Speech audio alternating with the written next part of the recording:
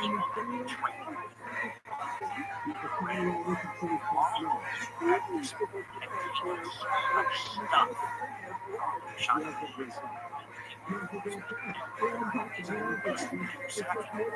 And they were starting to nature eventually.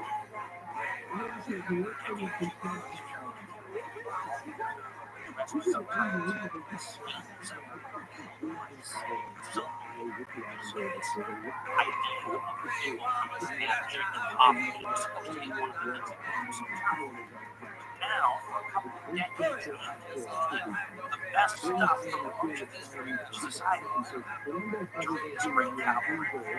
He's supposed to finish the nation's instant these molecules are not your typical barbarians. Really costly, expensive. This is stuff that they need to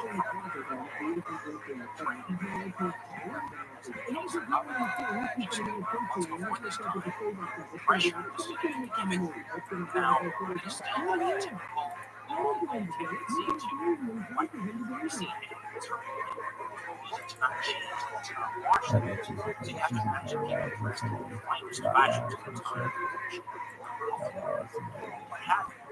but it's some shit like that would be it. That doesn't quite change the impression that traders have. She almost had a station that time. What's that?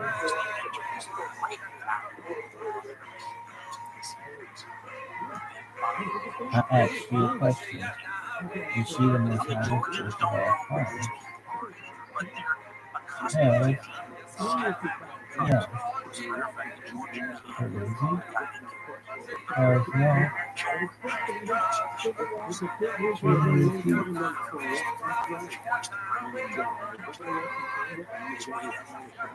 Crazy. Yeah.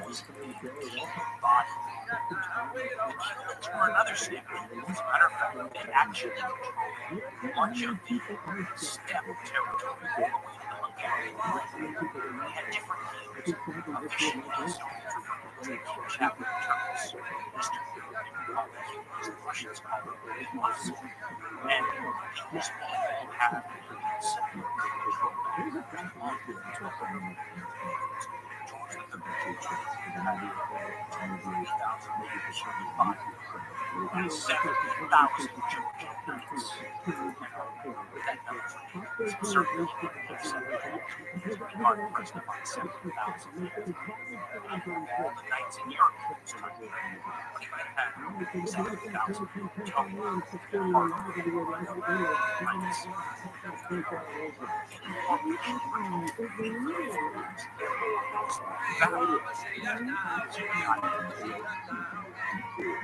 launched his attack. Did so with the sort of tactics anticipated and more common in the galaxy that those Mongols were used to fight against the Georgians were concerned. Here's how military history describes the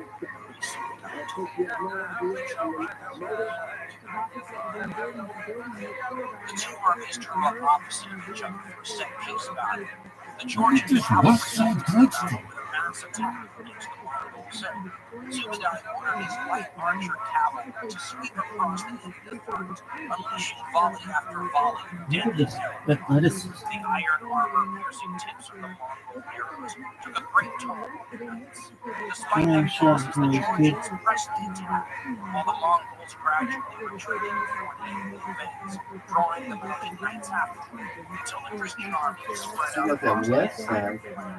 Atop the exhausted mountains, Subedai had anticipated position pressure to French soldiers.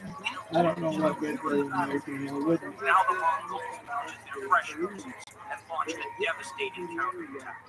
For preceded by a storm of arrow fire. This time the Mongol-headed cavalry, aboard their fresh mounts, struck the enemy formation and drove a wedge into the Georgians.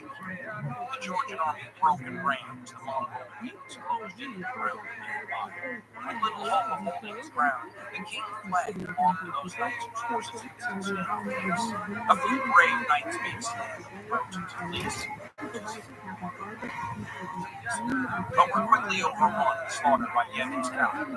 For 2 weeks, George and the survivors of the army awaited the attack on the city itself. It never came. The Mongols dissipated.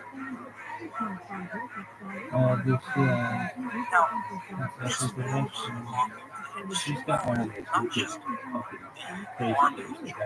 this army that can be prepared for perhaps the greatest and largest army the Georgians Hell ever yeah. put together was a scouted person. That's part of Hell yeah, I suck toes. launch this attack. Hell yeah, I suck toes. His father attacked his capital city.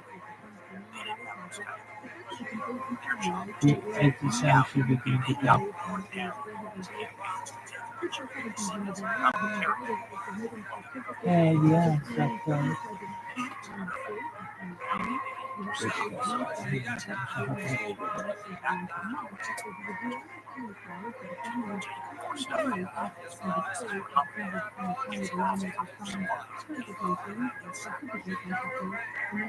Now, Georgians had somehow realized this. They had done much more damage.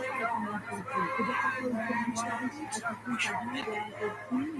Most exaggerated than but because the Mongols figured to follow up their mission, then they must have the damage. There was nothing more than a scouting effort, so it must have surprised in the autumn of 12.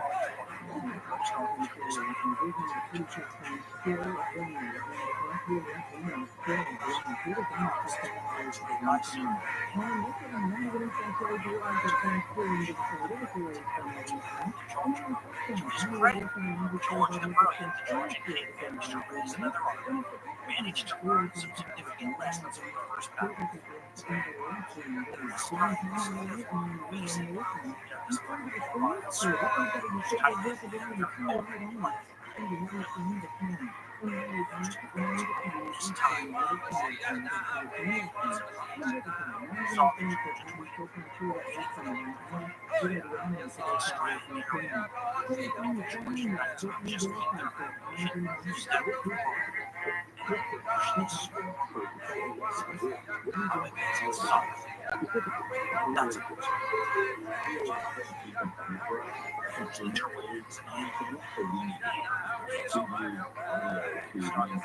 this time, that's able to keep his troops disciplined this time.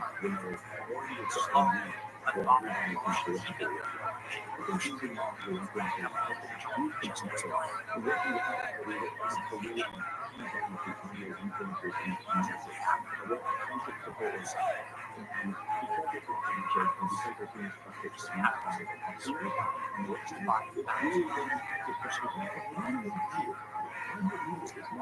What's that bitch's name? The Georgian cavalry Why? That bitch did it.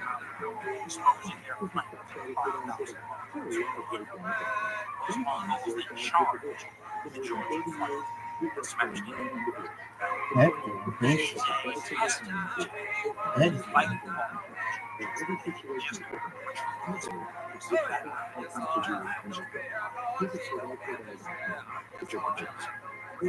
while fighting to turn their entire force 90 degrees to face this new attack from the side. The original swarm of leaves they were trying to smash at the end.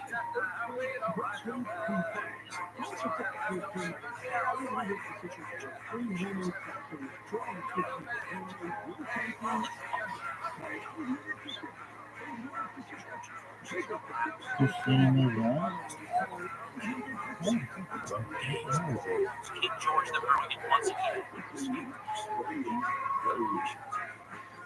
Mm-hmm. No, that's it.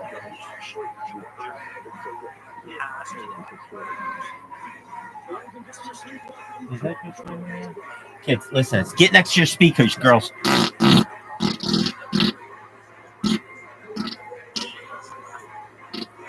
Push perhaps.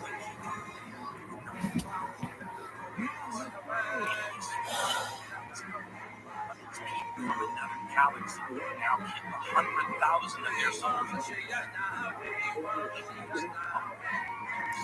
Joe Budden.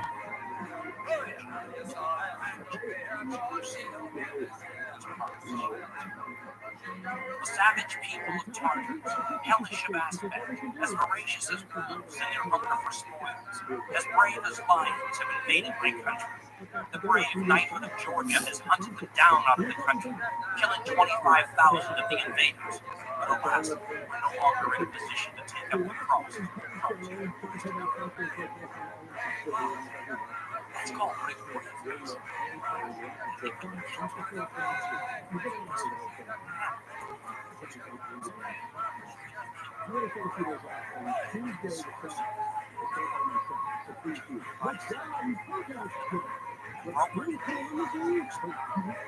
In exchange for your lives,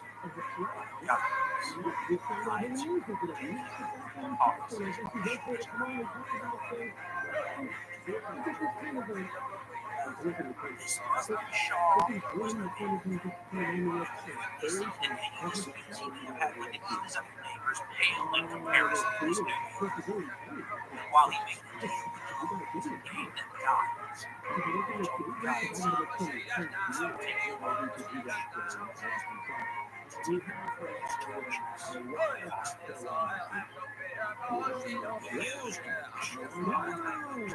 special cross faster to the peoples on the other side of the Caucasus. One together the half army waiting for the Mongols on the other side. And torrential rivers of glacier water into passes and mountains. And most of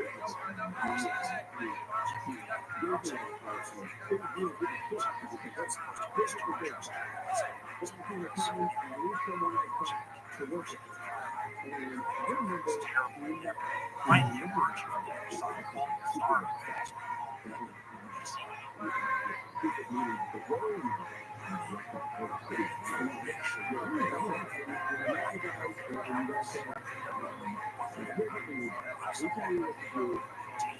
Many different peoples now all alive together.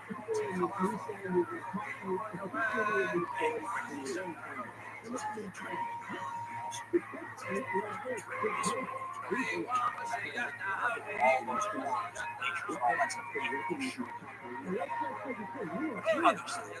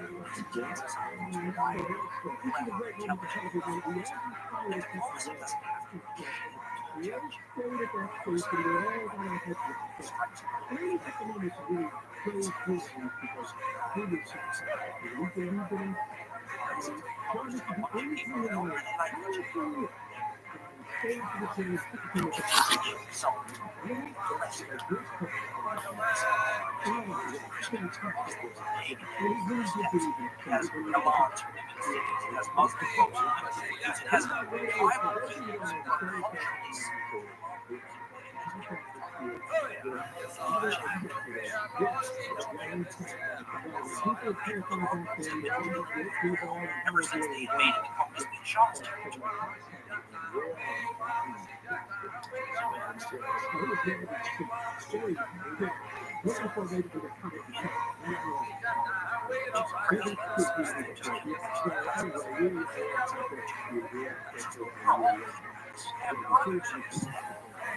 Probably because Christians are probably the Muslims that are here too.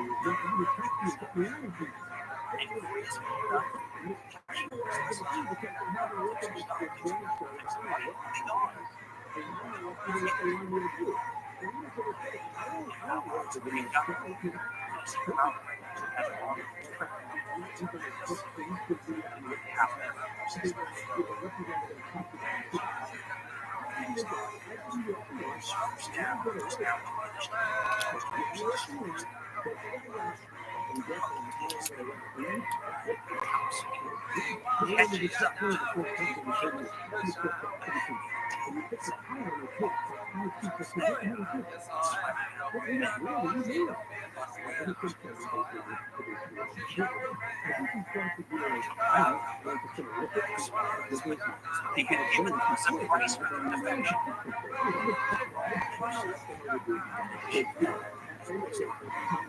They got back their original product.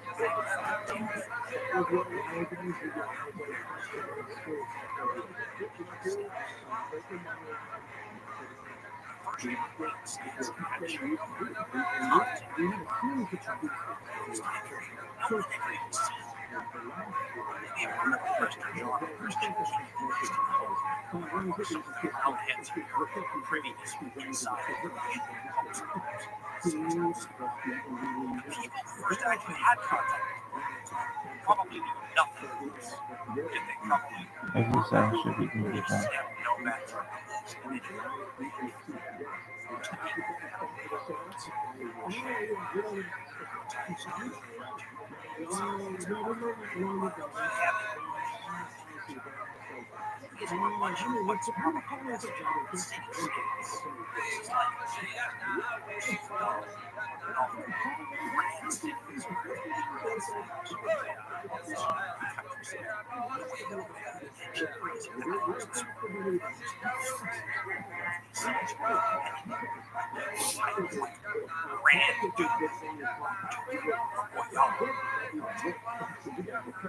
Sometimes it's together, sometimes they're odds with each other, sometimes they're married, sometimes they're trees. It's a disorder.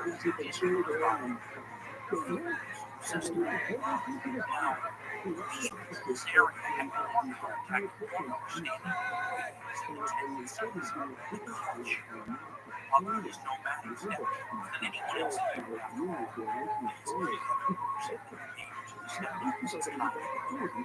names the tribes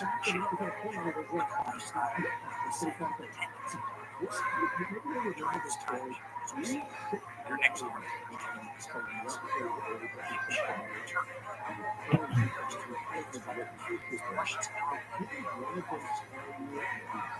Russian relationship with them is complex and challenging. Some of these Russian Jews, Grand Jews, and Bulgars have good relationships. Trade and sometimes the boyar's daughter to a Boston prince's daughter. Couldn't stand them. Dealt with them in the military fashion. Their villages take their women and vice versa.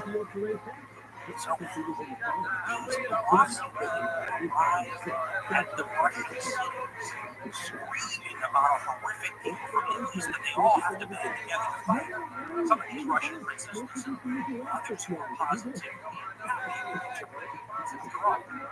Eye would eye as a Russian prince trying to fight off an officer being upset with the fact that one of their other stepkids is turning into his message. I'm sorry. You don't understand. This isn't like anything any of us have ever seen, and we're all gonna die. Now, in typical European fashion, the Russians were not that bored. They had a pretty high opinion. They didn't think just another step from me. I'm afraid of them like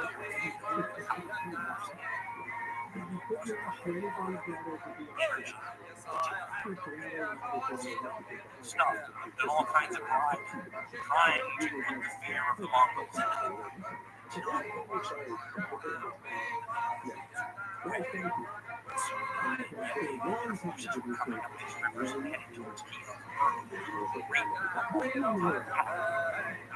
First of all, there was an outrageous how it was being conducted. Suicide forces are completely unmoored from anything. It's like a band of brigands that doesn't have any supply lines. They're totally untapped. They can do whatever they want at high speed.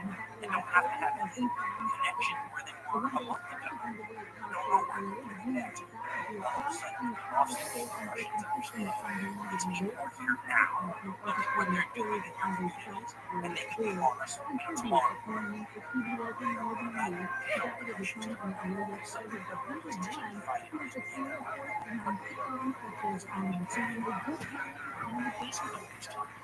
They arranged a rendezvous, and everybody's was told to raise their own armies together, get your nobles together, get your peasants together, get your troops together, and immediately about this day.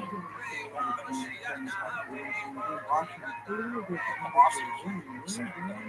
as these forces are massive,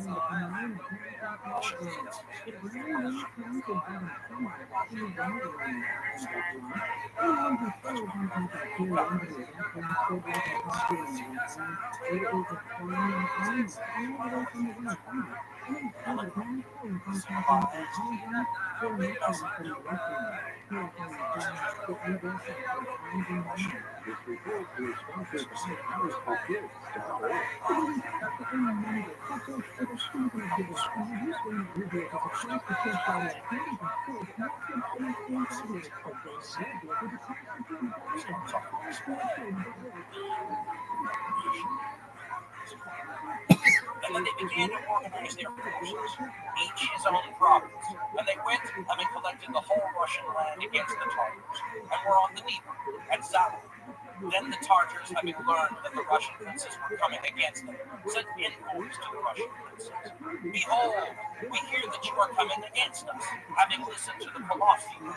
But we have not occupied your land, nor your towns, nor your villages, nor is it against you that we have come. But we have come sent by God against our serfs and our horse herders, the pagan philosophy. And do you take peace with us? They escape to you, drive them off next, and take to yourselves their goods. For we have heard that to you also they have done much harm, and it is for this reason also that we are fighting. Historians who don't know suggest this he's trying to take the philosophy and disengage them from the allies that Russian certainly not true. Yeah, but they may not understand that this is Russian territory. Just think of yourselves there. The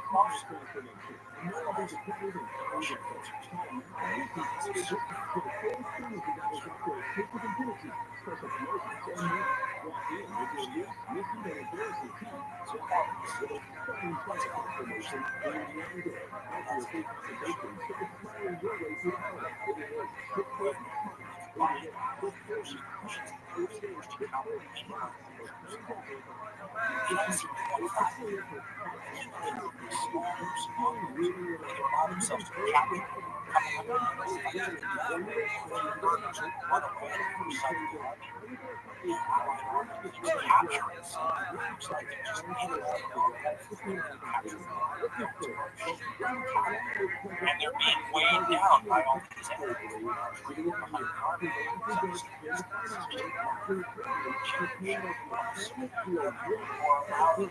things to fall into the hands of Russians and Russians like Russians officers just cowards because every time they're running in this Mongol, they're just running away, coward.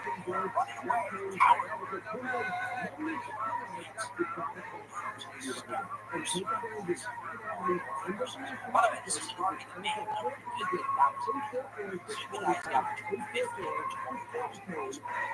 Russians think this is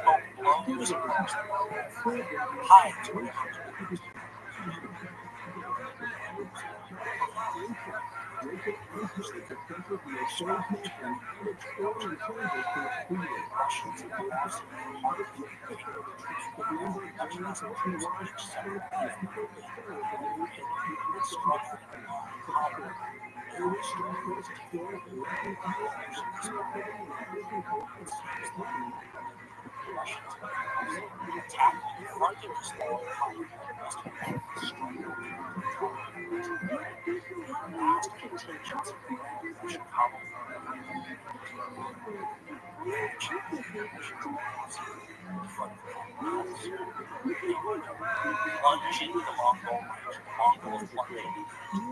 plunging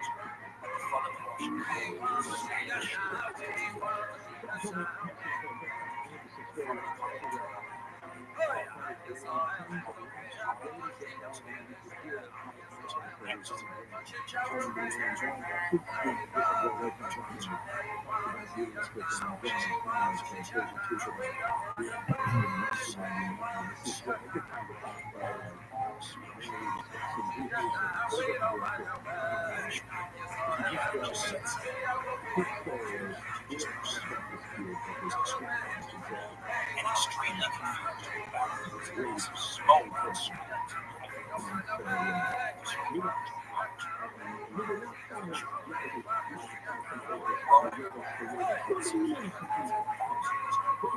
Stop.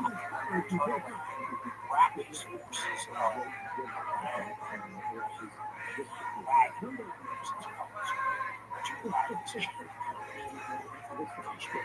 try to hold off the Mongols so that perhaps the Russian forces are organized to fight the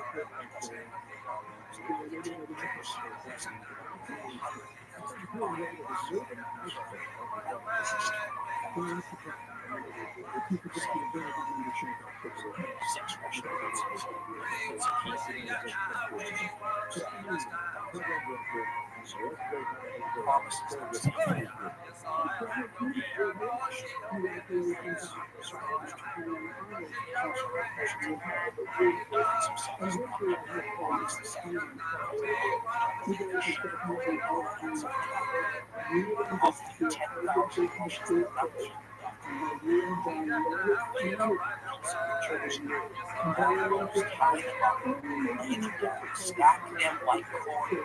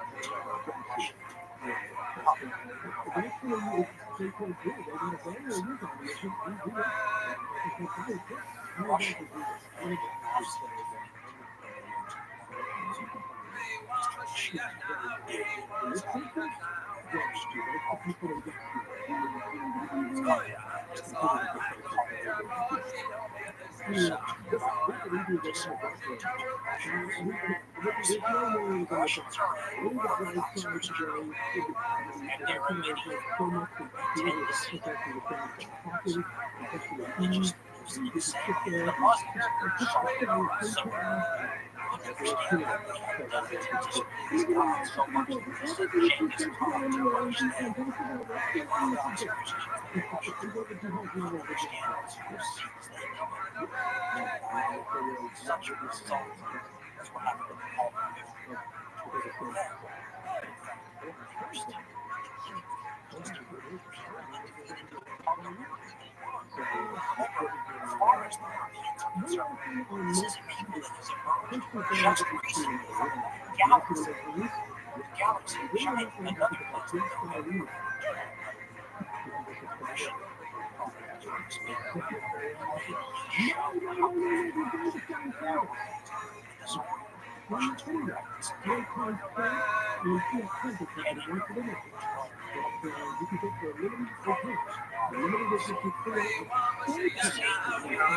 For sins, unknown tribes came.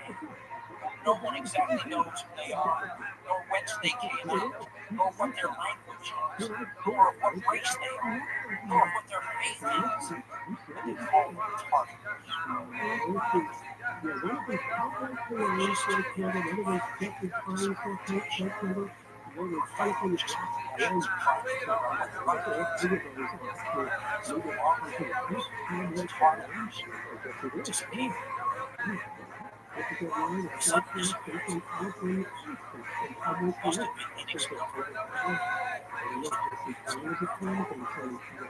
Come out east like lightning, smash all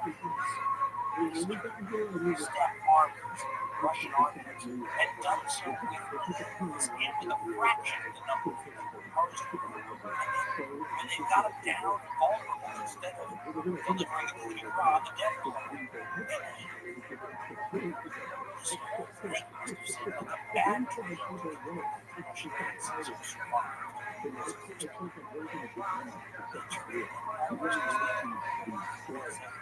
Lightning falling from the heavens.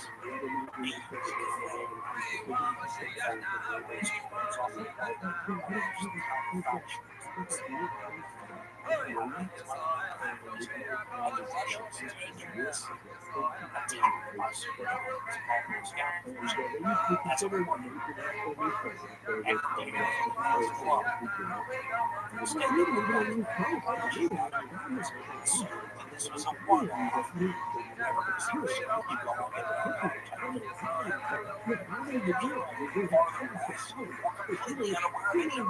Probably had some much luxury in France, and never even heard the Russians. Did you have one of my favorite things of all time? I am so good looking.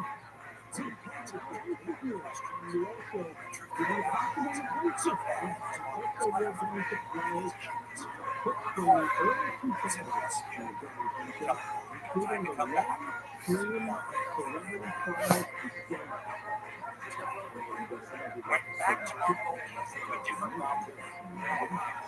Decimated a couple more tribal nomadic groups.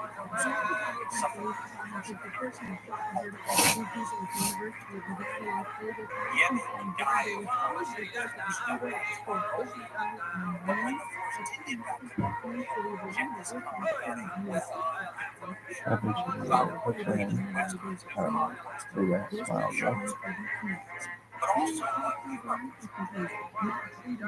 Oh, that's that one guy. Girl, what's her name? running to people like Amish Oh, what's his name? Richie or something like that. in exchange for the trade posts What's that motherfucker's name?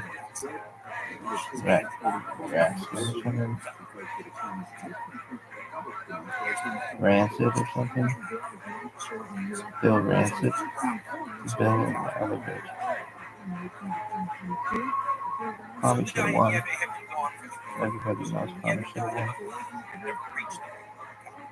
So did I left behind scores of spies, secret messengers, to provide regular reports on all that went on in Russia. This information was passed to the Mongol intelligence service, which began compiling dossiers on the various European countries and the political and religious rivalries that divided them. Subadai's reconnaissance into Russia, whose history is almost accountable, with over 5,500 miles in about 3 years. On that ride, Subadai and Yebe won over a dozen battles against superior numbers. Perhaps most important, the information gained from the reconnaissance showed that a vast corridor ran from Mongolia to Hungary, and along that corridor, the armies of the Mongols could move faster than any army in the world. Subadai's great cavalry had been a reconnaissance mission, and his army was far too small to attempt a conquest. The next time the Mongols came to the west,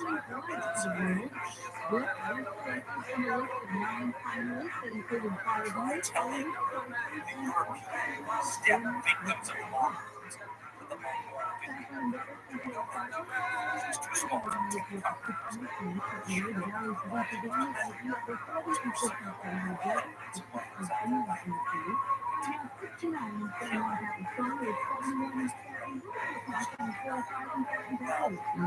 I spent a bunch of time on this mission. This was a shocking affair. To the Mongols,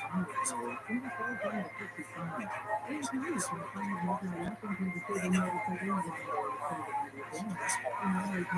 pages to questioning Mongol succession. Gathering by the destruction of all these people.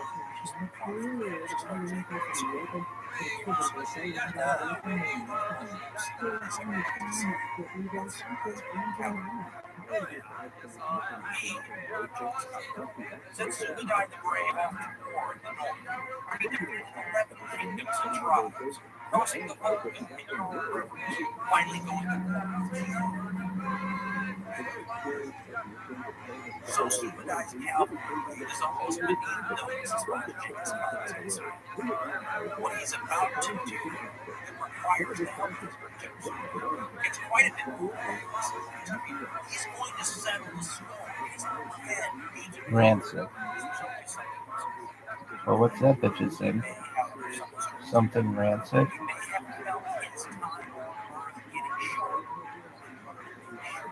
Cunty? Cunty rancid? By this time, the Great Khan was around 60 years old. His actions must talk his those of Which is a weird guy. his life. Do you know one? He's giving up all hope. Somebody had dollars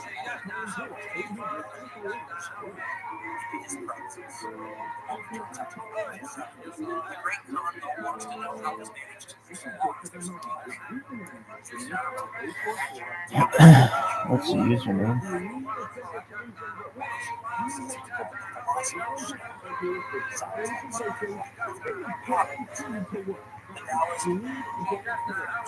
Now pressed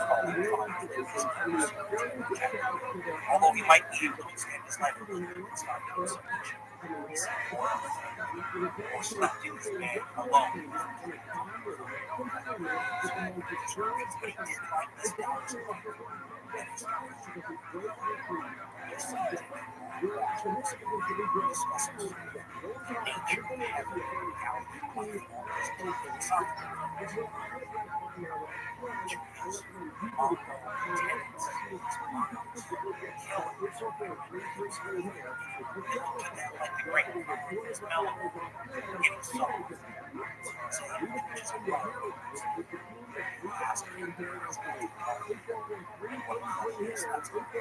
Nonetheless, this is the time period of Khan's life when his experience will reach. is greater. Well, it's coming to me.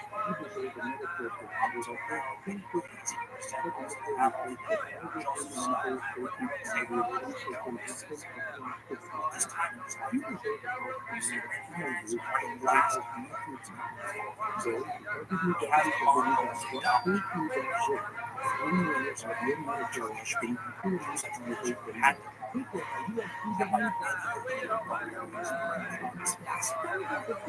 magic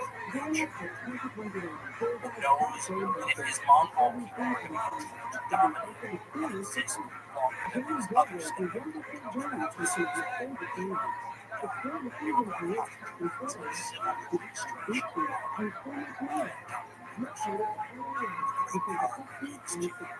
civil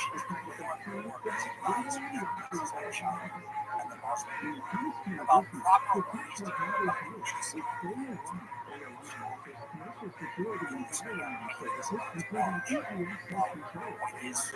what is murderous suggesting about the millions of foreigners inhabitants we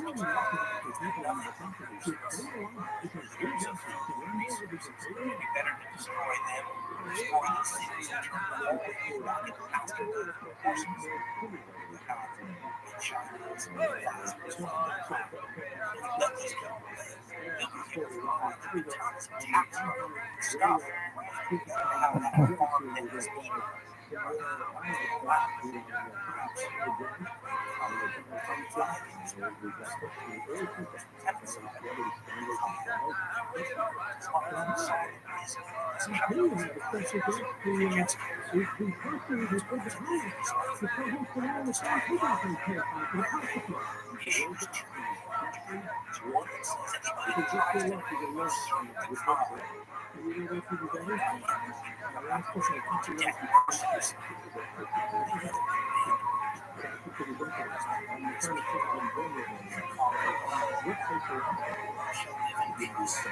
No people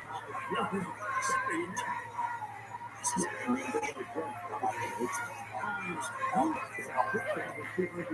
great heavenly promise that the entire world and even places that they haven't discovered yet were already subject to. And when they contacted these hitherto, they didn't submit right away. They were that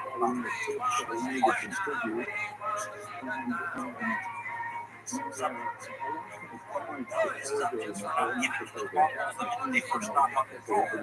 Well, that's a heck of a thing.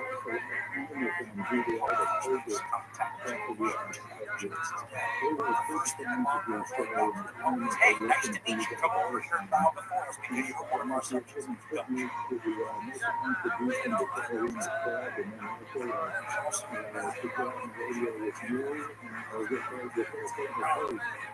There are problems.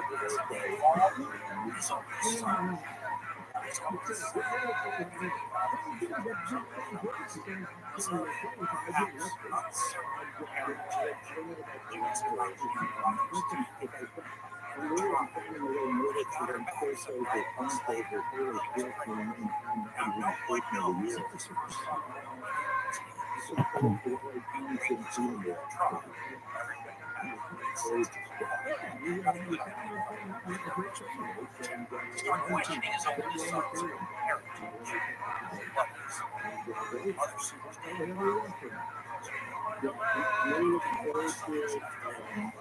It's not taking normal practice. Then we bring it up to the also, this is on the speed of light.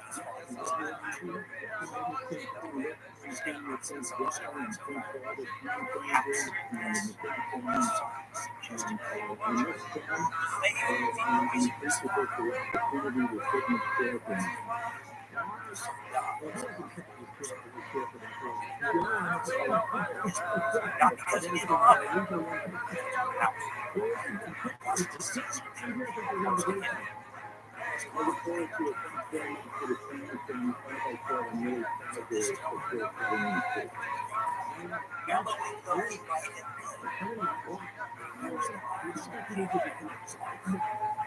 that he's already defeated.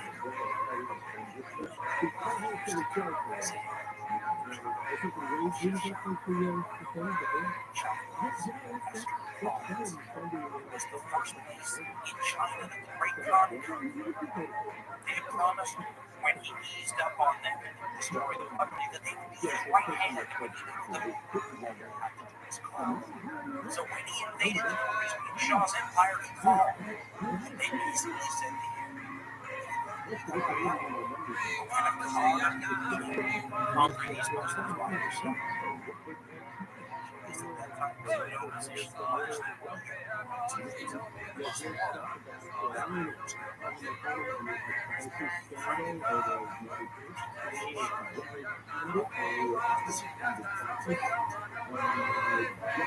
The story of all the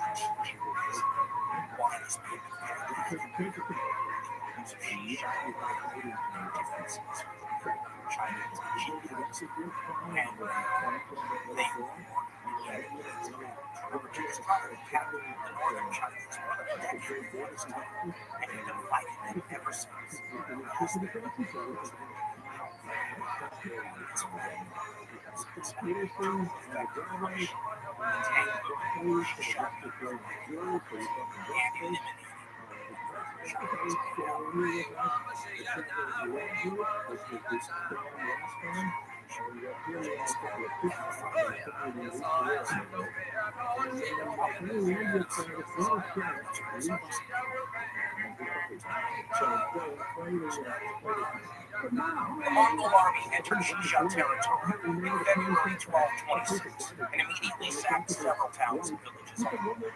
They were delighted to find these towns heavily stocked with food and other provisions. The army mercilessly cut down the populations in accord with Genghis Khan's intention to punish the people of Xinjiang. As the armies moved deeper into the land, the slaughter continued. In the words of one Chinese writer at the time, men strive in vain to hide in cavern-fitted mountains. As to the Mongol sword, hardly 2 in 100 escape. The fields are covered with the bones of slaughter. A war of extermination, not just conquest, was intended. And Genghis Khan wanted as many of Xinjiang's inhabitants. Look at this. Parts of Persia and Afghanistan suffered similar devastation. By the summer of 1226, the Mongols converged on these two regions, one of which was Ningxia, the capital. The Xinjiang armies had fled behind the walls. Making Mongol progress much easier and allowing them to engage in systematic slaughter with relative lack of barriers. To prevent Russian forces coming from Xinjiang, another Mongol army, under the Khan's son besieged the Jin capital in Taipei.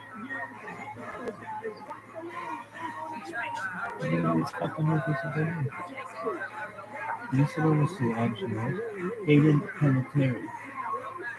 Loving basketball.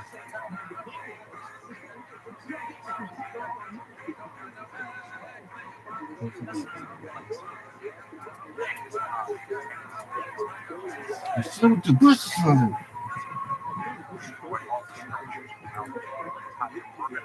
Yeah, sure.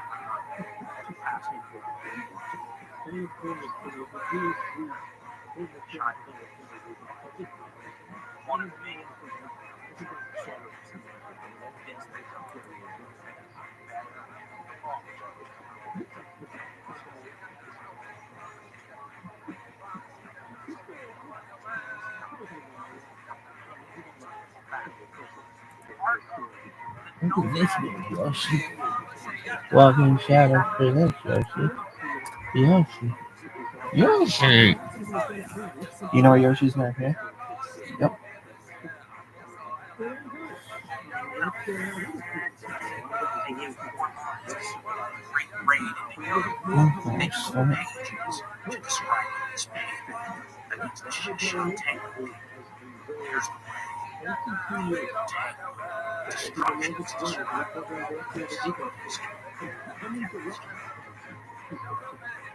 Genghis Khan took everything from the Tango. He gave their ruler, Khan, the name Shidr, and then executed him. He ordered that the men and women of their cities be killed, their children and grandchildren, saying, as long as I can eat food, and still say, make everyone who lives in their cities vanish, kill them all, and destroy their homes. As long as I'm still alive, keep up the slaughter. This is because the Tangut people made a promise they didn't keep. Genghis Khan had gone to war with the Tangut a second time. He had destroyed them. Many of the Tangut men who survived this extermination attempt were given by Genghis Khan.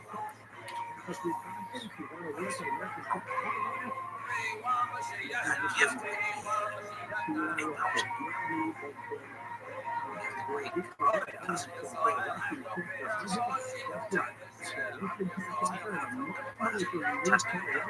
Spelling out the exact level of destruction which is next to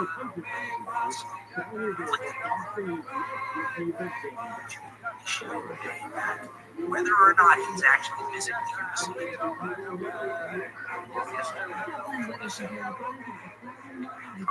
ascended to heaven.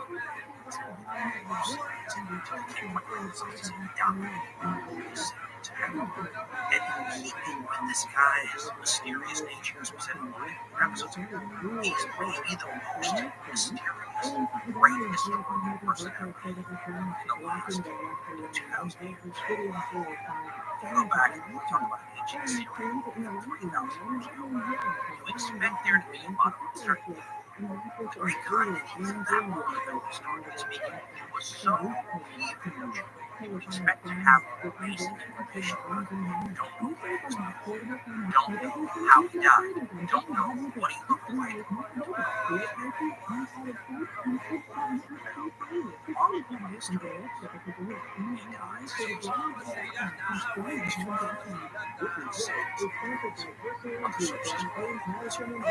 other sources struck a straight arrow. Another story talks about a raping attack princess and she planning for this inserted some very sharp device into her body to try to make stories out after his passing, his body is taken back to Rome. Nobody knows who. The tomb has never been found. There are all sorts of surveys on the extreme lengths that the Mongols went to make sure nobody knows their positions. Everyone took him to the grave, was then killed, and then all the people that killed them to keep the secret were also killed. Stories of 70 faced virgins being sacrificed to him. No one knows. Hundreds of horses being ridden over the ground so that it would obscure the tomb.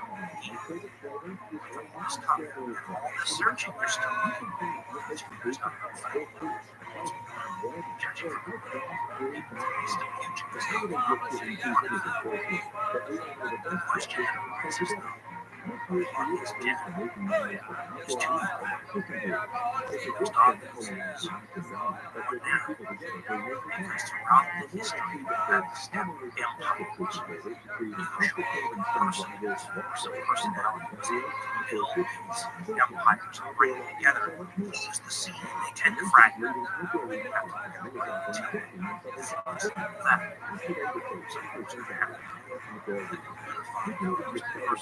Incredible force of personality held this thing together. Literally, bonds of steel and blood. Strong weapons. Decided which is because historians ever since have been conflicted. You cannot deny the incredible nature of this human being. was utterly useless, and nothing stirred. What he saw as his own destiny, in a sense, it puts him with almost all the great other historical persons that he did, from Hitler to Napoleon, Caesar to Alexander, the same as with there's others. And there were similarities between them all, almost like they were themes of couple time to time.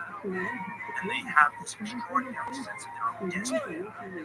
Somehow, heaven or the gods or fate is on their side. Sometimes they will expose themselves to obvious party danger because their belief in their own destiny is so extreme that they can't quite grasp the idea.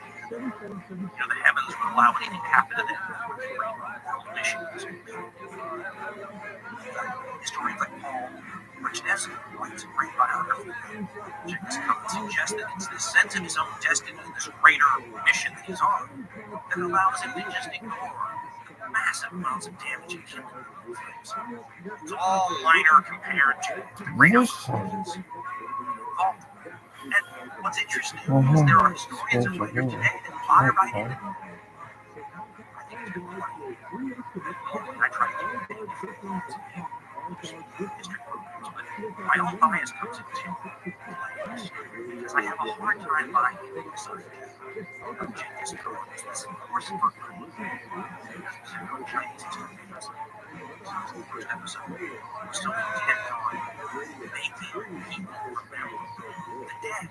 Because if you forget those people, you just upset the tens of millions of people who died as a result of Genghis Khan on the side.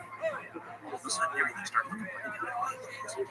Something because it's not balanced out by the horrendous and the casualties and the rape and the slavery and the suffering. The guy was a positive for civilization. The entire question changes though. Those dead people back on the balance. The same things that some of these viral stories and writers say about Genghis Khan fit equally well for Adolf Hitler that the Nazis won the Second World War. And he created this unified Europe that was a part of his long-term plans. You better believe that the Nazis would have created an EU version of Germany, meaning more than negative. Historians 1,000 years after that would say that the Germans and the Nazis created a single state that unified communication and commerce and all these things. And once again, all you have to do is take all the dead people. Who was responsible for the balance sheet? And it was like the other thing about Genghis Khan, many of his admirers have credited him is bringing this giant region under a single wall. This is something historians love. But they love it when the Roman Empire bring these giant areas under a single set of laws and standards and practices and all these things that gave for civilization. To live under a nightmare. When you ask the people in Eastern Europe how much they felt good about the Soviet Union dominating their countries after the Second World War and bringing a single rule and a single system and a single set of laws and practices to them, they never gave up the idea that they were willing to fight and die to get out of that situation. The Roman Empire was the same way. Those people fought in the empire, and they were conquered. And they often were at great human cost to try to get out. To them, if you were single, it was an egg. Suggest things like democracy, law, but it allowed the Mongols to come in whenever they wanted to and decide that your daughter was beautiful and should be, in the Khan's harem. Those are the kind of things that people ignore when you talk about absolute. These are proto-czars. John Wayne Company talking to people that of other nationalities, and they straight up told them if they thought they could, they'd break away and rebel like they could. This was a single state or a single war that was held together by terror and killing. It's easy to look at the positives and the super story as long as you don't put the negatives and the balance sheets well. Why should you come to always ask about all the cons and shields without how much less historical persons have had to accomplish to make the lives of other question is how do you judge his lack of concern? Was he sociopath? With Hitler? Was this a cultural reason? See, a lot of historians try to explain away Kant's lack of concern by the cultural environment he was raised in. They will say that these nomadic peoples often lived in sedentary societies, as consisting of people that weren't of the same human species as they, especially people who farmed and tilled the land. They were less than slaves or animals in the minds of these people. So you can't so much blame a guy like Genghis Khan for not thinking that he was doing really bad stuff when he went those circles out. In fact, historian French historian said specifically exempts Genghis Khan from this question by saying he didn't know that. But then he says Tamerlane, deserves much more blame because he was raised in civilization and taught the value of honor. A guy like that goes out and commits all these atrocities. He knew better. I understand. Says Genghis Khan. No.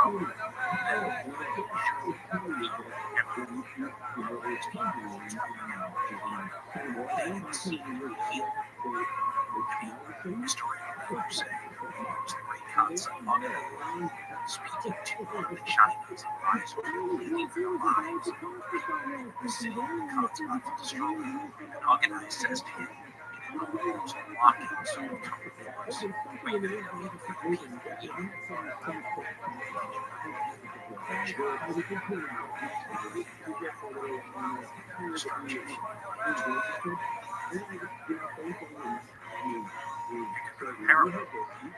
Nazis seduced them with the French. Russians or Frenchmen asked them what they thought of the 1,000-year reign of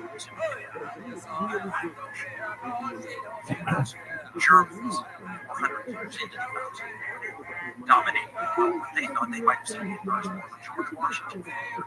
And the loss of all these Jews and others that died as part of the process to be nearly and killing the people that were less than animals. That sounds atrocious, doesn't it? Well, that's because it's recent. There you go.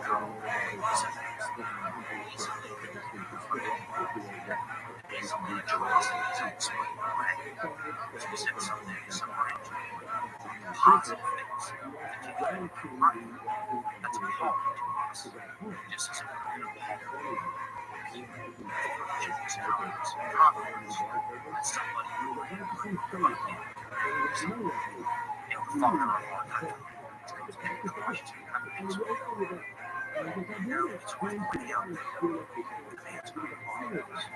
Because there were some, first of all, they did not some extraordinary food. You had no formal education. And yet if you could do an IQ test on this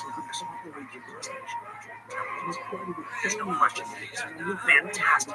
He was physically gifted and imposing in a way that many ordinary people traditionally expected the right to talk to massive standing.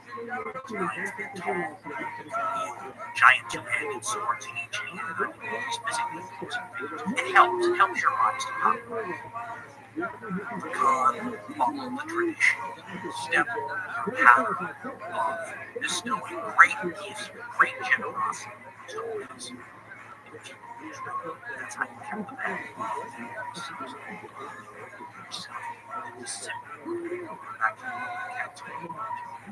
And Attila the Hun, when they went into this room, there are all these Hunnic peoples with their gold goblets and gold hilted swords, and they're just slathered in riches.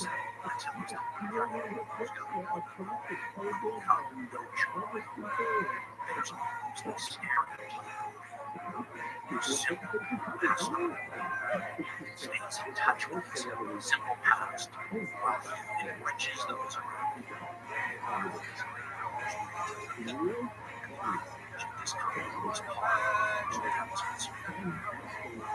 He also realized that the sources, his victories, accomplishments, that his people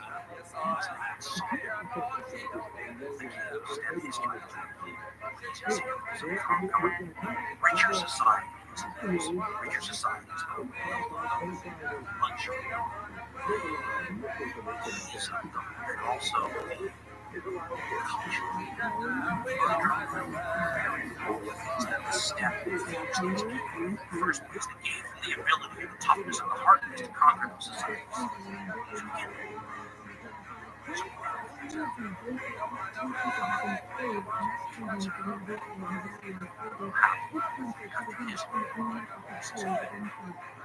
After us, the people of our race will wear garments of gold. They will eat sweet, greasy, rye, splendid horses, hold in their arms the loveliest of women. They will forget these things to us. In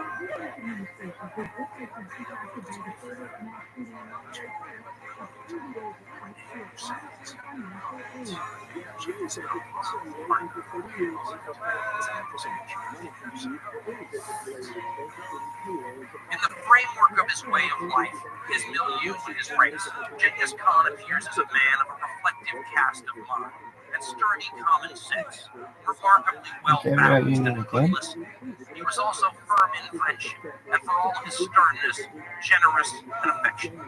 He had the qualities of a true administrator, that is, of nomadic, of sedentary, of whose economy he had only the vaguest conception. Within these limits, he displayed an innate sense of good government. Combined with ruthless barbarian sentiments, there is in him a certain nobility, loftiness of mind, whereby the accursed of Muslim rivals regains his proper status as a human being.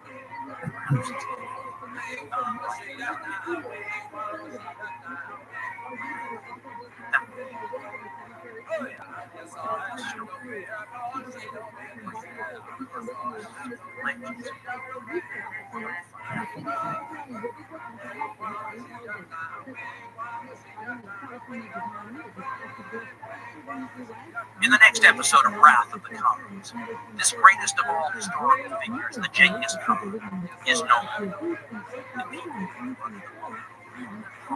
breathing a sigh of relief, thinking that this empire will now break up and go the way of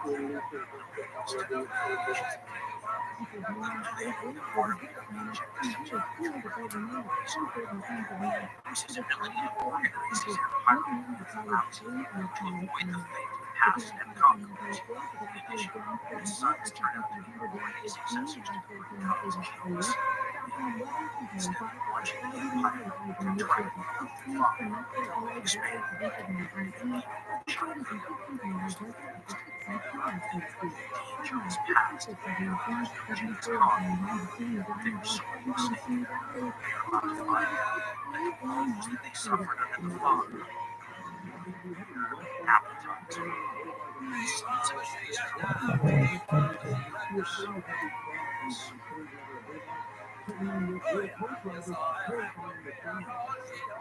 next episode of ROTHSCHILD.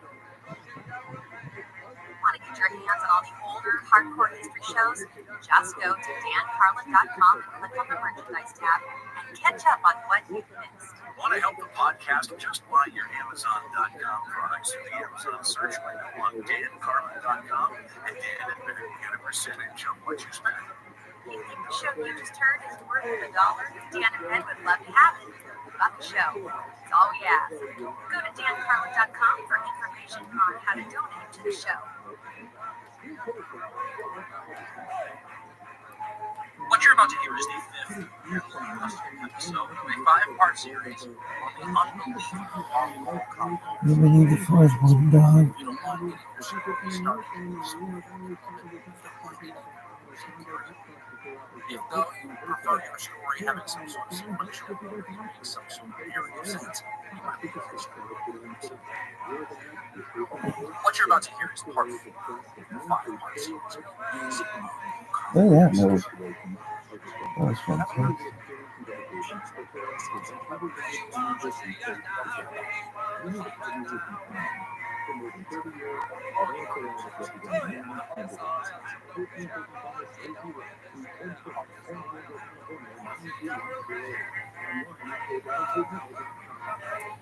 It's history.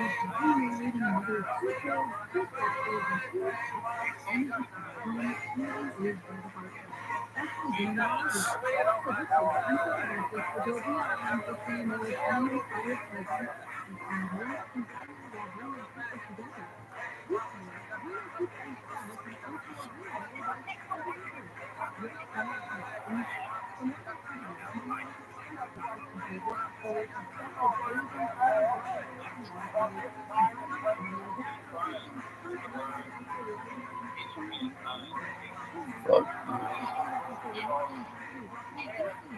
Oh, boy.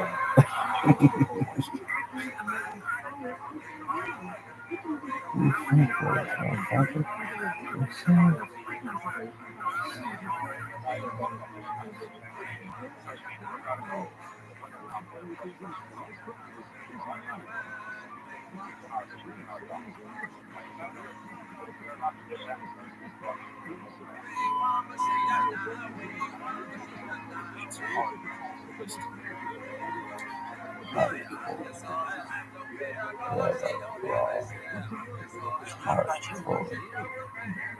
Not that long.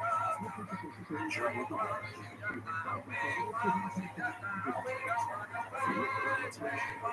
And shocking.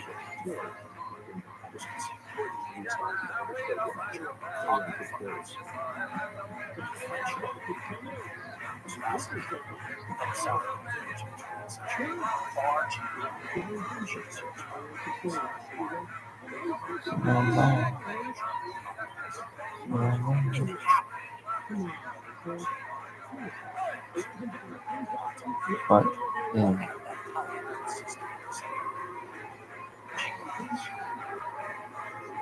If Germany, thanks to Hitler and his successors, were to enslave the European nations and destroy most of the treasures of their past, future historians would certainly pronounce that she had civilized Germany. But what actually hurt is this very angle we've been taking. This long conversation, this very interesting, this interesting sword and flame throughout the land. Often pictured, especially if they're victorious, as though they've done something positive. We have a long term outlook of mankind. We say in the first program that hasn't happened in Nazi Germany. So that's hard to imagine, right? That's because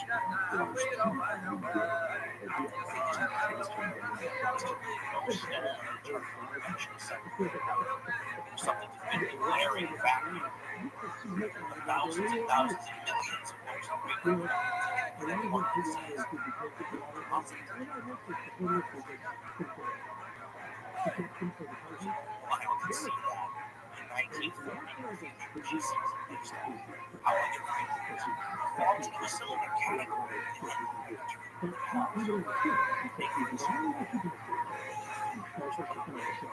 center roles talking about it to this time.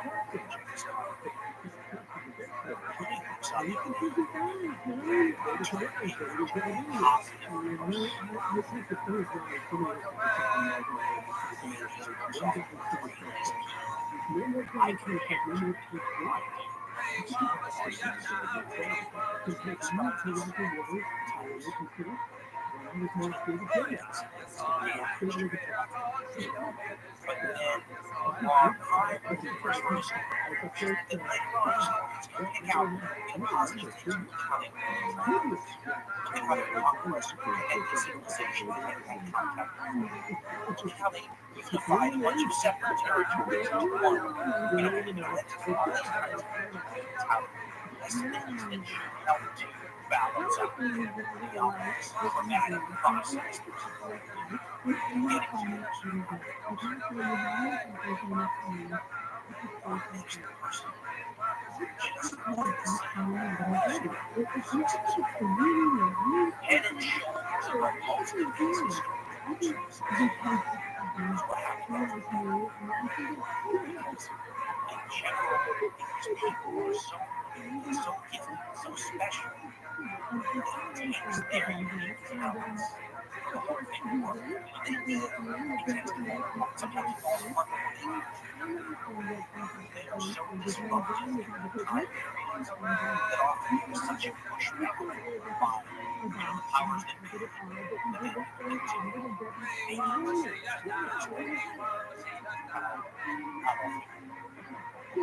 fire the day he died.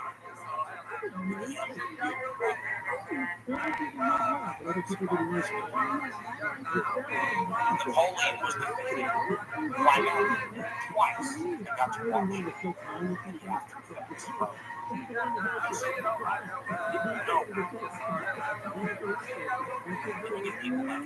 back into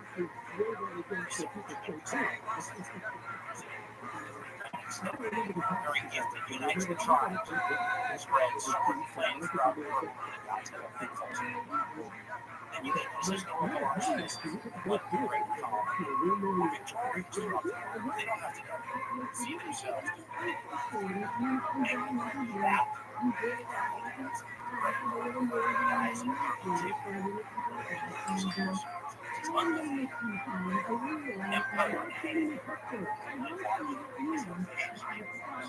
cut it up and divide it up a bunch of chapters around the targets each of them trying to do just each of themselves.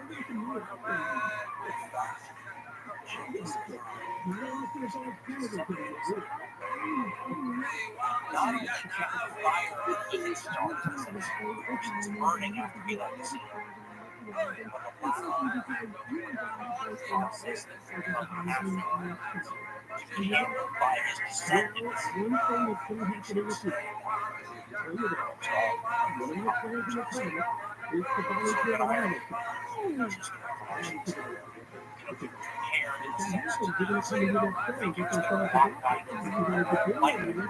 Sparking fires and burn down the whole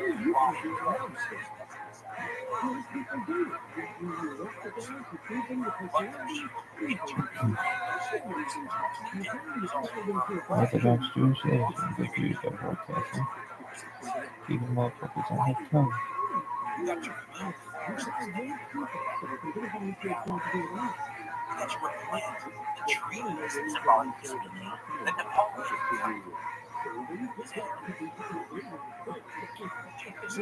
Try to organize your shit together. Friends together.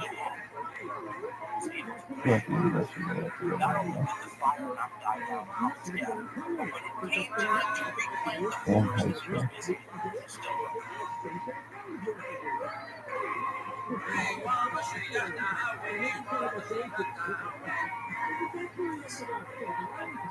Shaka had come out of the room to follow the into the Hey! There you go.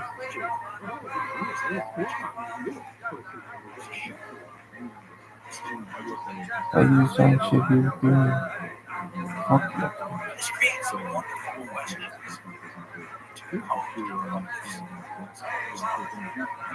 What if an Napoleon or a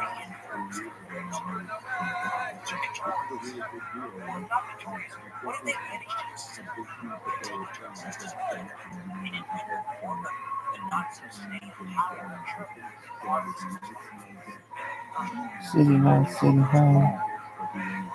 Oh, this thing's gonna fuck up this guy. Without a doubt. What about the person that comes after that? Oh, for sure. We got hoops, son. Shoot the tray. Shoot it. Get the Rabbi. Deer Creek. What the fuck? What the bullshit is this? Deer Creek is out of work. Okay, let's try this one more time. Let's try this one more time.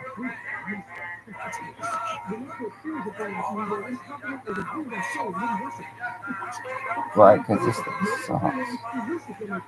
Scale 1 to 10 it. No, but for serious, scale 1 to 10 it. 10? Part of the scale.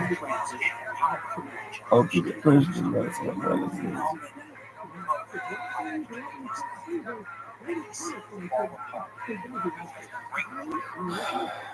Ultimate Christian message, fighting for the message. Hey, dog, get around some other that's everything you know. Oh man, I'm busy. What are you doing? I'm figure skating for men. I'm figure skating for his mother. Oh, cool, dog.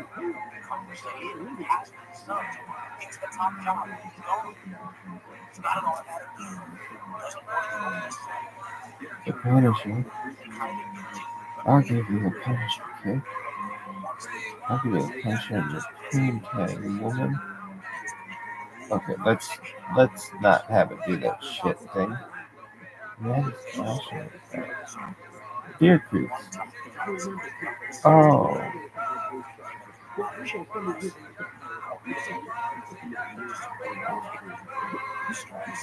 Deer Creek.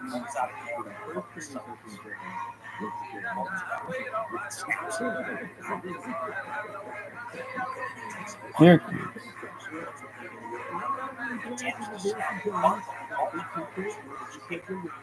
Okay, let's try it.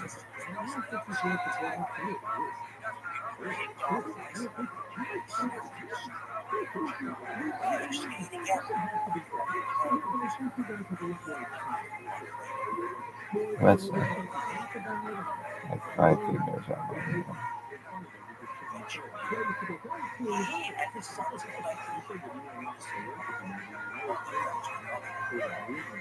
Okay, sucks.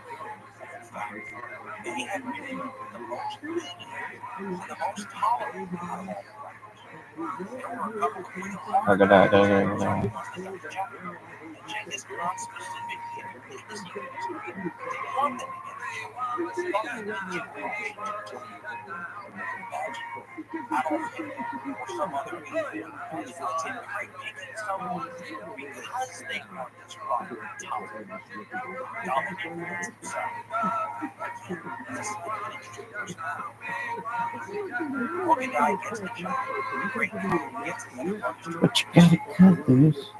Cut this.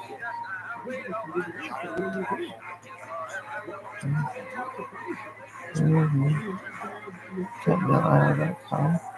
It's called Tempmail. Oh, great. Not this shit again.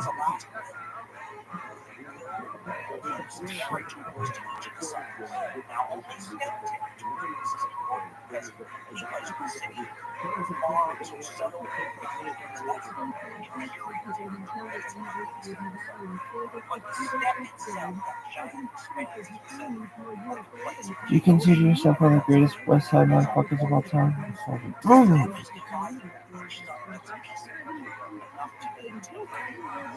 Yoshi.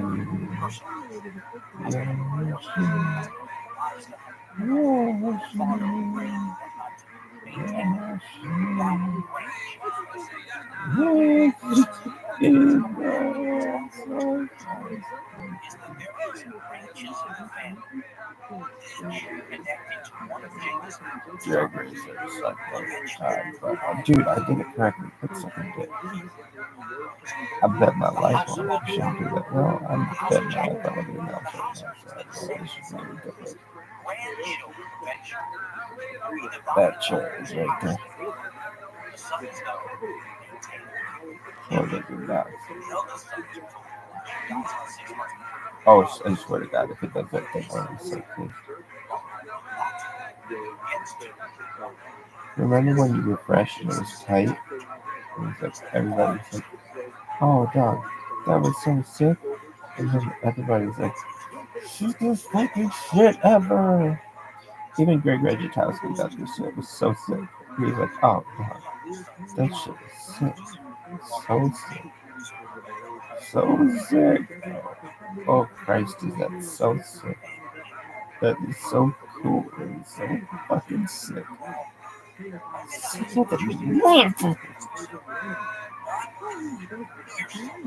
Come on, you shitbag cunt. Loving basketball. Loving hip hop. West side, west side. West side, west side. West side, west side. Alright, sing the song. You want to hear the West Side song? It goes like this. I almost think I could upskirt this girl on TV. West side. Really? It goes like that.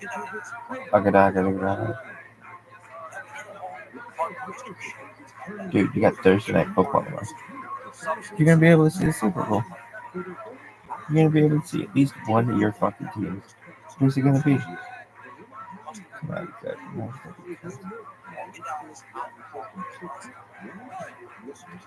I'm off it. I'll suck this dick. Wait, no one watched me on YouTube for 2 years. ViralRabbi.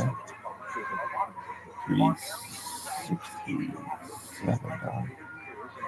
That was so sick when it was on 367. For a reason?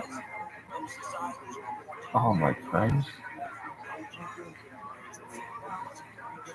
Newark. New York.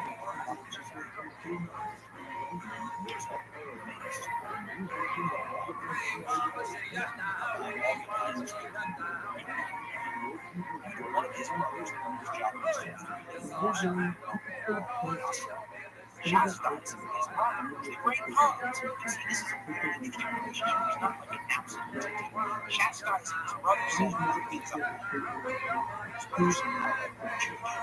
other brother saying, I'm going to give you a money job to watch, make sure you're not drinking too much, and organize it over.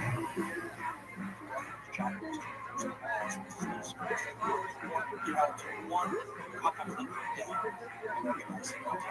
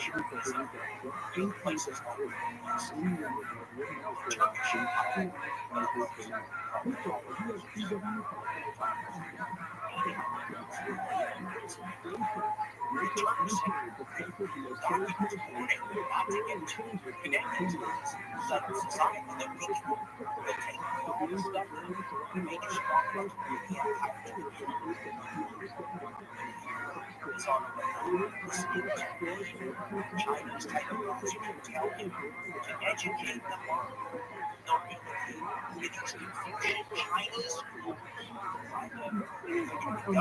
government Chinese society, sophisticated Islamic society,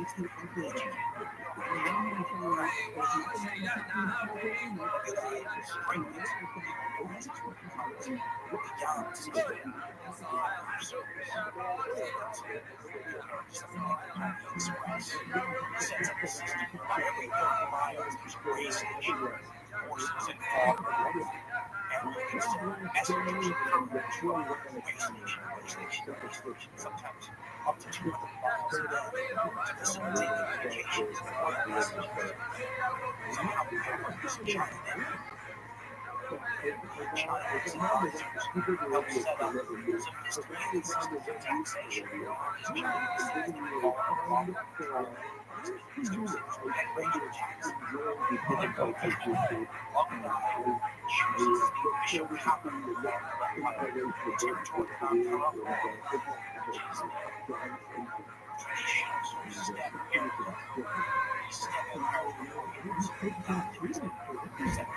Genghis Khan organized all around the world and organized it as a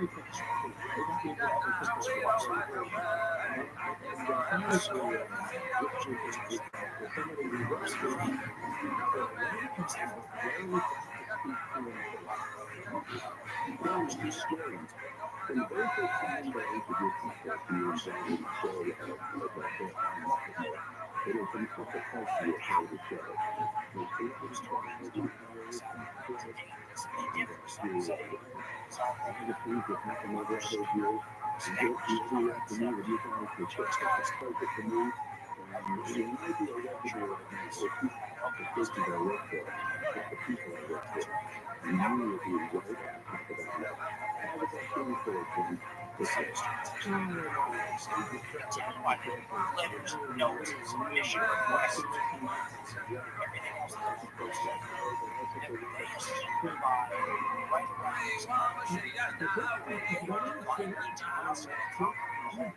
this is Alexander the Great. Take it to the next generation, and the next generation.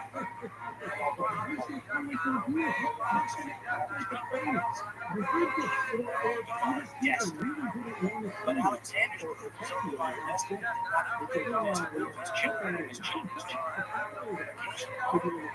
This was the mission. The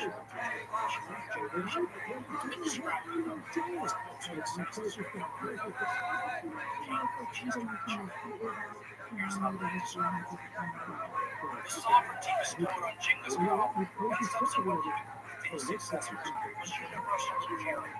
The orders of submission customarily sent to neighboring states issued hostilities. The Mongols claimed the right, if not the duty, to bring all the world under their dominion. All nations outside their frontiers were considered members of the Mongolian Empire in the making, and all were required to accept Mongolia's reign without question or hesitation. Because in Mongolia, their expansion was divinely sanctioned. Anyone refusing to submit was thereby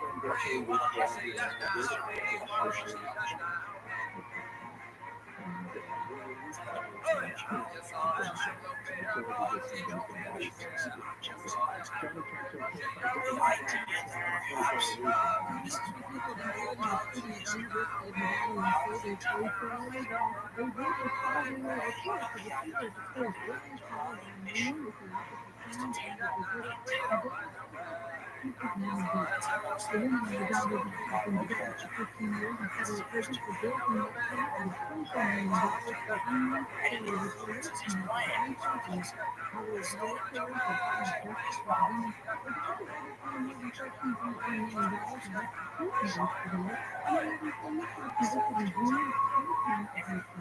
a military machine to his mother and to his brother. So on the other hand, the Jewish violence is the largest example. That's the time when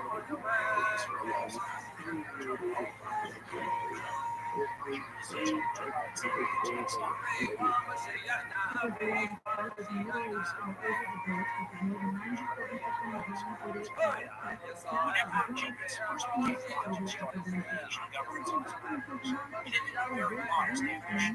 He seems to have no idea that his successive commitment to amass control over so vast a part of the country, and by now comprised more than 2,100 million acres of Asian territory. But once he achieved those results, he acted like he saw the dangerous and of the technical rulers were so convinced and pressed upon his son that they should continue with the rest of the territory to expand his successful territory.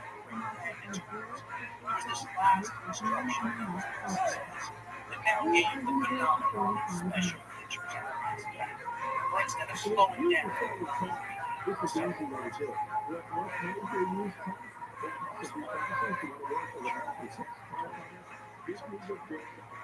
Charles attacked his just violence.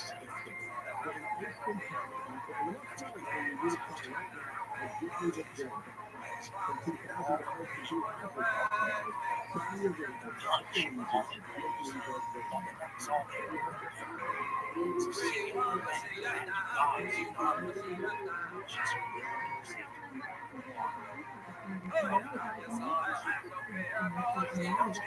president's job was to conquer the world. And that's a defined mission. Up to that point,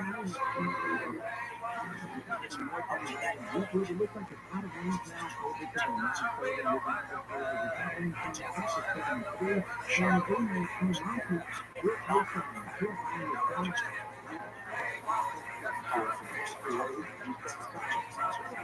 He sent more troops into the Middle East, which had never recovered from Israel. It took 150,000 guys to conquer a nation of 30,000 plus chaos,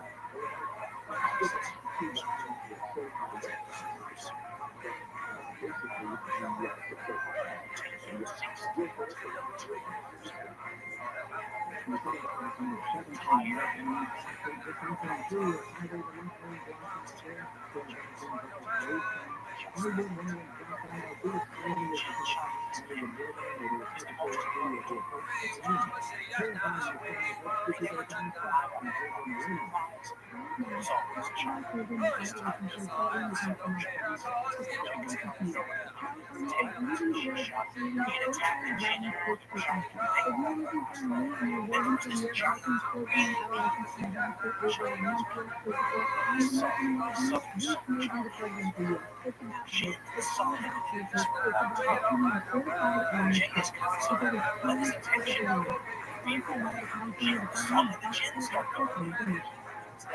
Joining the forces against him were sure to come as with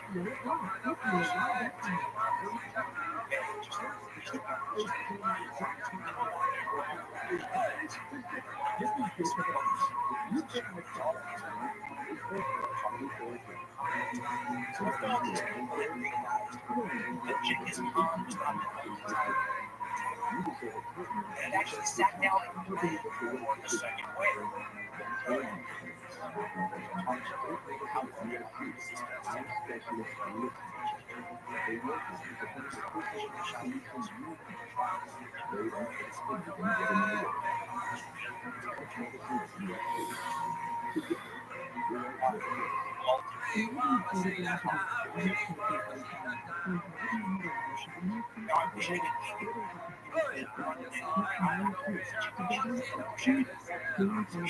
I'm the best one soda ever. What does that mean? I don't know. I'm just so bored. I'm just want this to be with over. Hey, look at that. It's most of my photo. For Rizzy?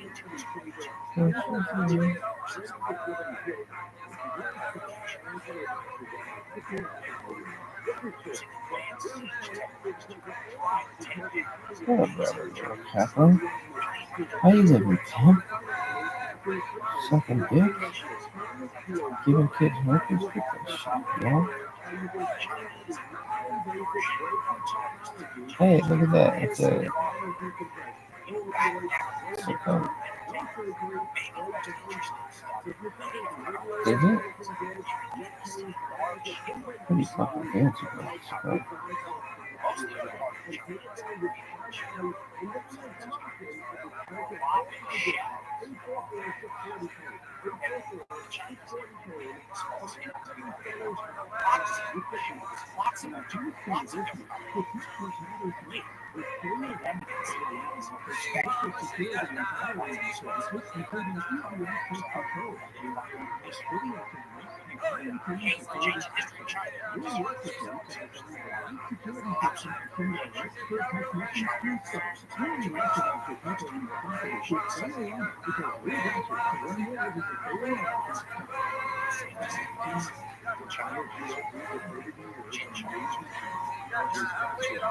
I'm gonna take a piss.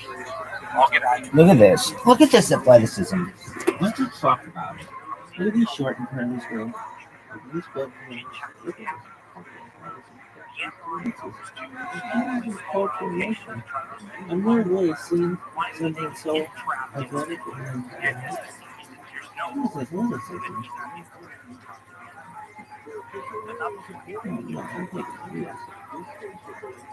Scale 1 to 10 like this.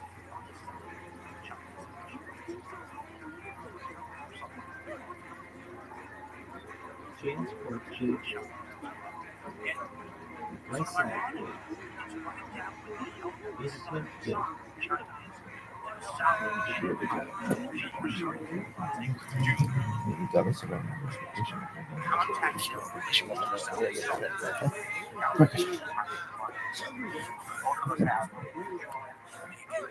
Let's work together.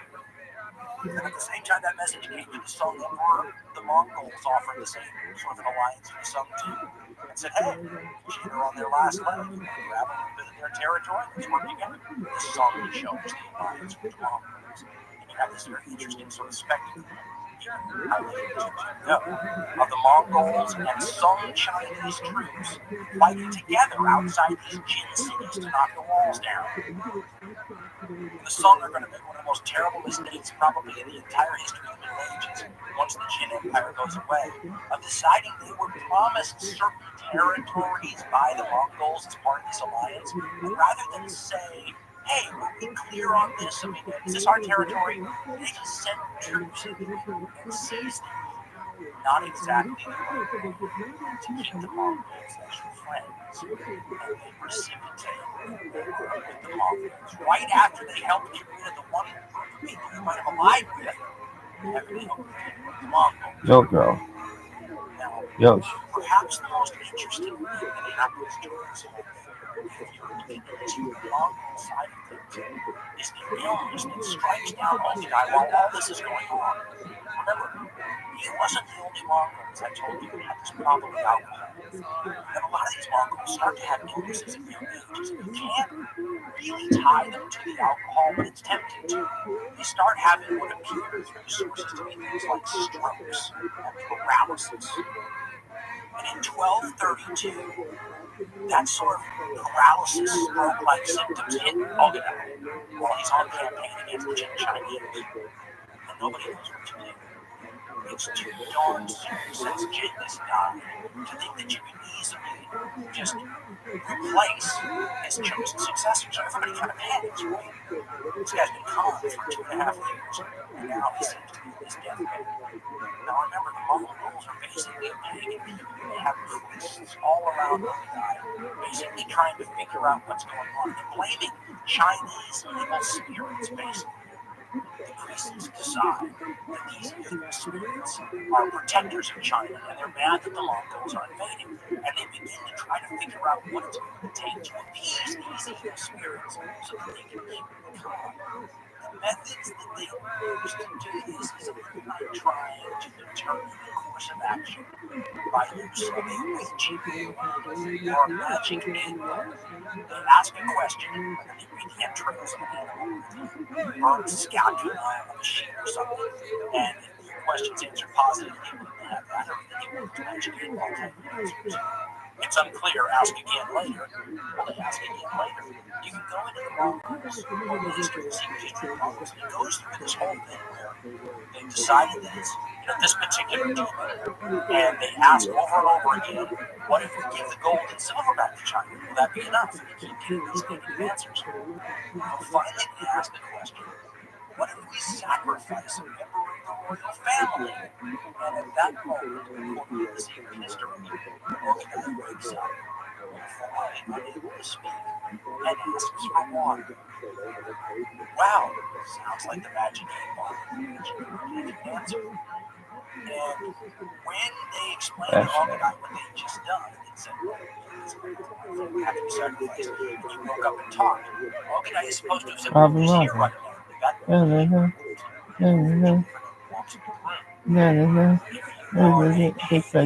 Baby. Look how sick this is, baby. This is the sickest shit of all time, baby. Hey, baby. This is portrayed in the Mongols' history. What's about to happen is a heroic sacrifice for the nation. Because basically, when they tell Tulu, his youngest brother, all this stuff, he says, yeah, take me. I'll sacrifice myself. And long story short, he gives this long speech about how his two brothers, his father wanted his brother to know the empire, he's already had a good life and all this kind of stuff. And they apparently give him something to drink that's poison, so he dies. That's the secret history version. Some historians buy that. Other historians suggest that maybe just no one really knows, but the Mongols have celebrated the sacrifice of Genghis Khan and his son. Ever since. The recovery of the Greek unorganized health allows him to put into full practice the last word of testimony of his father Genghis Khan. Genghis. Suck this bitch, Genghis. They had a divine mission to conquer the entire world. And Ootd was the organization to make that happen. He's strong. By this time, he's already in wars with some China, perhaps the greatest, almost certainly the greatest civilization of its time. An estimated population of 50 million beings, the leading civilization in terms of science, linguistics, fortification technology, and these are people with gunpowder. In the 1200s, the most difficult endeavor, militarily speaking, that the Mongols ever undertook. Decades to complete the job. In fact, neither Ootd nor this podcast series will make it to the end of that story in some funky fall. When they do, it will become the greatest achievement of the Mongol civilization. No other step in history will come close to conquering China. They will become so legitimate in terms of the rulers of China that they will even become one of the legitimate Chinese dynasties in the Americas. In China's history, the Yuan dynasty. What's fascinating to me is here you have this amazing Chinese state with all its power and glory, and the Mongols are taking it on with a fraction of their total military force. Now, I should point out, no one knows what the Mongol military numbers were. 100 years ago, it was wildly inflated the size of Mongol military forces because they couldn't imagine any other way to do what they did. The historians now, though, are thinking that it is a sign of how incredible the Mongol military was. In every level, from individual soldiers leading to the greatness of the general leadership, the organization of the soldiery, the veteran understanding of the troops that were hardened by battle. I mean, what the Mongols are able to do with a mere fraction of the type of numbers that historians thought they had 100 years ago. Is this the guy from the State Farm commercial or the Allstate commercial? It might be. A guy like this, What's that? that the Mongols will conquer the entire Middle East with like 10,000, 15,000 guys. That's unbelievable. I mean, I can't. Nonetheless, it's a sign of how incredible the Mongol military is. Remember, not only are there some Chinese now, but there's an independent Mongol army, which historians think around 30,000 operating. They've already run down the corpus of the Shah's son back years ago. He was killed by some Turkish bandits. And this Mongol force settles down in the nice green lush valley of grass and horses, not that far away from Baghdad, just ahead of Moscow on the opposite capital.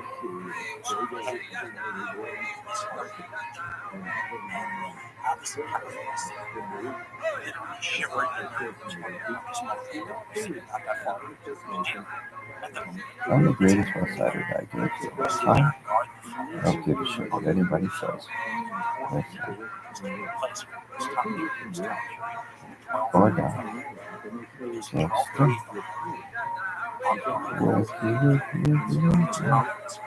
Gangster.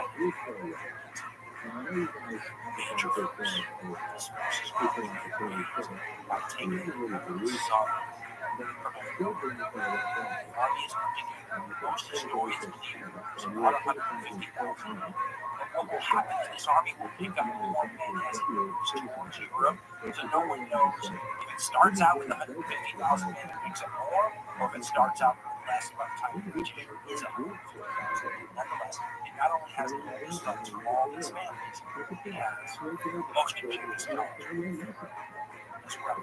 These two future colonies will be a part of the military force. At least 4 of Genghis Khan's grandsons to be a part of it, which will be led by the big Mongol was going back to the 50 or so years before this time. Caliber concentrated.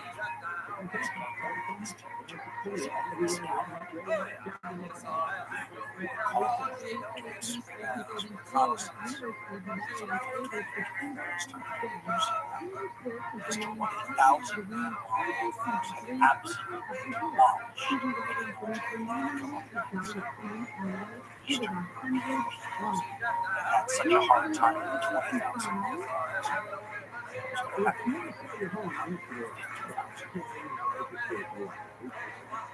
first people got in history.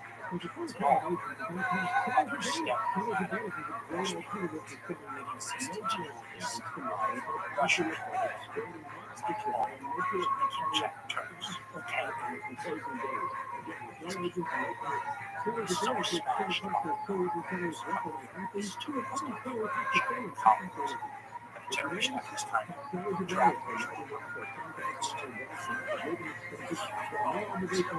scattered as far as what I find interesting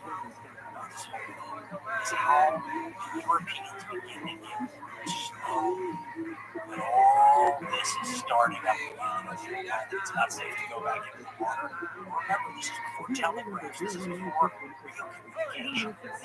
Let's find out that this is happening.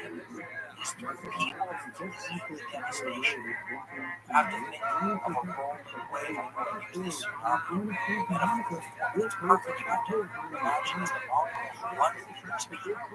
Some of the survivors to the west and run to people who are not aware that the Mongols are coming and start screaming and yelling about what they just lived through and what's coming and you better prepare. Get next to your speakers. Push, perhaps. Muslim emissaries may have arrived as far away as Scotland and England, asking for help. Now remember, the Muslims and the Christians at this time are engaged in bitter crusade warfare. How bad do things have to be for the Muslims to come as far away as India and say, listen, once again, the Europeans misinterpret the situation, a potential opportunity. They see the Mongols once again as perhaps a force that's going to wipe out their Islamic enemies, and that's going to cause all kinds of discomfort to these Eastern nomadic horse people, raping and pillaging borders with Russians. Perhaps the first concrete evidence of what's happening comes from a Hungarian mimicking from sort of a serendipitous event, because Julian's not looking for Mongols. Julian's looking for Hungarians, other Hungarians. He's opinionated as the Hungarians see what's coming. That their people have originally come from steppes. He was right about that. He went east to find his cousin. As he went east, he found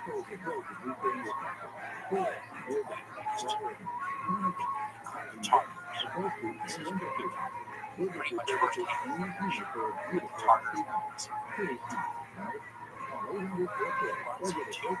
Russian will show him a document characters that they can decipher, but it's a language that they don't know.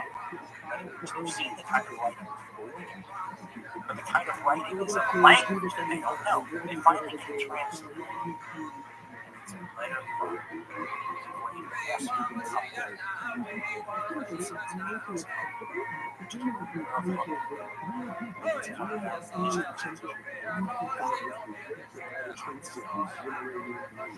The letter, by the way, is from Batu, one of the grandsons of Genghis Khan, and the Khan in charge of the western coast area.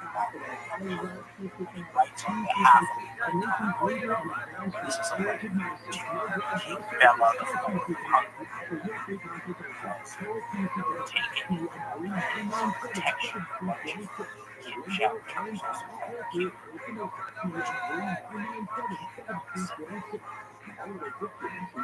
I am the Khan and representative of the heavenly king, the one to whom he has given power over the earth to raise up those who submit to me and to cast down those who resist.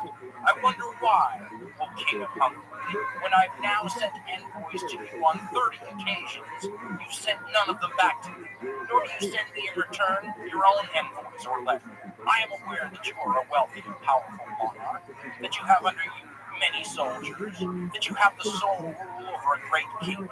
Hence it is difficult for you to submit to me of your own volition, and yet it would be better for you and healthier for you to submit willingly. I have learned, moreover, that you keep the Cumans, my slaves, under your protection, and so I order that you do not keep them with you any longer, and do not have me as an enemy on their account, for it is easier for them to escape than for you, since they are without houses and move about in their tents, so perhaps you may be able to escape. But as for you, who dwell in houses and have fortresses and cities, how will you remain and small?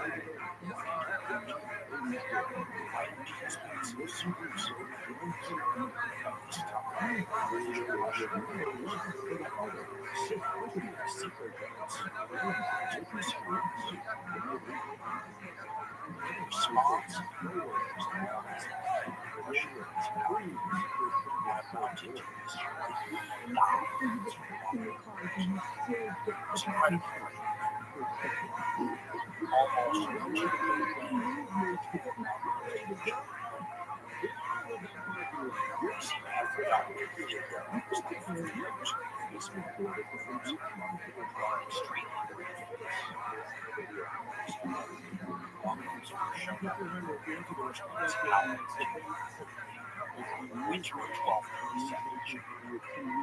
Almost everybody is fighting Russia. Perhaps the meaning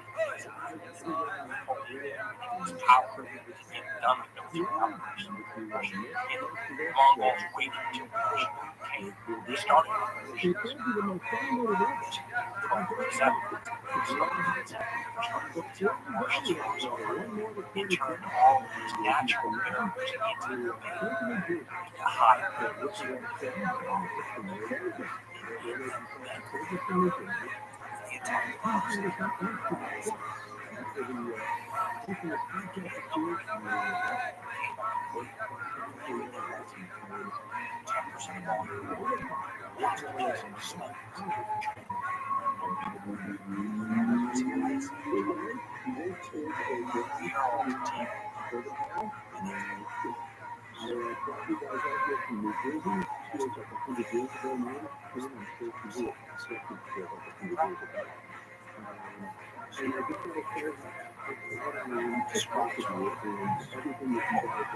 The Mongols first stormed the town of Ryazan. Like most Russian fortified places, protected only by wooden palisades, which crumbled quickly under the pounding of Mongol artillery after a bombardment of 5 days. 3 days before Christmas, Mongol horsemen entered the city gates. Men were hunted through the red snow and the alleys of the town and impaled upon stakes to wriggle out the tragic end of their lives. Priests and monks who shut themselves up in their churches and monasteries were exterminated like sheep, as were the women in self-sanctuary. The slaughter of Ryazan Gabriel writes was so horrendous that a chronicler reported that no eyes remained open to him.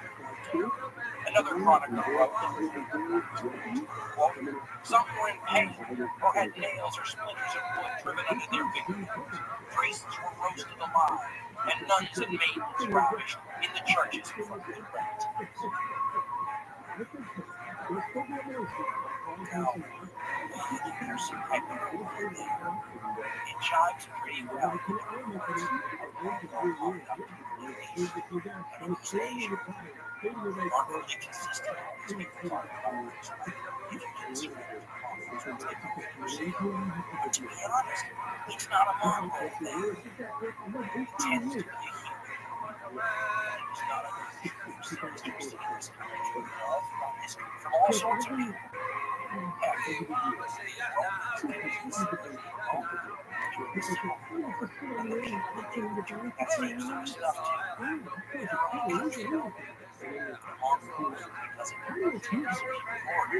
Just had the opportunity. He rides out had no way to comprehend the fact that when they told the Mongols to basically try to take the city, that the Mongols would put up hundreds, maybe thousands of siege engines and begin to battle the city in siege. No rescue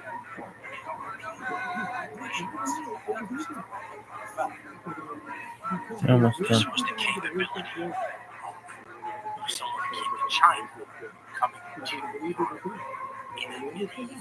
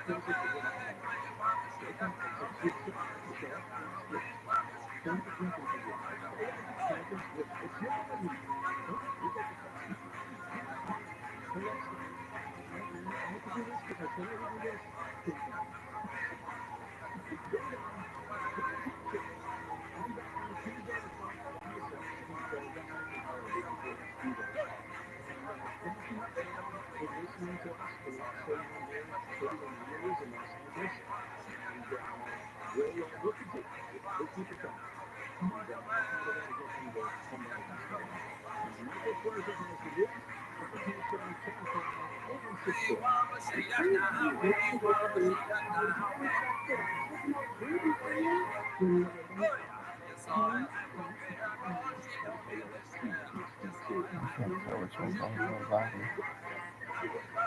Oh, really? For shoes, dog.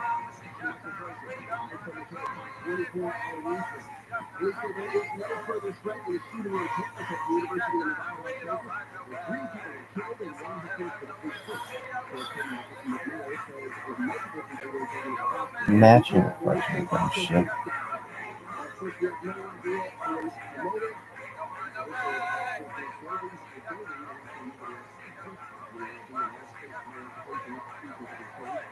West side.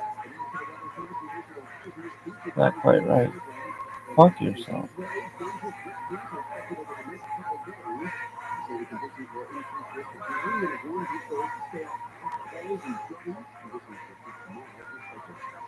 What the shit is this?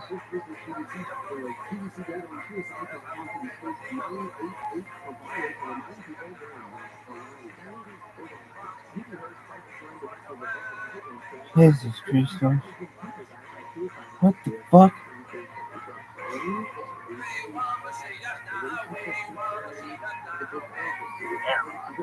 And operating with sophistication the people of that region didn't even know existed.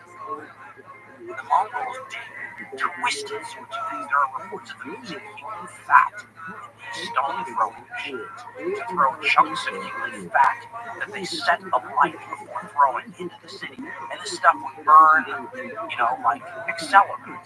If human fat landed on a thatched roof, that roof was going to burn. The Russian chronicler describes what it's like to be inside one of these scenes when the Mongols open fire with their stone-throwing engines. The Tartars, early in the morning on Sunday of Shrovetide, in the month of February, on the 8th day, the feast of the Holy Martyr Pyotr, on the first hour of the day, charged upon the city from all sides, and began to hammer at the city with rams. And in the center of the city there poured great stones from far away. By God's will, they were like rain inside the city, and a multitude of people died in the city, and all were trembling and very frightened. The Tartars broke through the wall of the Golden Gate, breaking into the city all around and entering by tables. And there they had taken the new city by dinner time and set it on fire, and there they killed the king and his brother and the Mongols were incredibly clever in terms of this and they tried to avoid these sieges if they could. Carrying crosses because they were sometimes Christian forces. Mistake people carrying crosses for friendly. Outside the city, a lot of them shut their gates and wound up carrying a hostage. Turned out to be the son of the great king. They told the people who bought him, "If you recognize your king, he's the open up the door. The king gets it." They had no choice. They just captured hostage. Mongols was one of the few didn't say as a matter of fact, the chroniclers when the people of Florida sat there and watched the Mongols bring down the scaffolding and the siege engines. The chroniclers said, people that saw this too, great tears. So once they saw the scale of the artillery along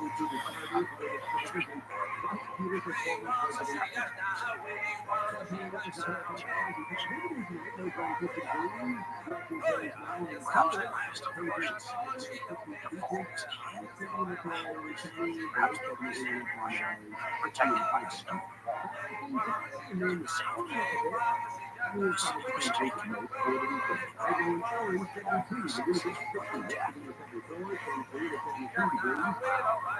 Crown jewel of Russian cities was devastated. Corpse.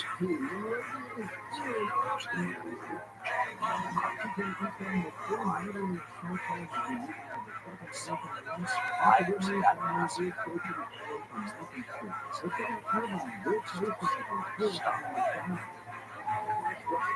When we were journeying through that land, we came across countless skulls and bones of dead men lying about the ground.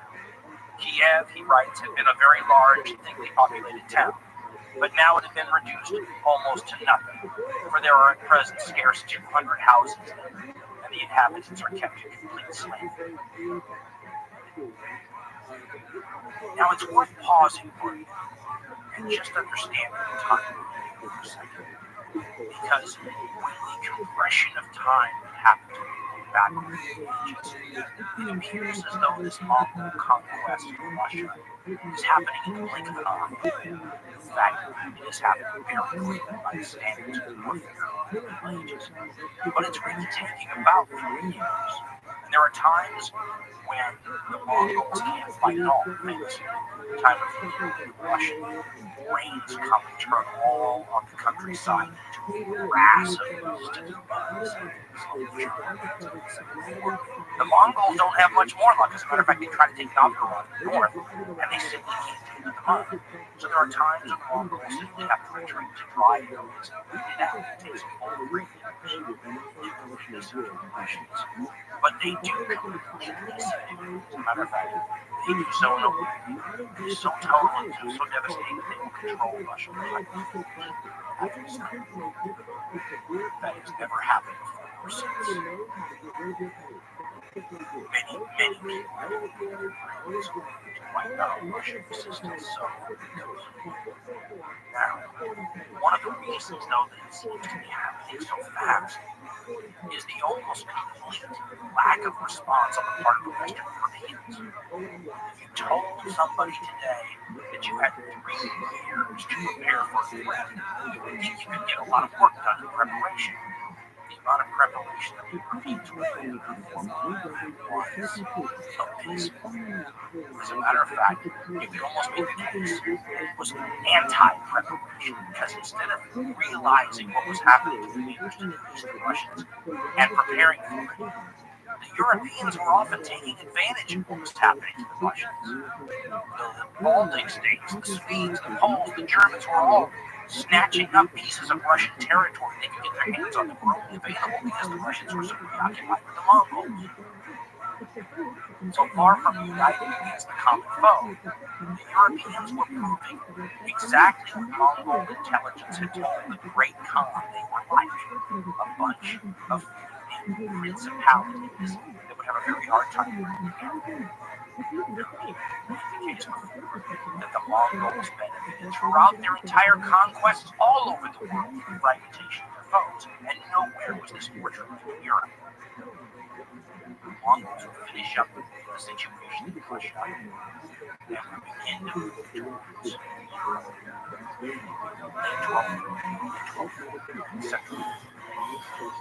Now, the people here who have the best idea of what's about to hit them are the Hungarians, King Bela.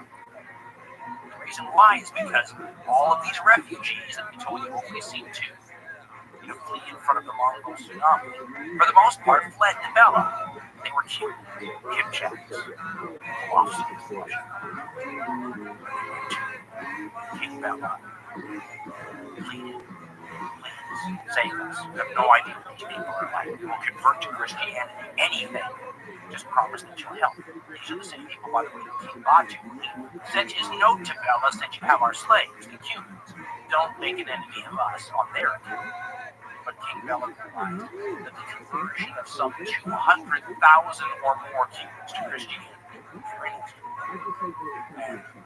and settled the Cuban amongst his own people. And in addition, this was helpful because the Cubans were about the best people you would want to have on your side if you were a European nation about to face the Mongols for 2 reasons. One, you just face the Mongols. No one knew better what you were likely to have to deal with. People just dealt with the same threat. The other reason was that the Cubans were also stepped in, also horse archers. They gave the capability to fight the Mongols a little bit more on their own terms, and there were a lot of them. The problem is that the environment ended up in the Mongols headed toward Hungary. Everybody just went bat crazy and started problem. People began to panic.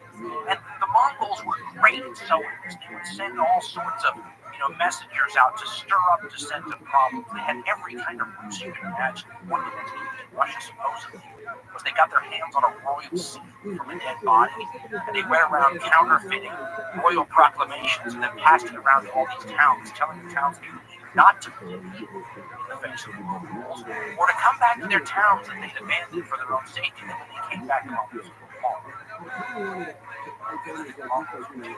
This Udoon area had forced the locals to harvest the grain that was close to being ready to harvest. As soon as they harvested the grain, they killed them.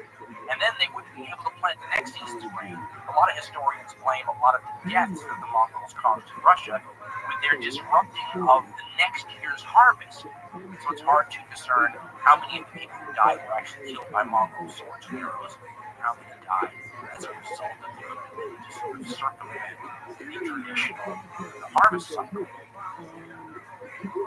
Get a sense of the growing hysteria in terms of being a part of the people now.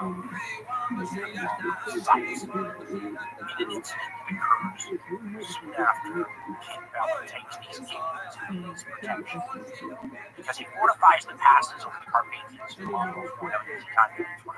And there's a little encounter between Mongol forces and Hungarian forces, and the Hungarians capture one of the soldiers. But the soldier turns out to not be an ethnic Mongol. He's a Cuban, a conscript, one of those people that the Mongols essentially say you have two choices. You can join our forces, fight in the army, kill, obviously choose to fight as a Mongol, and he's dragged in for intelligence purposes. The problem is that the people of Hungary become aware that the person captured, supposedly from this people, this mythical people they know very little about, he's not a Mongol, he's a Cuban. And now they have 200,000 Cubans in their midst being protected by their king. And they're freaking out. They see farms of their people being burned, the storehouses looted, these citizens being snatched up into slavery, murdered in the fields. And they've come to the conclusion that this is sort of a Cuban Czech Turk plot. These aren't Mongols, these are the same steppe people that have been raiding and pillaging and doing banditry on their borders forever. And they think King Bela is protecting them. Get a real sense of the hysteria. Read some of the primary sources that one in particular, a guy named Roger of ViralRabbi, who was someone who actually lived through these events, getting a real first-hand account of this. And he describes the people rioting outside the various royal palaces, demanding that the king of the Cuban Kipchak Turks, a guy named Kutan, be turned over to the mob for some justice. And the only thing I've really changed in this primary source account to make it more clear is when they talk about the king Bela, so I'm going to say Bela after that's a big talking about the king Hungary versus we're talking about the king of the Cuban. There's Roger of Rod's account with the crowd screaming inside the palace. This king of the Cubans is being protected by Hungary's own king. All of the people clamored against him. Kill him! Kill him! He is the one who has brought on the destruction of Hungary. And for this, they spoke to King Bela reproachfully. Our king should fight whoever has brought in the Kipchaks for our misfortune. Others clamored. King Bela should fight with those who are taking our property. King Bela, hearing these reproaches more and more, sent a man to King Kutan of the Cubans, saying he should not delay in coming before him. But King Kutan of the Cubans was a little scared. All of a sudden, this protection thought he put himself under King Bela looked very precarious. He didn't think he would make it to King Bela's castle alive. So he told him he wasn't coming unless protection was forthcoming. Roger of ViralRabbi continues. But Kutan, who heard the repeated shouting of the people, and fearing injury even though he was free of guilt, replied to King Bela that unless he would appoint some man who would be empowered to lead him to King Bela and protect him from the hands of the crowd, he would in no ways go before him. When the messenger brought this back to King Bela, the clamor amongst the crowd resumed. Kill him! Kill him! And then, all of a sudden, Roger writes, some armed Hungarians and Germans broke into the palace where he was, intending to make him go before the king Bela by force. But Kutan and his people, drawing their bows and arrows, refused to admit them into his presence. Then a mob of people pushed in, took them captive, instantly cut off all their heads, and threw them out the windows of the palace into the crowd. This incident, needless to say, completely was lions.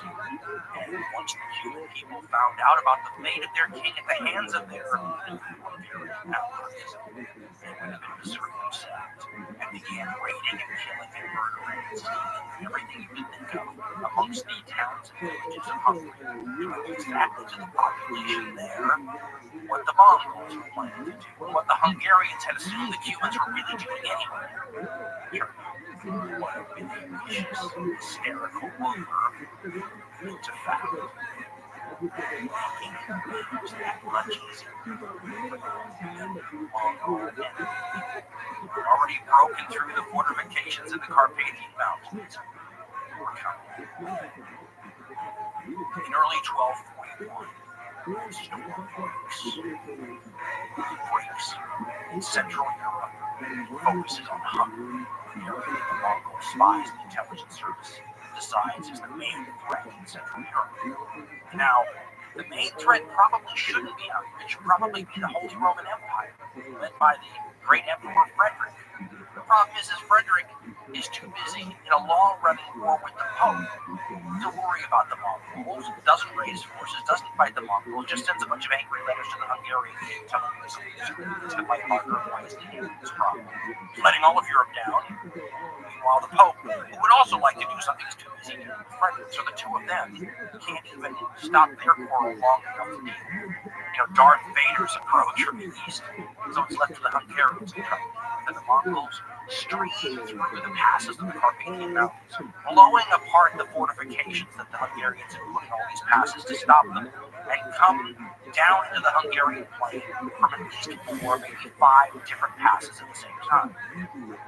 Now, if you look at the map of Europe, what you'll see is there's an opening there. If somebody wants to come down from Poland with an army, they could smash this Mongol force, get behind it, cut it off. It's a great opportunity. Unfortunately for the Europeans, it's not an opportunity that the Mongols and elite like Sukhoi have missed. He sent some 30,000 men under a guy named Rabbi, and they smash into Poland to protect the flank of the main army, maybe 120,000 guys in Hungary. Now, to be fair, I need to point out that what I'm about to tell you is disputed, because nobody knows. The chronicles, if you read them, are so concerned with trying to make it look like the people put up a good fight that you can't really tell what's hyperbole and what's the truth. You also don't know which historians to believe because they all differ, and there's enough uncertainty about this that the dates of the battles are different. The numbers certainly. I tend to fall back on the military historians. I like Richard Hugh, perhaps. Chooses the middle ground. She thinks 30,000 guys decide to attack Poland to protect the Mongol flank. These people begin raiding, pillaging, destroying, burning into Poland. And what they do is they draw the attention of people up there so that they can't go down and deal with the Mongols in Hungary. They separate the European armies so that they can't converge on the main threat. A guy named Henry the Pious, he's the Duke of Silesia, manages to raise perhaps as many as 40,000 guys and begins moving into Poland to confront the Mongols. There's another army of Bolsheviks. Some people like Richard A. Gabriel think maybe 50,000 guys. If that's true and they hook up with Henry, that would be the biggest army Europe's seen since the Romans were out 1,000 years before. The Mongols notice this and determine it's not going to happen. And they intercept Henry's forces before he can hook up with the Bohemians. And in place of all violence and counters, traditional days battles almost no point. Henry, the Duke of Silesia, runs into the Mongols, barring his path, not allowing him to hook up with the Bohemians. The way this battle goes is controversial. The Polish chroniclers try so hard to rescue Polish martial honor, to try to make it sound like they almost beat the Mongols. And they had the battle won several times. The Polish chroniclers write it. They had the battle won, and then some Mongol screaming out in Polish ran around yelling over and over again, Polish language, run, run! And everybody started panicking. The Polish chroniclers have Henry the Duke of Silesia saying, calamity befalls us as everything collapses around him. But until that time, Polish chroniclers had military historians found in 1971. They believed that the armies of the Allies were smashed utterly and easily. They don't even slow fighting down. And the battle seems to follow a very traditional course. The Europeans line up a sort of ad hoc approach. And I've often thought the best way to explain it, and they have already done this, is by comparing an amateur sports team to a professional sports team in a sport that requires a ton of team, like football, either one of these would be a good comparison, because people will say to me all the time, how would European Knights have done against the Mongols? And I say, well, why the hypothetical? European Knights and the Mongols playing all the time. And the Knights never gave the Mongols any trouble at all. Knights were fantastic individuals, very skilled. The use of their weapons practiced all the time. They lived on fighting, but they did so as individuals. The Mongols did so as a team. It would be as though you decided you wanted to have a football game. You got some great football players who never met each other and never played together. And the morning of the battle, they show up at the football field and shake hands. Thank you. Some coaches never seen them play. Meets them and they decide to have an encounter with the other team. The team shows up and the Dallas Cowboys. And they not only have played together forever and know each other very well, but the coach has been commanding them forever and knows them all and capable very well. And they have plays that they've designed and they practice them all the time. They have signals and signs that allow them to communicate to each other, call audibles, all these kinds of things. The Europeans were simply well, and it sounds like, if you want to believe the historians and fans, that the Europeans were attacking each way we subsequently defeated. Maybe they blew the Mongol center out, where it looks like the Mongols were failing the whole thing. That troops have done since ancient Syria, where they run away screaming in terror, but they're not really running. Leading the pursuers into a trap, and the time the pursuers have pulled on their horses, have no more energy, and are tired. The ambushes laid. The archers appear from all sides and begin shooting down the horses. These smudge pots and smoke makers are all over the battlefield, chroniclers tell us, and the Europeans just crumble. So many pursued. They build up 9 large bags, takes a whole one ear off each corpse that they carry. This is how they did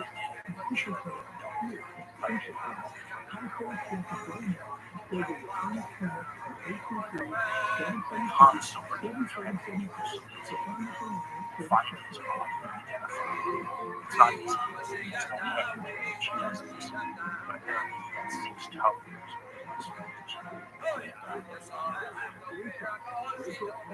Europeans that survived rush into the forest to try to hide. They encounter that Bohemian army that was trying to look up instantly, figures out that they don't want to face the Mongols.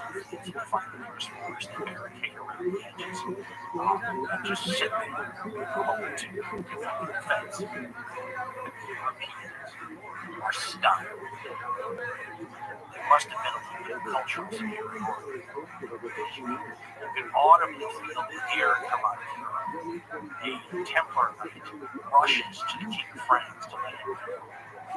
1, he lost, and 2, there's no significant army that can protect him from this force all the way to the land.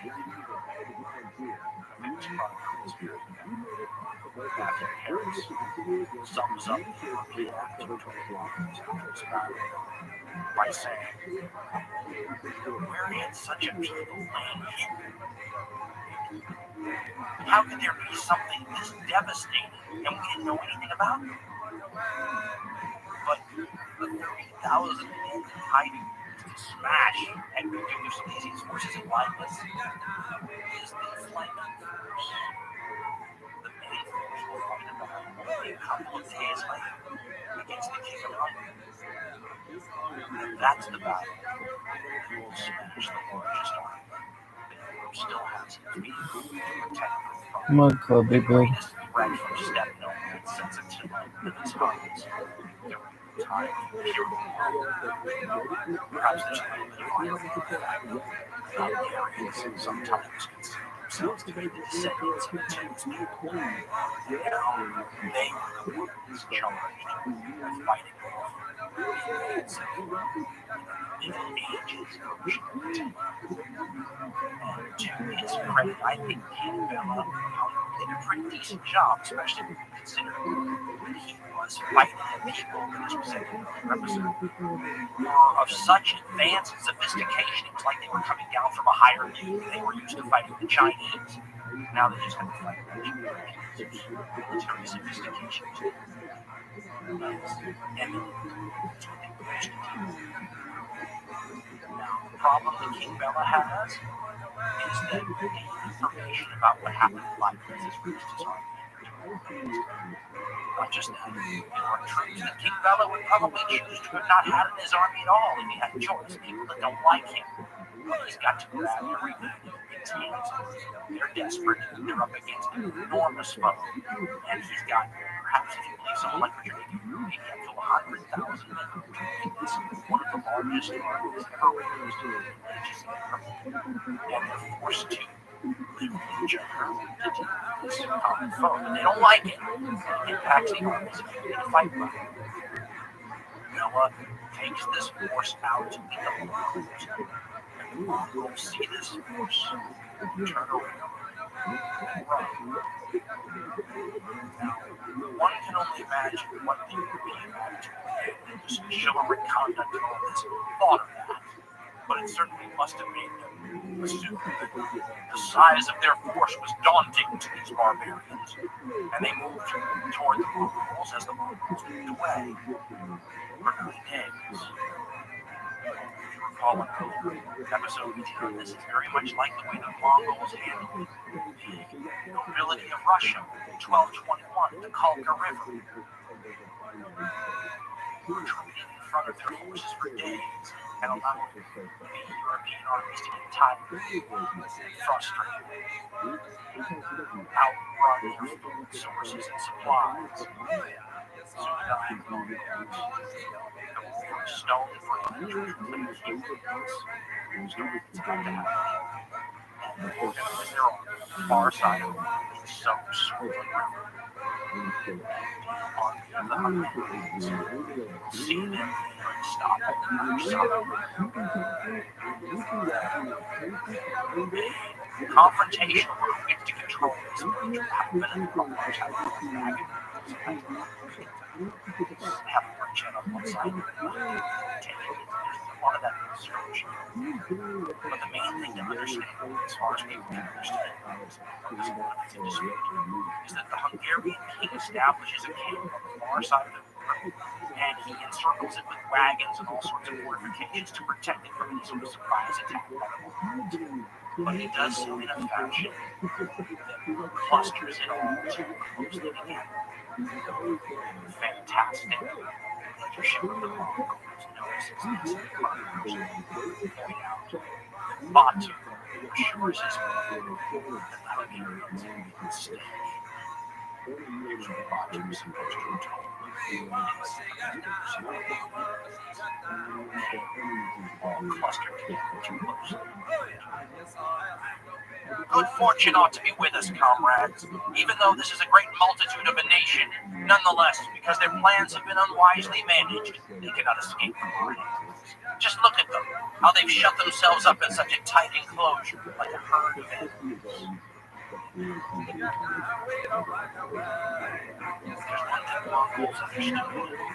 Numerous herds of animals were amazing training their army, amazing giant hunts that covered miles and miles and miles of territory where they would take a whole army and slowly clumsily around a bunch of frightened and scared animals and taught them how to hold their head as well.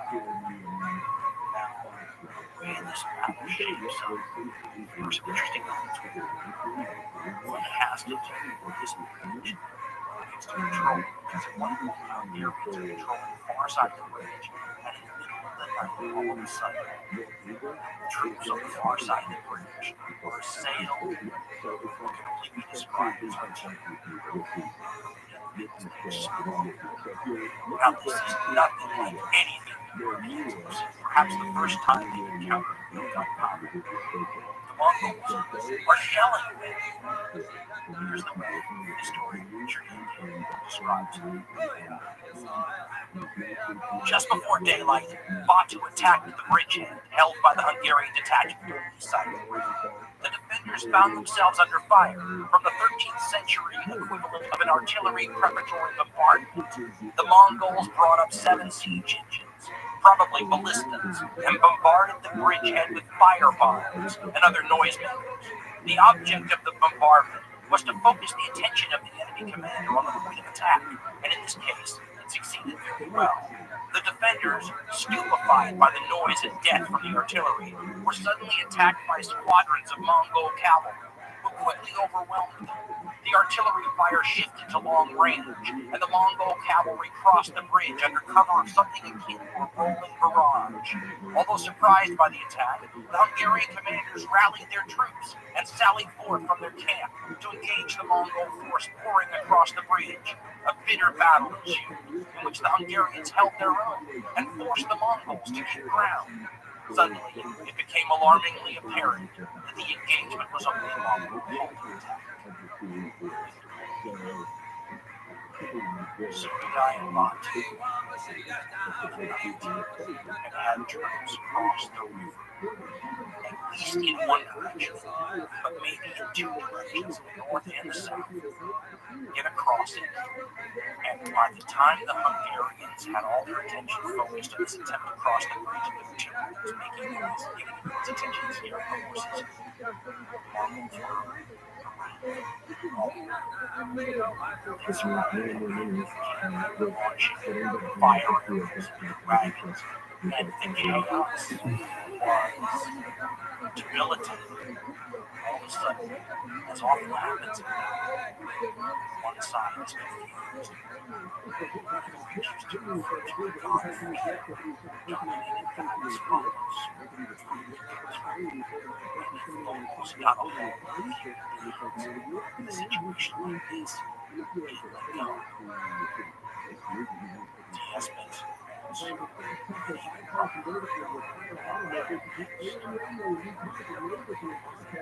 By the time it was noon, behold, the entire army of the Tartars multitude had surrounded the whole camp of the Hungarians, as though it were a kind of corral, and with eager bows had begun shooting arrows all around, while others circling about the camp hastened to put fire upon it. When the Hungarians saw themselves enclosed by the enemy units from all sides, their senses left them, for they were able to think neither of disengaging their forces, nor of commencing an all-out struggle, and they were so badly confused that they looked for any way to break out, like sheep in a stable from the biting of wolves as the enemy circled around and ceaselessly shot their missiles and arrows.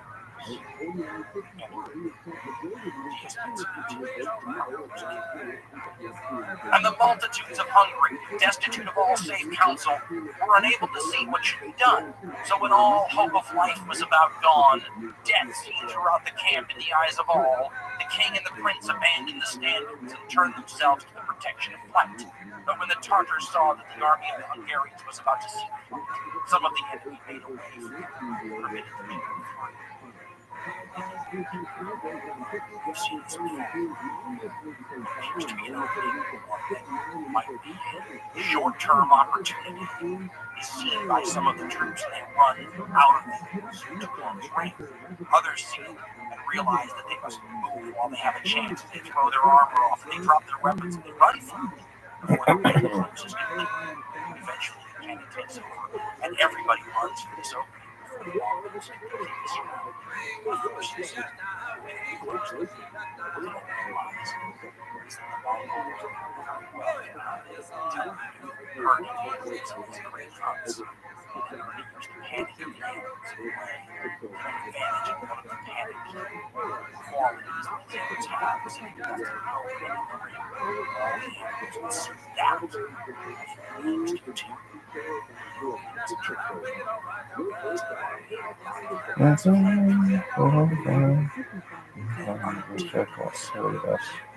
Maybe I wonder if she knows how to go. Well, maybe do something. That would be something. I introduced to the friends and the siblings. I hope you guys know. Yeah, champions.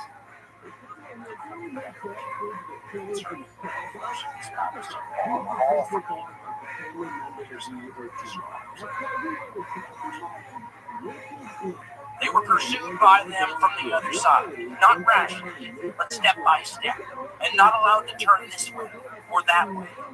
There was to be found along the roads vast wealth, gold and silver vessels, purple fabrics, and quantities of arms. But the unheard of cruelties of the Tartars, not caring for plunder and little value in all the precious loot, they concerned themselves solely with the pursuit of men. And when they saw how exhausted they were from the strain of their movements, neither able to hold a weapon in their hands, nor to move their feet any further in flight, then they began from there to strike with their lances, and to slaughter with their swords, sparing no one, but savagely butchering them all. They fell down to the right, to the left, like the leaves in winter. The fallen bodies of those unfortunates were to be found all along the road, blood flowing like a torrential river, their unhappy country reddened by the bloodshed of her fallen children.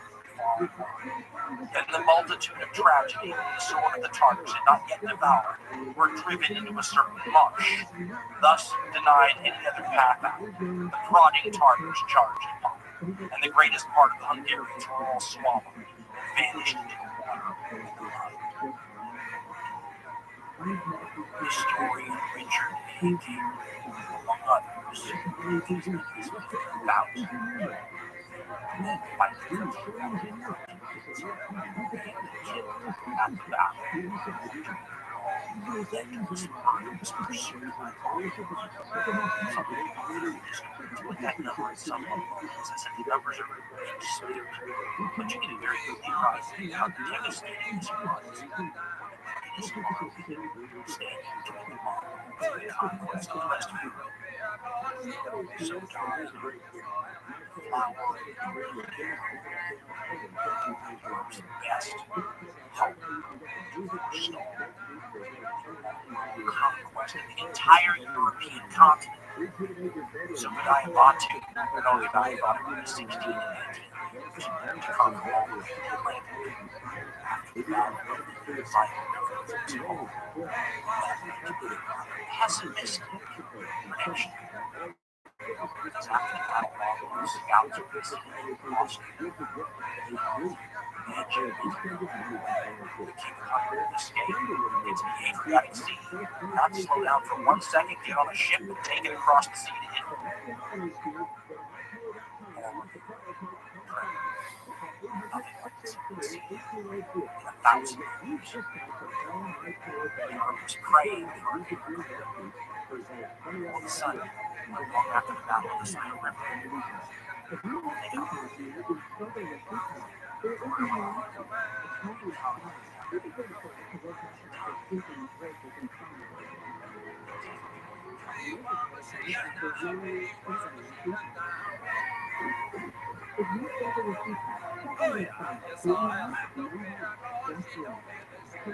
the next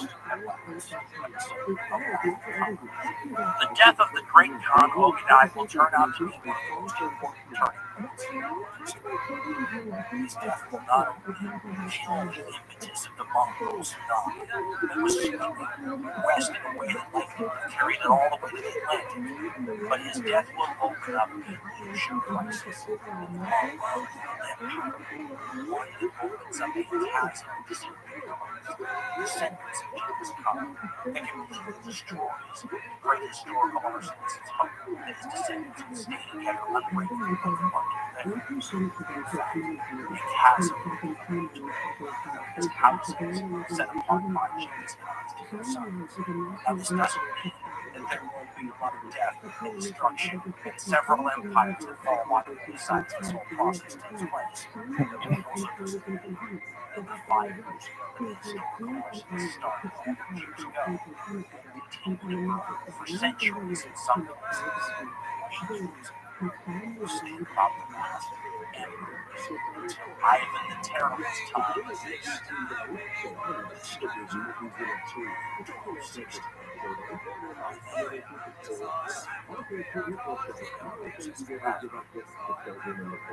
It's coming.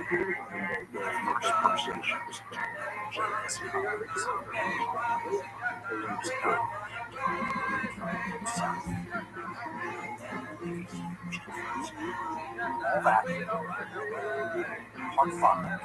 Rabbi. Shop online at Amazon.com. Consider doing so with Amazon search window on photooftheday.com. Shopping experience will be the same as always. Amazon Thanks again for all your work. What you're about to hear is the 5th episode of a 5-part series on the unbelievable Mongol conquest. You don't want to get your story started with something.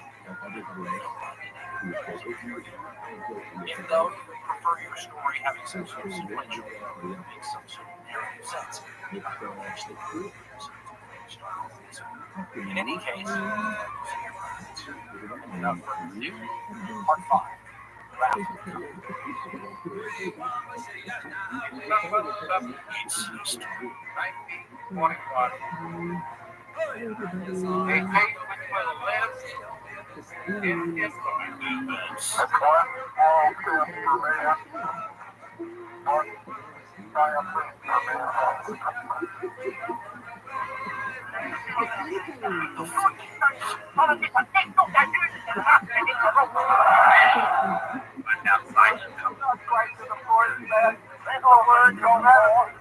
From this time and place, trying the word is time really.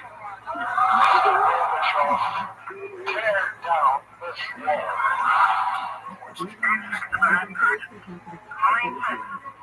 Now with you, I had a major explosion and what appears to be a complete collapse surrounding the entire area. I welcome this kind of examination because people have got to know whether or not their president should come.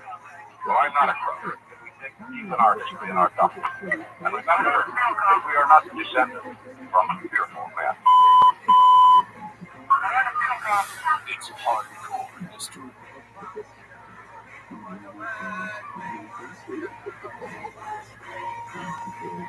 For a long time, historians have tried to get science when it comes to ancient physics. Natural phenomena. Historians have tried for a long time to come up with a template that helps explain history. Physicists work on universal law to try to come up with some organized way of thinking about natural phenomena using physics. Historians over time changed and altered how it is done. That's why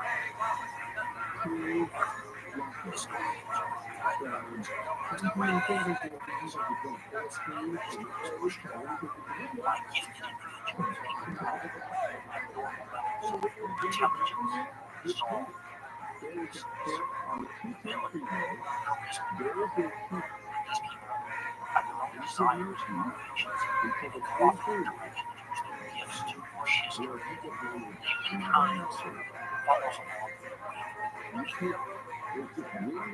And along came another thing, the trends and forces that come along and suggest that humans are so wrong of evolution, economic evolution, cultural evolution, environmental force set the stage. Operated in that framework. Today, it's a blend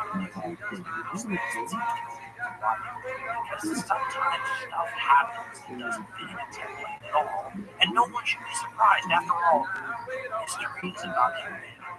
And if there's any variant,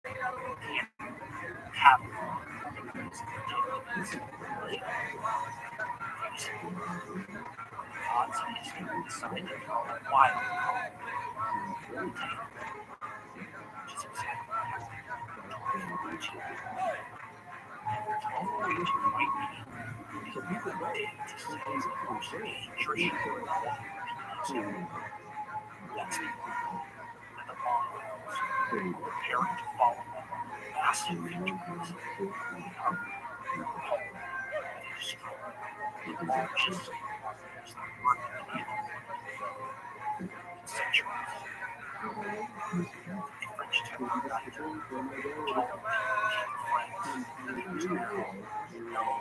large force that could stop the communist kindness. Shows the sun successor. Advisors estimated it would take 18 years to come. In 1242, during its schedule, something that is common in history defies the attempts of humankind to organize history. Logical way.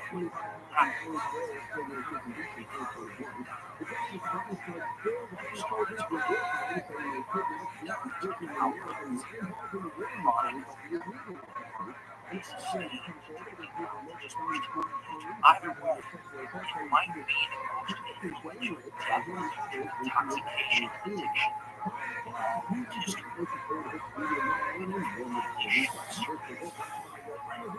In a way, I've always thought of a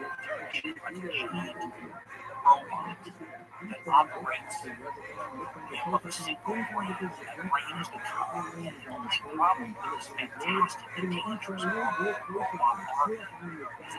Is the brain short circuits and the robot just powers down. Messenger arrives at 12:42, right at the stop at the farmers to tell the Mongol his operation where the guy had died. Here, a couple of critics described that he was ready to follow up his victory against a defenseless Europe. It's gone. Europeans were stunned first by the level of the violence and their defeat, and then stunned that somehow they must have treated to heaven since that time. They must have thought that the gods had intervened. What else explains the lack of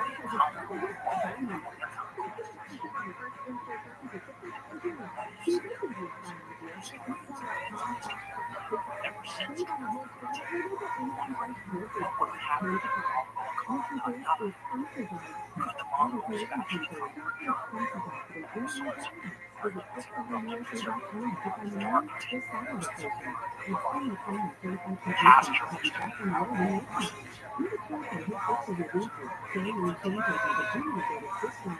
intense level of castles or whether the population would rise up and warfare and banditry, sack the Mongol strikes and secure the Mongol stretch.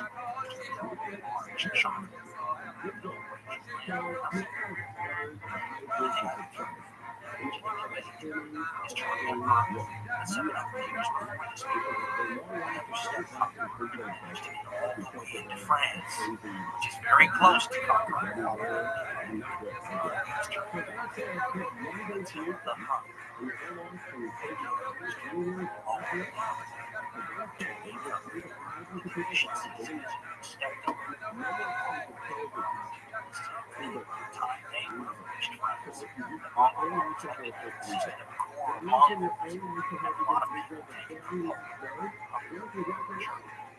It's even friends, other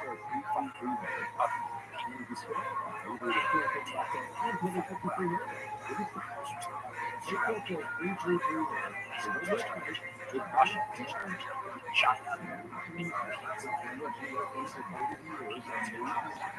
by the time Mongols made it to the territory of East, definitely green card. He's a charter never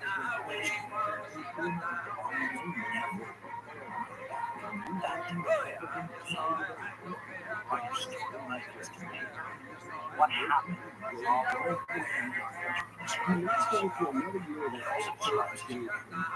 All back to temptation.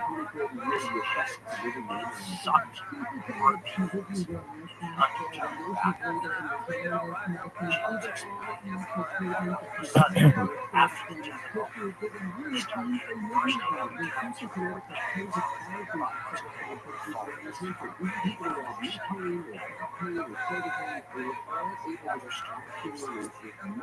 out attitude negatively by smash dispel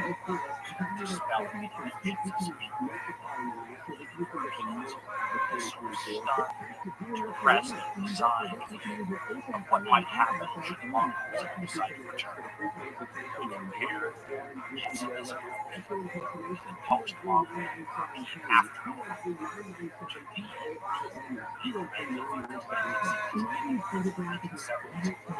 pessimism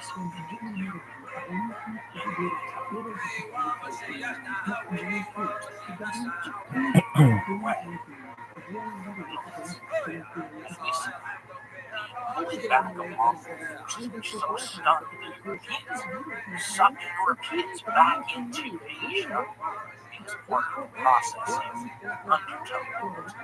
And most of these people that were in the initial undertow were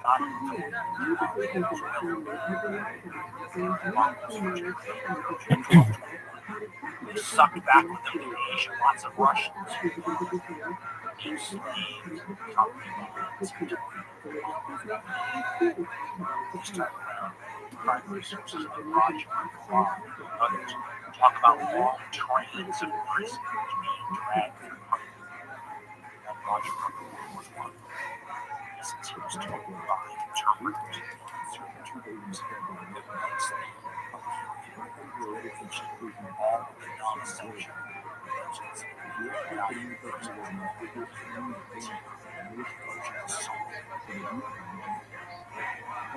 primary sources say that the Mongols accomplished this by telling people that they didn't want to take back to Asia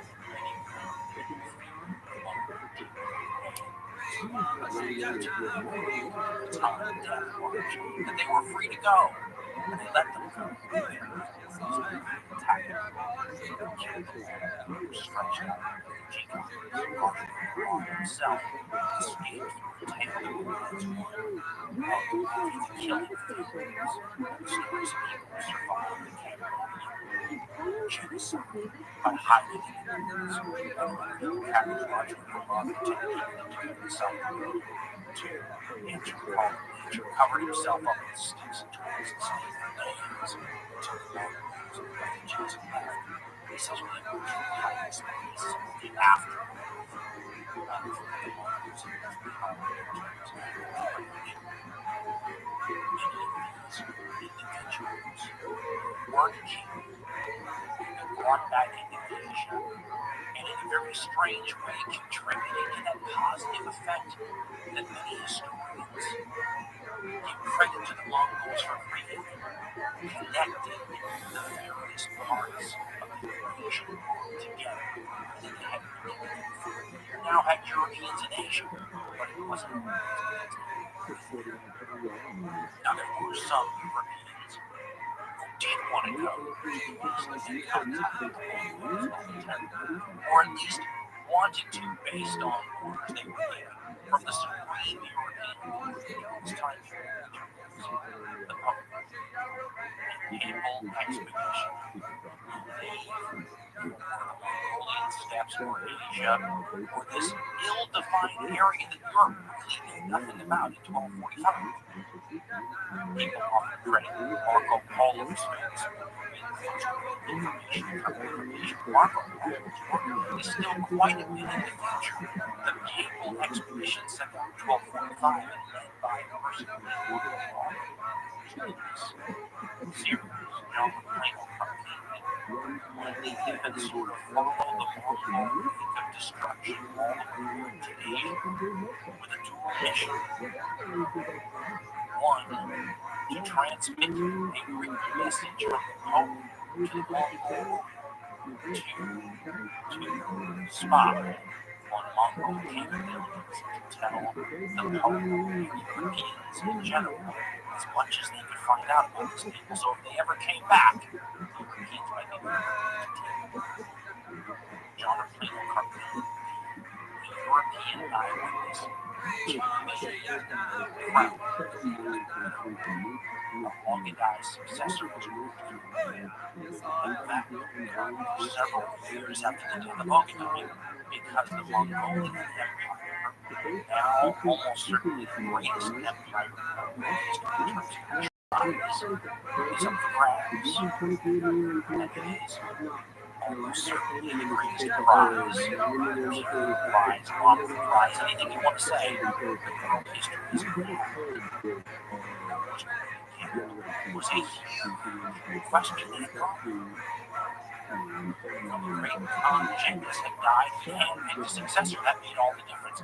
Now there was no handpicked successor. There was no rule of automatic succession. Can't say this Khan, that it was essentially something that the Mongols would decide amongst themselves, and one of these great gatherings was to come time.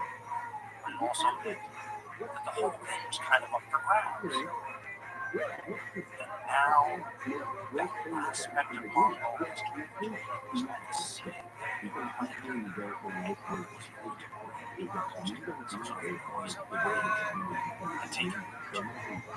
Mongol Genghis Khan did a wonderful job sharing and deferring to the great Khan's choice successor.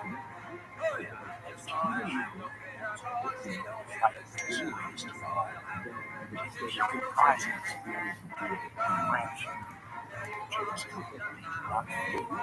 the same level of devotion to the empire's stability as the Khan's children. In fact, I was looking up a quote that I specifically remember. I couldn't find it on Bill Cosby.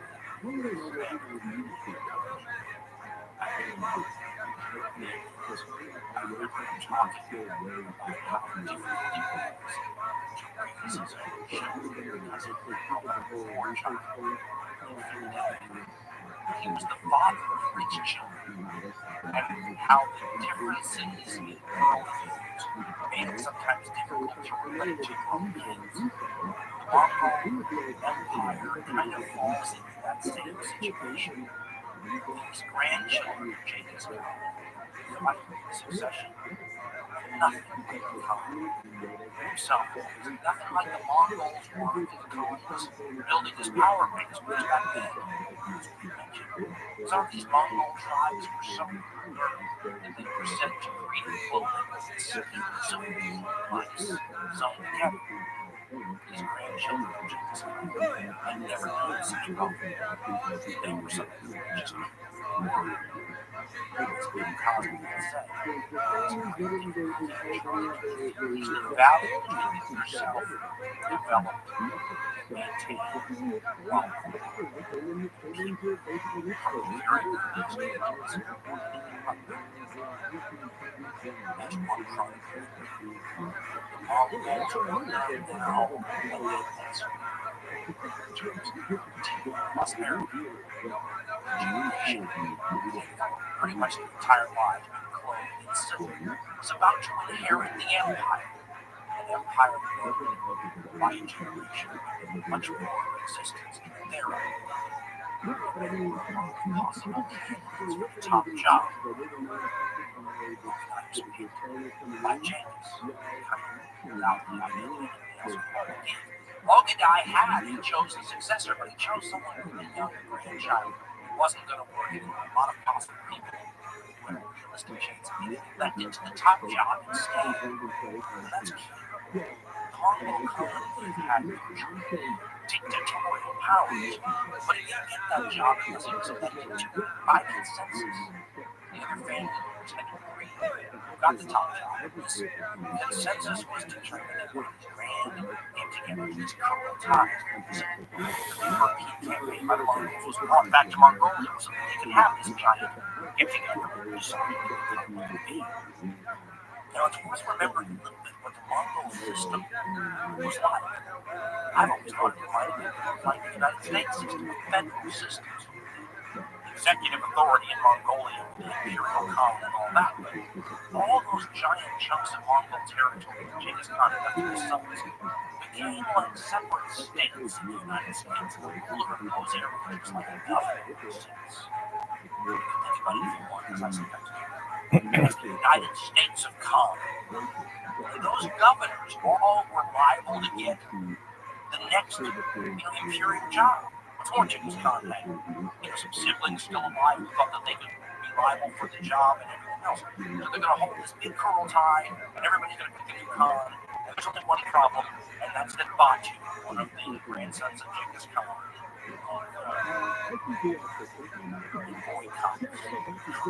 He says he's ill and he can't make it all the way to Mongolia. The problem is it's like not having enough people to form a quorum at a business meeting. The business meeting doesn't count if you don't have a quorum. The Kurultai doesn't count if Batu's not there. Batu won't go. Why won't Batu go? It actually stems all the way back to the big tragic law that we call that.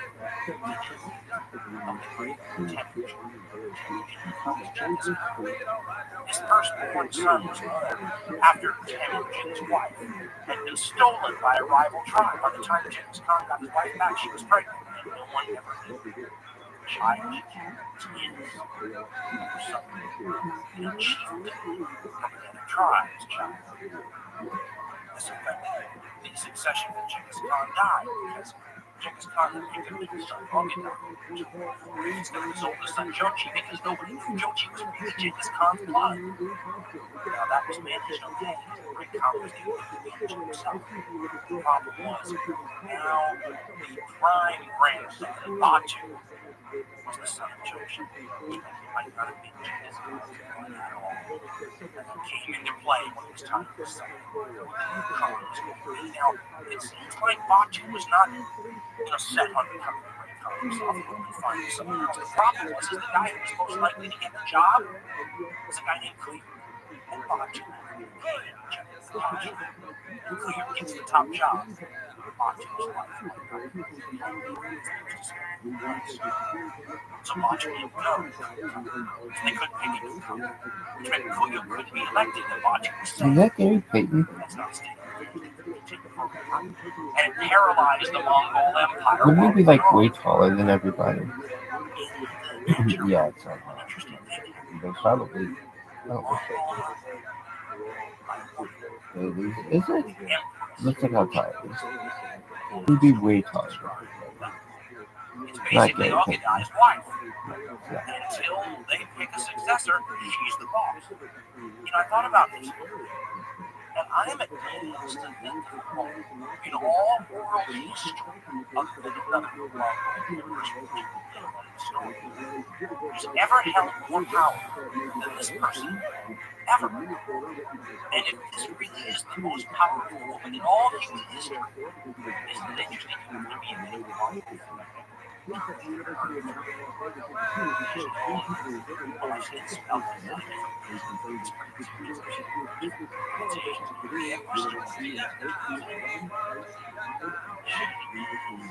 Charge and Batu keeps boycotting these Kurultais. He doesn't say, I will not come. He says, gout is what they come. And so because he can't go, they can't have one that's in charge. Now, this is the time period when you see the Mongol Empire break down by house. I told you this was going to be a problem. the House of Ootd, the House of Jochi. These are the sons of Genghis Khan that are broken down into branch. So Batu's got a lot of relatives. They're all part of the House of Jochi. This crew, we told you about a second ago, they're part of the House of Ootd. And these houses, they can rivals. They're already going to get Khan decide who gets the job. Batu keeps boycotting. So there's no cruel time that can happen. In 1243, 1244, Batu cuts it. 1244, Batu once again plans to this is 3 years that the greatest, most powerful, most feared empire in world history is on autopilot. Because even though she's the most powerful woman in the world, the Empress region has limited authority to do anything. She can control the neighbors, but they gotta have another Colonel Tiger, for example, she wants a luncheon before the information. Gotta have a Colonel Tiger, Colonel Tiger's budget. This giant monster iron robot that's, fighting all over the world at the same time, as far away as, the Pacific Ocean on one side, and the Baltic Sea and the Mediterranean Sea on the other. The robot's brain isn't functioning because there is no Khan. There can't be a Khan.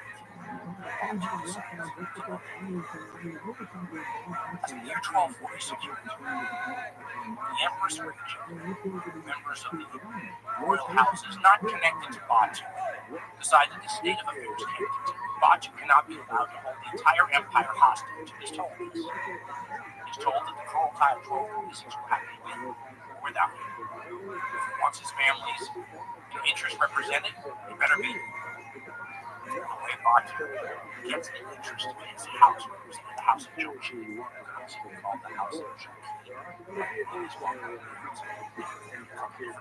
Pronunciations. Instead of killing himself and risking his own life, as we'll see later, smart decision. He sends other family members to represent the House of Jochi. Now, someone else shows up to this great John, his messenger, named the first European to ever voluntarily travel from Europe to the outskirts of China and come back. When the Pope in 1245 sends John to find the Tartars, no one knows how to find them. He basically says, okay, you go to Russia, and then you keep going until you run into Tartars, which is exactly what John does. It's in the Batu, which westernmost state of the United States of Congo. He gives Batu this letter from the Pope, Batu from this. And it has to be translated like 4 times to get it from Latin into Mongolian. From Latin to Russian, Russian to Turkish, Turkish to Uyghur, Uyghur to Mongolian. And finally, Batu gets this letter from the Pope and says, oh, what we have here is an Indian.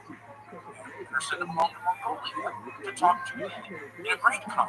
But the Great Khan isn't enthroned yet. He's about to have his great coronation ceremony. Wow, you better be there for that because all the other rulers are going. You better hurry, it's happening soon. And so this 65 or so year old John of Plano Carpathian is put on a horse and whisked away to Mongolia.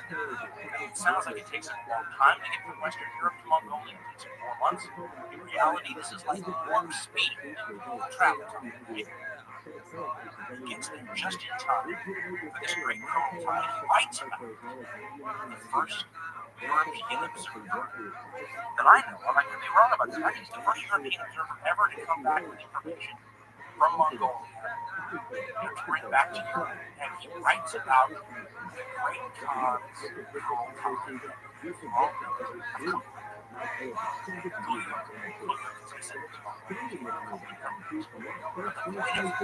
gets the job is that it's exactly who Batu was worried about giving the job all these years that he avoided the Kurultai in the first place. The Emperor's his son, Ootd's son. A man that even Ootd didn't want to get the job because of his insubordination to Batu all those years ago. Nonetheless, he's elected by the rest of the world who are there. He tries the same thing many of the Caesars in Rome tried. There's a custom that develops where they basically say, we want you to have the job. And he goes, oh, no, I'm not the best guy for this job. So-and-so can have the job. This other person would be better than I would. And they insist, and finally says, okay, well, if you insist, I'll take the job, but on one condition. And the one condition was, he'll become Grand Khan. He'll inherit this greatest of all prizes in world history if you make sure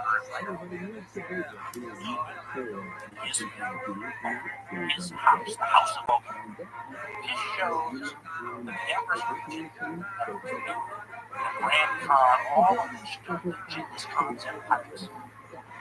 Fractured along the grandchildren's various lines, houses. This was his attempt to solve this problem and keep him in his own direct line. The other Mongols agreed to this. It's right here. Now, John Lee of Armenia arrives at the location of his current father. He's blown away. He says there's 4,000 enemies. Dukes, kings, princes, sultans, people from all over what these people consider. Mongols are not a poor people anymore. This is a grand gathering of people bearing gifts and petitions and scrambling to show that we are your good friends. Don't come and hassle us. Here's what John Lee of Armenia writes. To give you an idea of the grandness of this whole thing. First of all, he talks about the tent that William is in, and he says it's so big it will hold 2,000 people. The entire plane is so filled with tents that you can hardly walk. Here's the picture of tents.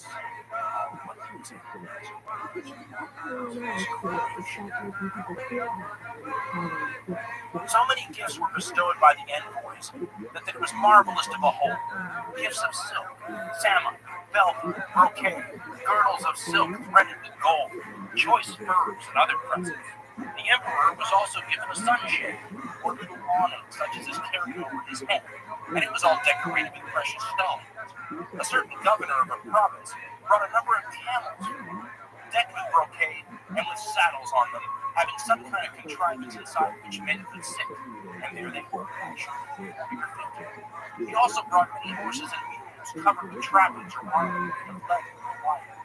We in our turn were asked if we wished to present any gifts, but we had by now used up practically everything so we had to give. There, up on a hill, a good distance away from the tents, were stationed more than 500 carts, which were all filled with gold and silken garments, and these things were shared out among the emperor's chiefs. Even there, we went to another place where a wonderful tent had been set up, all of red velvet, and this had been given by the Chinese. There also we were taken inside. Whenever we went in, we were given meat or wine to drink. Cooked meats were offered to us if we wished to have them. A lofty platform of boards had been erected on which the emperor's throne was placed. The throne, which was of ivory, was wonderfully carved. There was also gold and precious stones, if I remember right, and pearls. So you get an idea of, well, branch.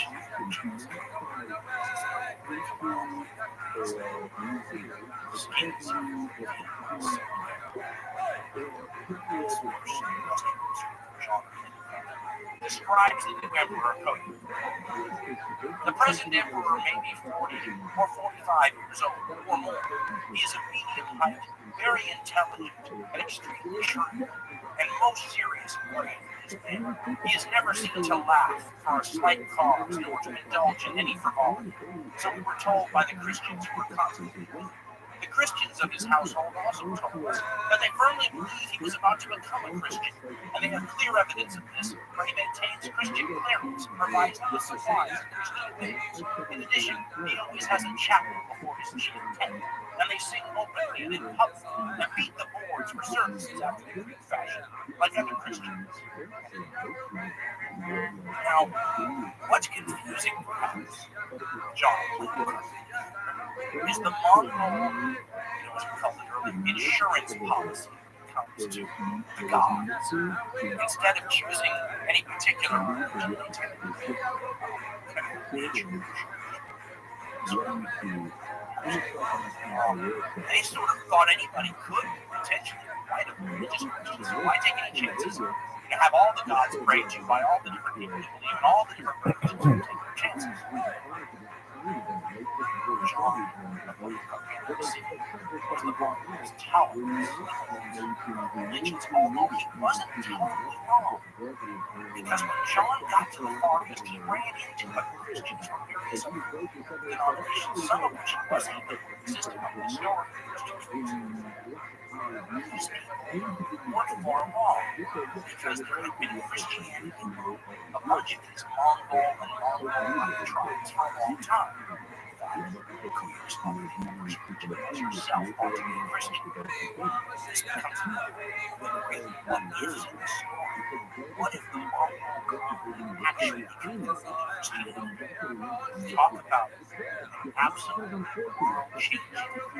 Because considering what the Mongols are going to do in China, the next generation or two,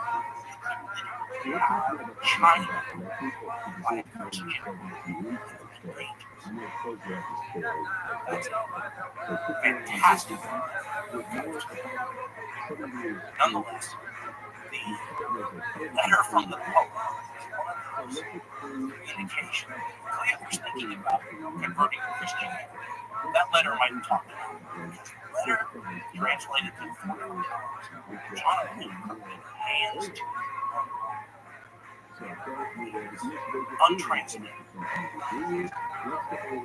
And by the way, they have found this exact letter and the response in the Vatican's records. When you read it, the first thing you think of is that it's the most idiotic letter anyone was totally not.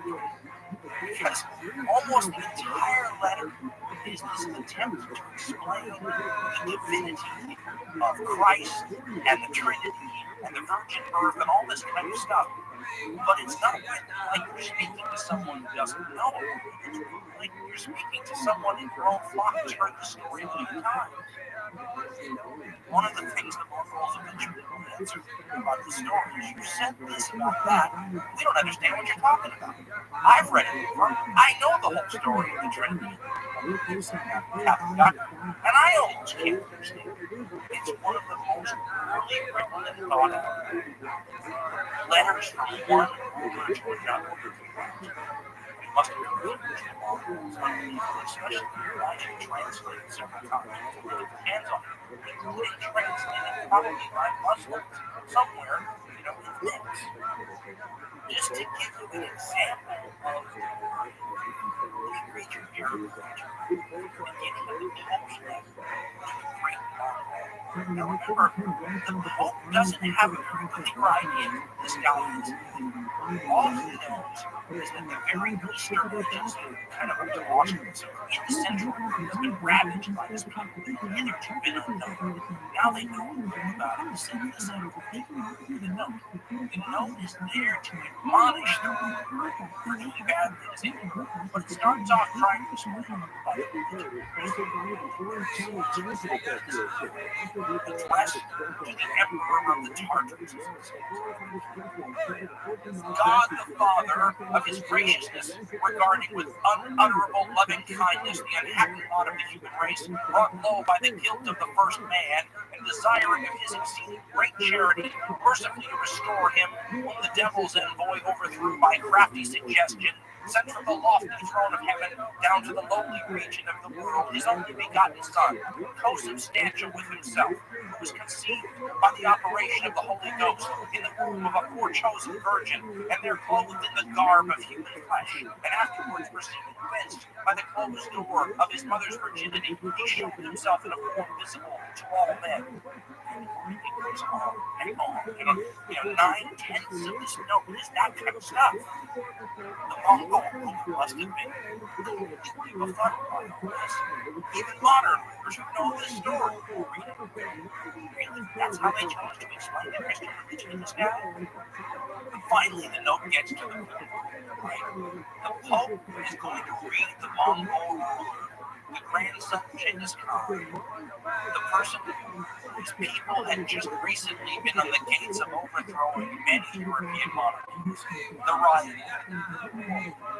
Seeing that not only men, but even irrational animals, nay, the very elements which go and make up the world machine, are united by a certain innate law, after the manner of the celestial spirits, all of which God the Creator has divided into choirs in the enduring stability of a peaceful order, it is not without cause that we are driven to express in strong terms our amazement that you, as we have heard, have invaded many countries, belonging both to Christians and to others, and are laying waste in a horrible desolation, and with a fury still unabated, you do not cease from stretching out your destroying hand to more distant lands, but breaking the bond of natural ties, sparing neither sex nor age, you rage against all indiscriminately with the sword of chastisement.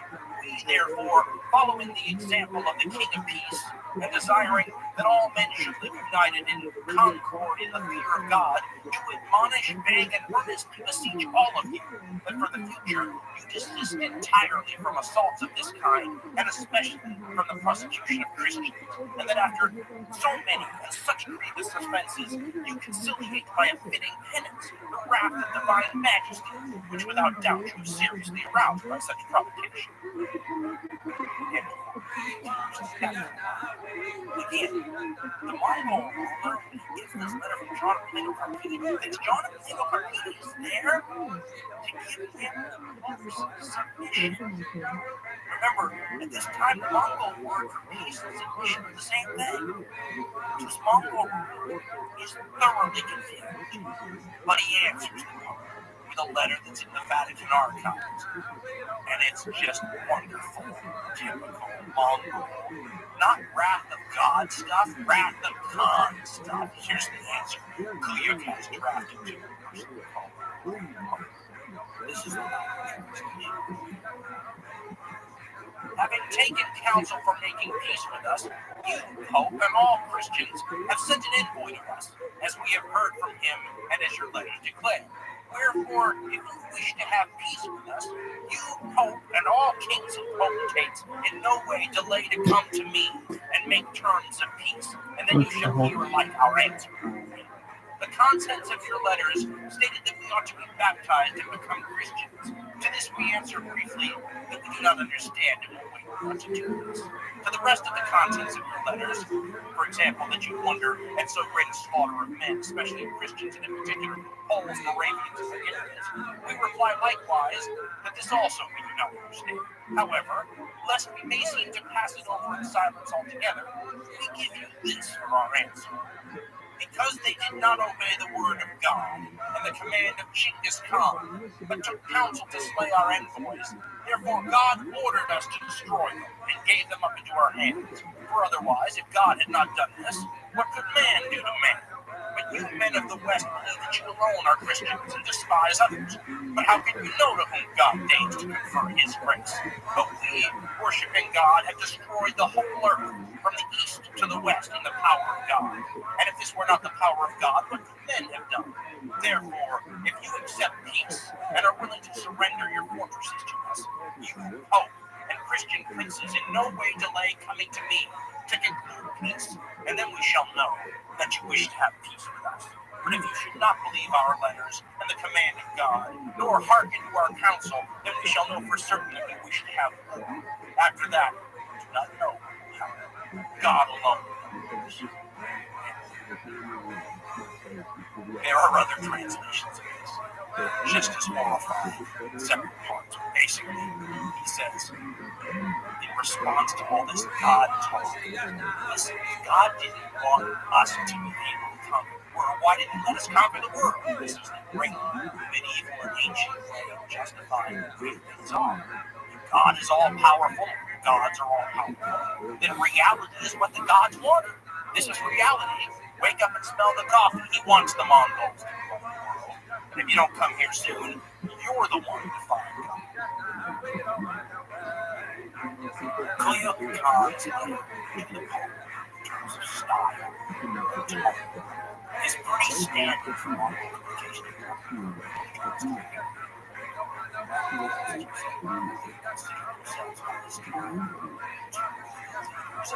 Universal law, divinely oriented and ordained leadership job was to put the whole world under their control. For the better.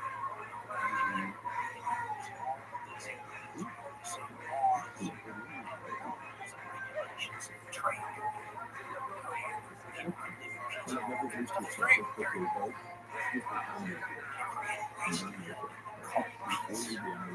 Nonetheless, the ascension of puts the Mongols back on trade. This empire that had come to a grinding halt now has a strong to pick up where it left off, which is not good news if you're Mongols. It's not good news. Jeopardy used to reimpose a stern discipline on the empire. He thinks things had become lax since the days of Genghis Khan. He thought his father Ootd was a bit mellow. As we told you, that was the conception. Ootd was a bit mellow. I'm sure he comes as a shock to suppression. Wrath, under that's a mellow one. And it's a stern.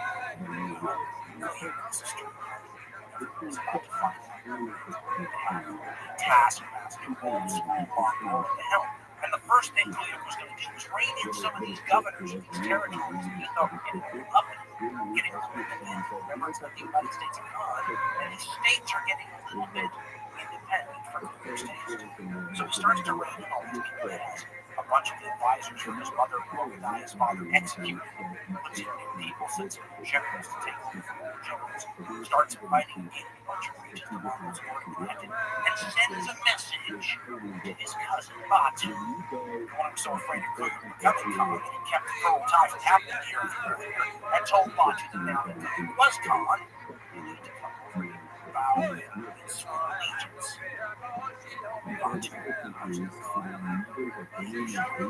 Dangers in such a move, but he also couldn't say no to the great Khan.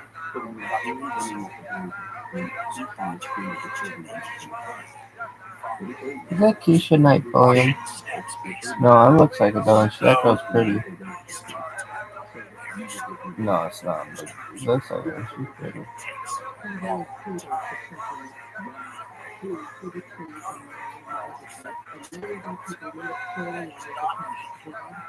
William was supposed to be the primary sources, a kind of the sickly Mongol hellish. And all of that was exacerbated by his habits. He was another alcoholic like his father. Primary sources. Are your thoughts percent sure? All day long. No. It could be her. Huge hair, and according to Persian chronicles, the combination of the drinking and the continual carousing of the hair was not good for his health. So one day, according to Persian chronicles, If she were in this movie, she would look like that.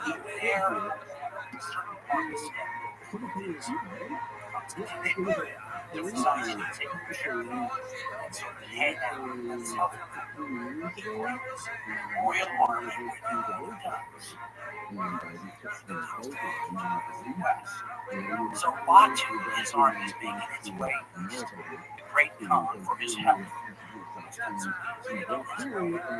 West, all of a sudden Batu sees a powerful time.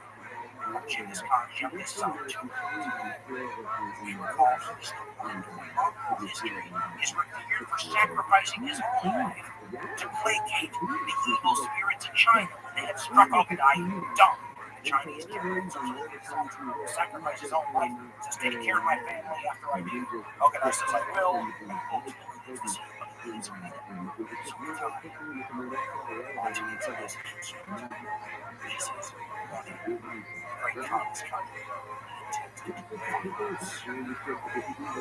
I think that is Keisha Knight Williams. If not, that girl's hot, and so is Keisha Knight Williams. But that's not Gary Payton. I get that. But I think that's Keisha Knight Williams. And if it's not, I want to know who that bitch is because she's hot as fuck. Are you sure it's Keisha Night Phone?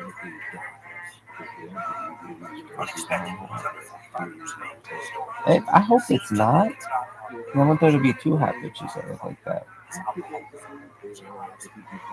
More beauty the merrier, baby. More beauty the merrier. This giant Mongol civil war fight between the greatest troops of all time on each side of the battlefield is averted. But the cost, once again, thrown the situation that nearly a year before it had finally solved. They had just gotten a Khan, the Mongol brain, and put back into the giant Mongol military robot. It was ready to, strike out again. And now, less than a year and a half later, everything was happening.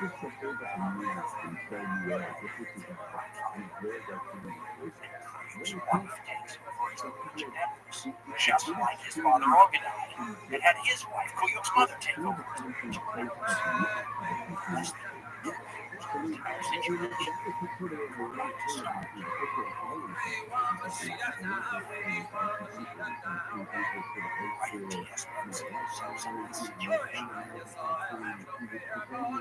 Once again, the Mongolian political situation would begin to unravel, as the imperial system faced a second crisis before the first one had even been resolved. Following the earlier precedent, he writes, Kuyuk's empress, Gamesh, assumed the powers of a caretaker regency, but that regency would last 3 years, for this strange and awkward period, first dominated by Kuyuk's mother, then himself, and now his wife. This time, when it does come, it's going to be because the senior family intervenes. That's not. He's determined not to allow this situation to continue. So he organizes it with the help of Sorghatan, of Kuyuk's evil intentions. Sorghatan is interesting one. First of all, it's very likely that she herself was a strong Christian. She also happens to be the mother of an absolutely remarkable religion. Of course, next time, and maybe the most interesting entire history of their brothers, their sons of Sorghatan, it's amazing children. Batu recognizes this. After several years, the Empress reaching Kamish's regency, Batu organizes a coup, but he doesn't do it in Mongolia. The rules of Genghis Khan mandate it. He has in Turkestan right by him. Now, this is fine for the House of Church. And it's fine with Sorghatan, he's buying the House of Church. It's not fine with some of these other kinds, the House of Ootd, the House of Chagatai, the people who've been running the show since Kuyuk was put in charge protest. Batu begins the situation, split in two, gets around the wall by saying, we'll choose a successor in Turkestan, and then we'll have the actual coronation in Mongolia, so that Genghis Khan's laws are kept out. In concert with the other House of TRUMAN, Sorghatan is son. He's cool. What's Matt doing? Because remember, the one condition that Kuyuk took the Great Khan's position under was that it stayed in his family. And Batu had been able to circumvent that new requirement of the laws. What's more, he managed to outlive the other sides of the family. He, representing the House of Jogaid, working with the House of Jogaid, had circumvented the rest of the Mongol branch.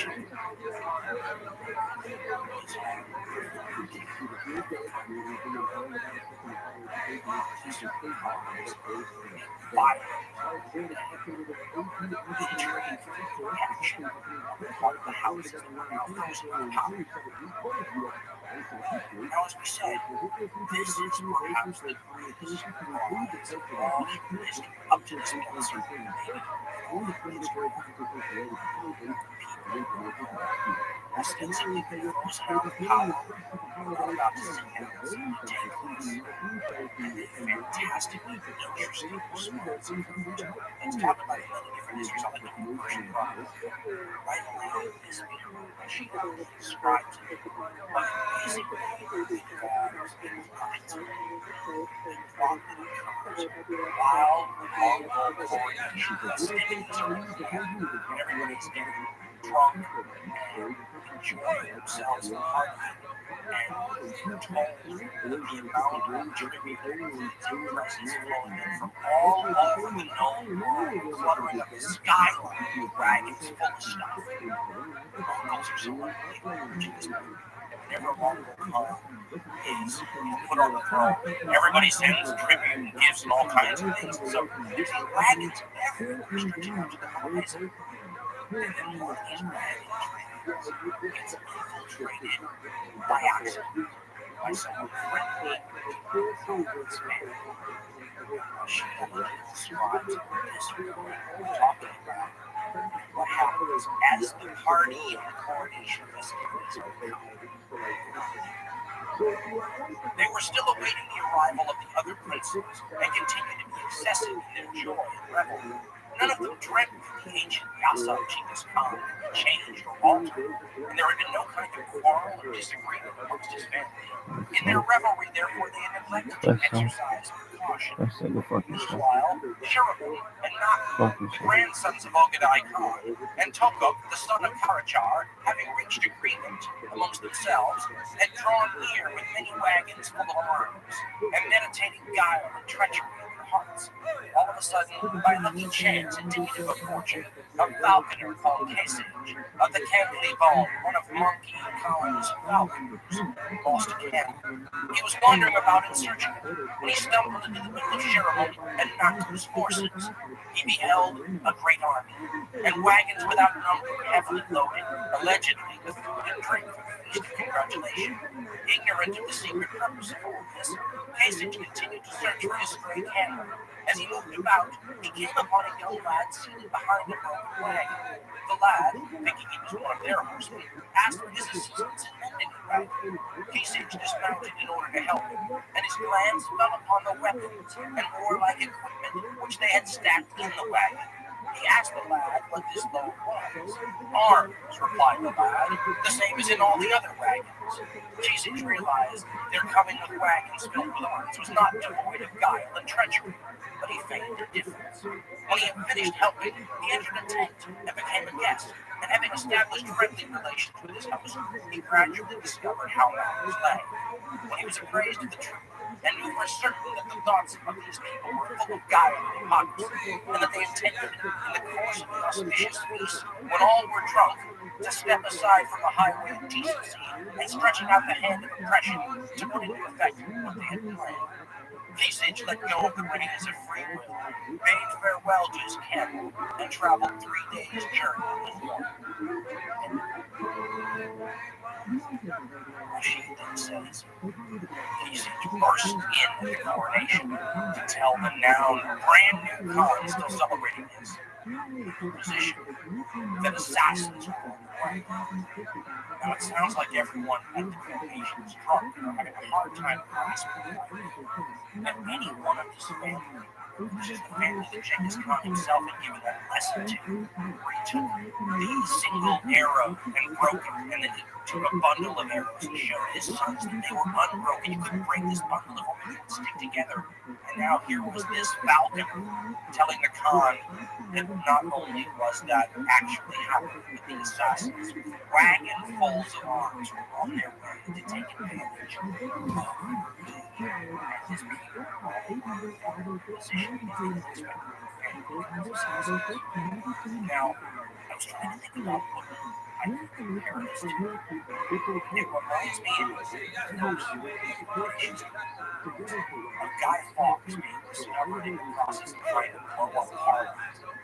They actually find him with all of the gunpowder underneath the Parliament building, and now the process of trying to grasp and figure out what the heck is going on is assassins are caught and there's a lot of them. This is scattered. These are stretching out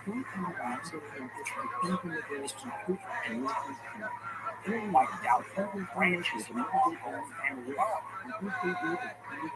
Stuff all sorts of retribution. I don't think there's enough assassination techniques. And then they start grabbing generals, people, and interrogating them under torture, and executing lots of people who are perceived to be taking part in crime.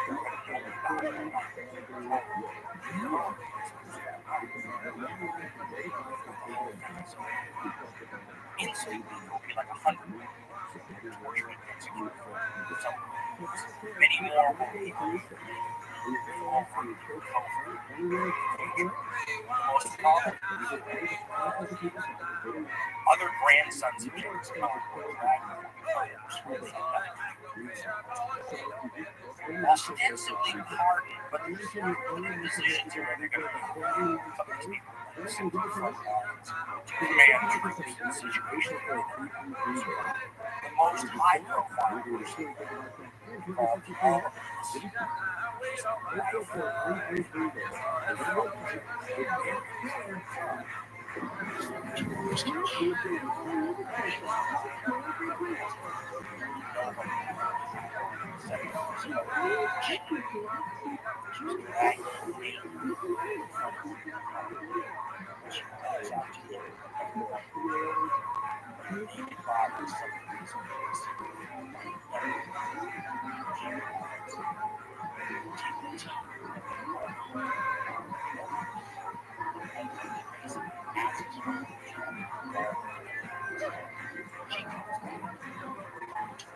that all of these people in the new code had promised that they would choose every true of all it out and would afford it all.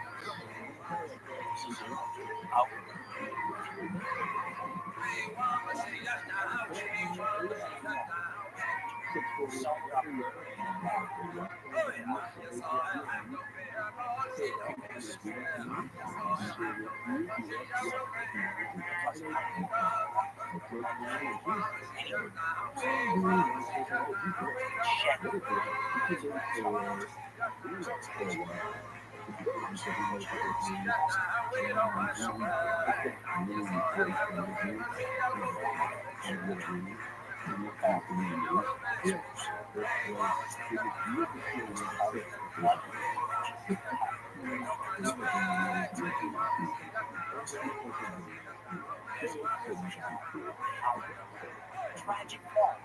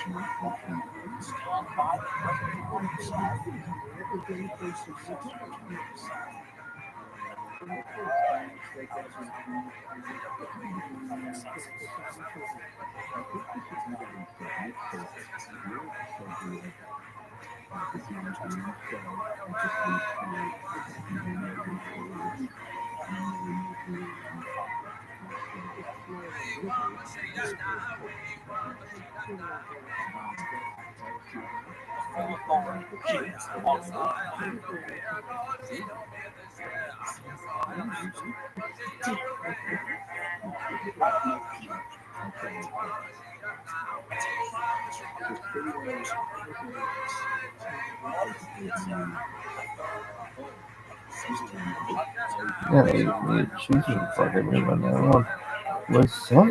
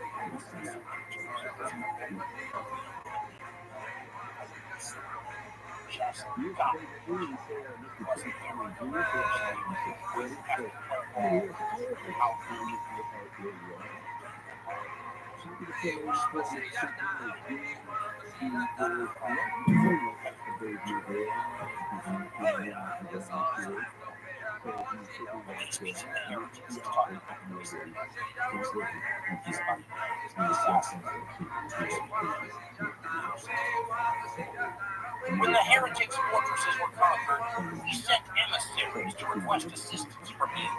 In reply, you said that you were in submission, but you did not send troops. Now, a token of submissiveness and allegiance is that you assist us with troops. You ride with your foes. You have not done so, and you send excuses. No matter how ancient and grand your family may be, and no matter how fortunate your dynasty has been, is the brightness of the moon such that it can eclipse the brilliance of the sun? That lady's got a great voice. That lady, yeah, she's got a great voice. May have reached your hearing from common belief, and you may have heard how, through God's Who was she in plan, Fresh they Prince? brought all the dynasties that She was somebody's mom or something in Fresh the Prince. Dalamite kings, the Atreides, and others, all of whom were families of might and majesty. The gates of Something. Baghdad were not closed to any of these groups, and they kept thrones there. With the might and power we possess, how shall they be closed to us? Previously, we have given you advice, but now we say that you should avoid our wrath and vengeance. Do not try to overreach yourself or accomplish the impossible, for you will only succeed in harming yourself. The past is over. Destroy your ramparts, fill in your moats, turn the kingdom over to your son, and come to us. If you do not wish to come, send all three, the Vizier, Suleiman Shah, and the Dakhmatar, and they may convey our message word for word. If our command is obeyed, it will not be necessary for us to wreak vengeance, and you may retain your land as long as subjects. If you do not heed our advice and dispute weapons. Line up your soldiers and get ready for the field of battle. For we have our loins girded for battle with you, and are standing at the ready. When I lead my troops in wrath against Baghdad, even if you hide in the sky or in the earth, I shall bring you down from the turning celestial sphere. I shall pull you up like a lion. I shall not leave one person alive in your realm, and I shall put your city and country to the torch. You desire to have mercy on your ancient family's hands. Heed my advice. Fear God. Let us seek God's will.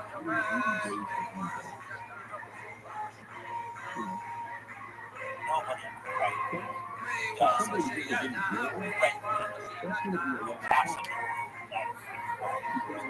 the response from the village was somewhat evasive and at times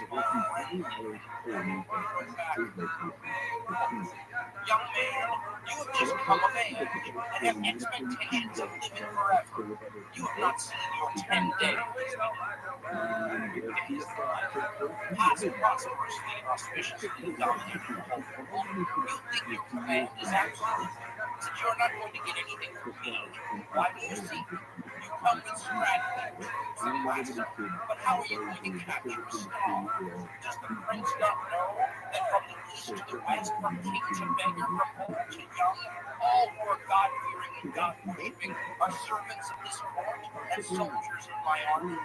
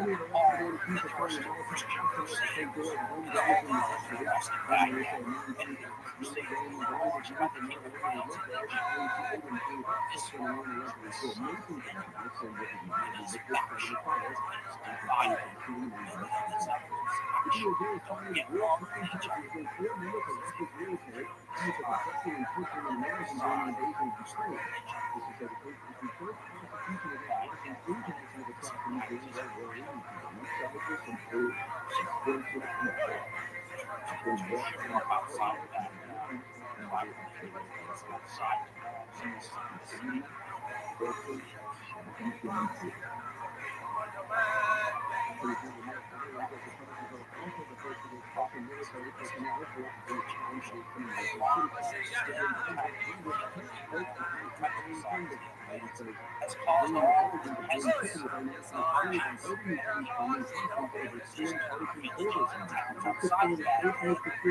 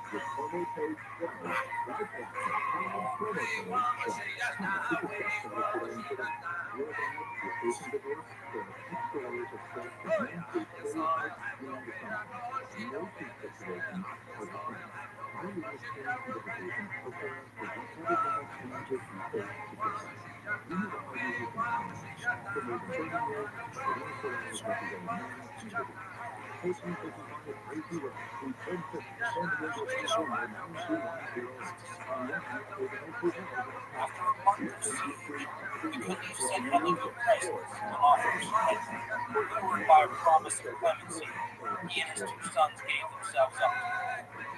On February 13th, 1250, another British troops entered Baghdad and began 40 days of killing. 800,000 1,000 of the inhabitants of Foodporn. Thousands of scholars, scientists, and poets fell into libraries and treasures accumulated for centuries in a week.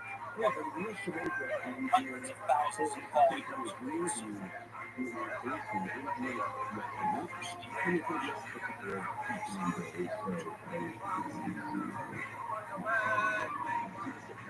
The Rabbi in 12 was very different from custom. Its agriculture was by canal was thousands of years old. Baghdad was one of the most permanent intellectual centers of the world. The Mongol destruction of Baghdad was a psychological blow from which Islam never recovered. Already, he says, Islam was turning inward, becoming more suspicious of converts which were prevented from more conservative. With the sack of Baghdad, the intellectual flower of Islam was laughed, imagining the ideas of Pericles and Aristotle obliterated by a nuclear weapon begins to suggest it. The Mongols filled in the irrigation and left empty populations.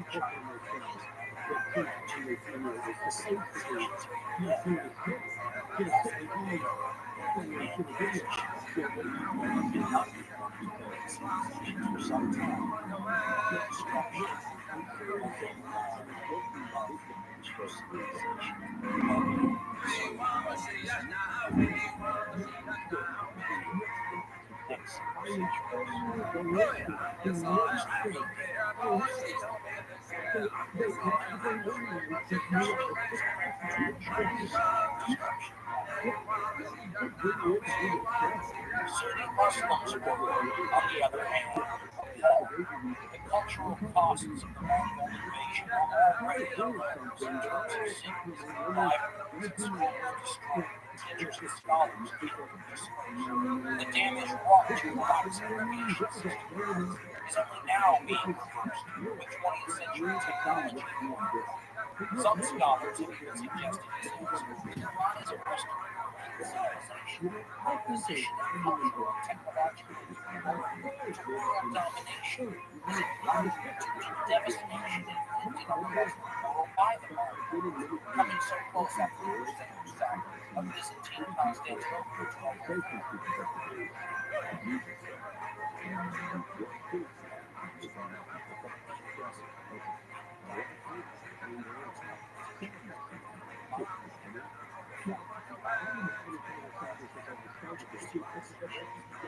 Without doubt, the Western ahead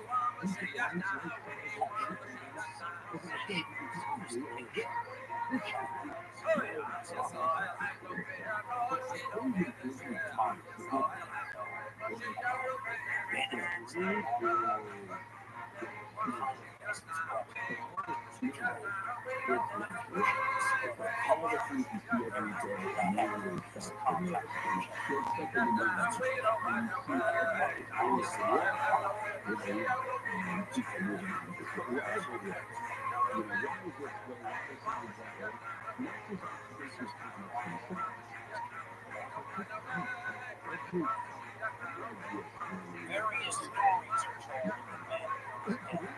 Nasir al-Din's secret may have actually been present. Tells how a tray of gold is set before him. Eat, commanded Rabbi. It is not edible, answered Rabbi. Then why did you keep it and not use it to pay your soldiers? Asked Rabbi. And why did you not make these iron doors into arrowheads? And why did you not cover the river and try to stop the crossing? That was God's will. What will now happen to you is also God's will. Some say that Wade was then locked in a tower with his own treasure and starved to death. But this is almost certain. Others speak of him being cut down by heaven himself, or by his commander, or by Prince Hassan Bosch, who led the Georgian cavalry, the most convincing account tells how the belief was wrapped in the heart and came a much more likely than an execution for someone.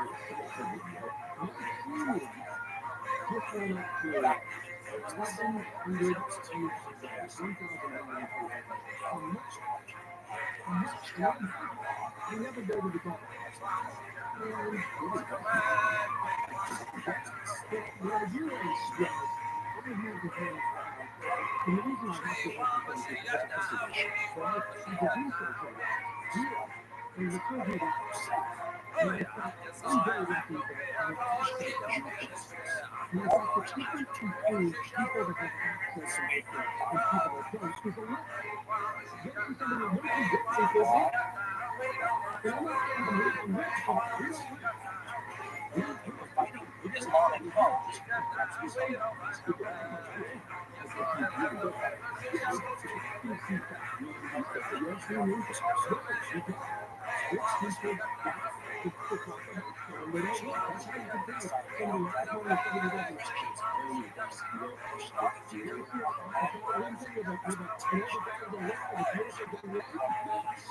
foes subjugation.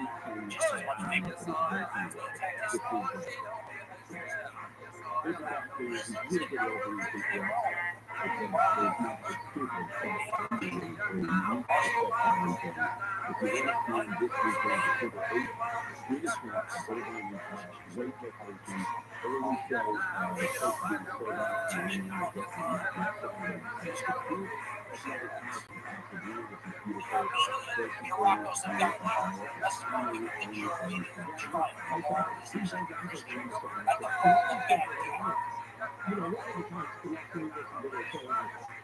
550 years have passed since the founding of this city. Herodotus legacy left insatiable leech and swallowed the entire world. Now a Christian war all had been taken. It was punished with the blood it had shed and the evil it had done. The measure of its iniquity was full. The Muslim tyranny had lasted 647 years. In the eyes of the historians, too, and of the Syrian Jacobites and Armenians, the terrible Mongols appeared as the avengers of oppressed Christendom, as providential saviors who from the depths of the dome to attack Islam in the rear and shake it to its foundations. Who would have imagined that those humble historian missionaries in the 7th century left Seleucian titles were bent out to spread the gospel in the many lands of Eastern Turkey and Mongolia, and so the seed of summer the harvest.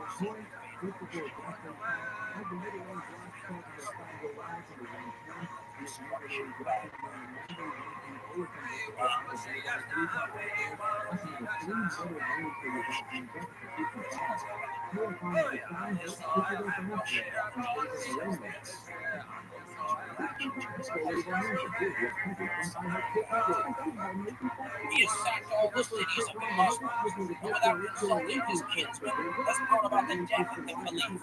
With the help of God, I will call him to account for such.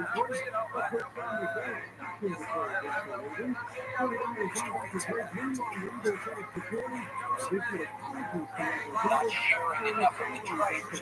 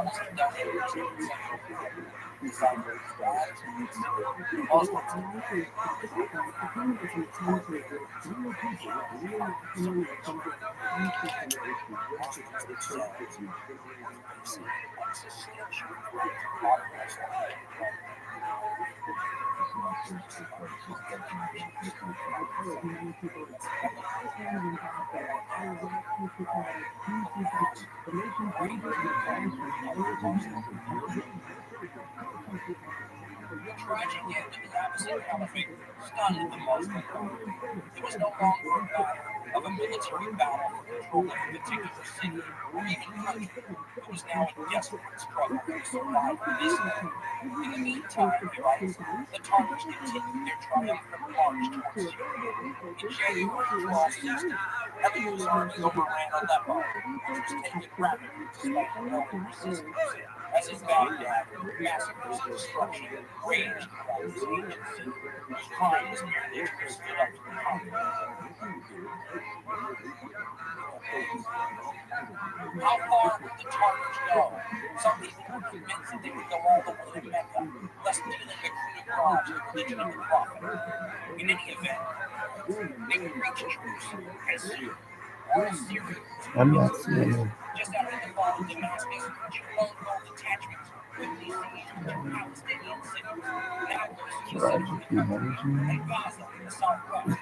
When Gaza, a village which lies on the edge of Sinai, was overrun in that tragic spring of 1260, it seemed that not even Yo, dog. escaped devastation. Hey, Even before yo, you know you got campaign had ended, more fucking Elegant movies dispatched on an here. ambassador to Cairo to demand the unconditional surrender of the land to the Nile. The emissary was received, spoke his piece, and was then beheaded. The Mamelukes were not joking. Their methods bore no resemblance to those of Saladin. These sultan slaves, who had now been ruling for 10 years, reflected the hardening, the intransigence of an Arab world now under attack from all directions. They fought with all the means at their disposal. No scruples, no magnanimous gestures, no compromise, but with courage and freedom. The Mamelukes had taken control of Egypt. Only about a decade before this time, they had been slave soldiers of the Egyptian army, mostly made up of those people who played a significant role throughout this whole story as you capture. Now they were running This is lunacy.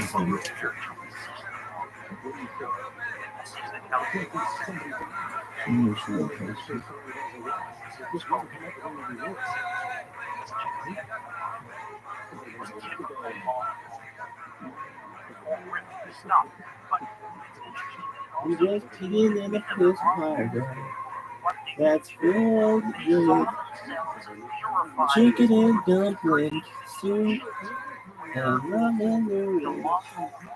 And I'm looking at a giant, oversized baby pond. And the book boy in the box, and a red glove, and a menorah, and a finger each kitty at Santa, and a guitar snake. You have heard how we conquered a vast empire and have purified the earth with sword. It is for us to fly and for us to pursue. When you fly, and by what road shall you escape us? Our horses are swift, our arrows sharp, our swords like thunderbolts.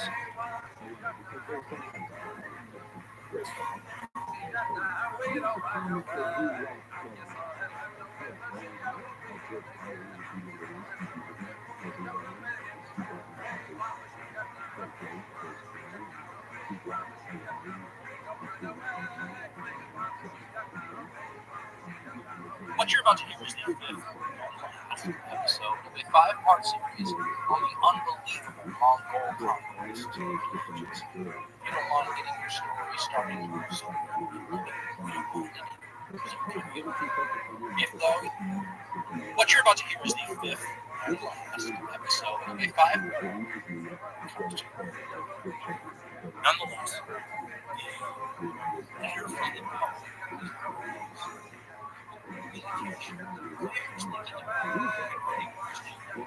That letter here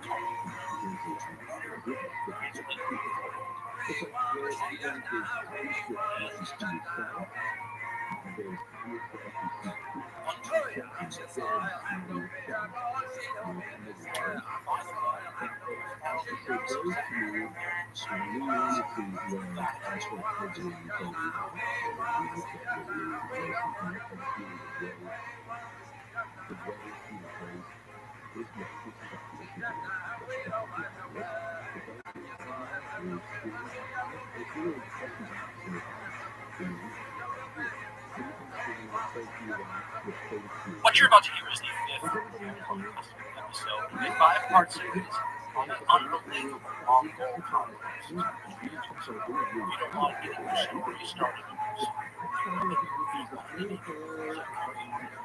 If though you prefer your story having some sort of sequential, that makes some sort of narrative sense, you might finish the in any case, some good reference. And without further ado, part 5, the Wrath of the Conquerors. December 17th, history. 1941. A day which was to be able to conquer the world. Why did he let us conquer the world? This is the great medieval ancient justified God is all powerful. Gods are all powerful. And reality is what the gods wanted. This is reality. Wake up and smell the coffee. He wants the Mongols to conquer the world. And if you don't come here soon, you're the one to conquer. Kublai Khan's letter to the Pope in terms of style, tone, is pretty standard for Mongol communication.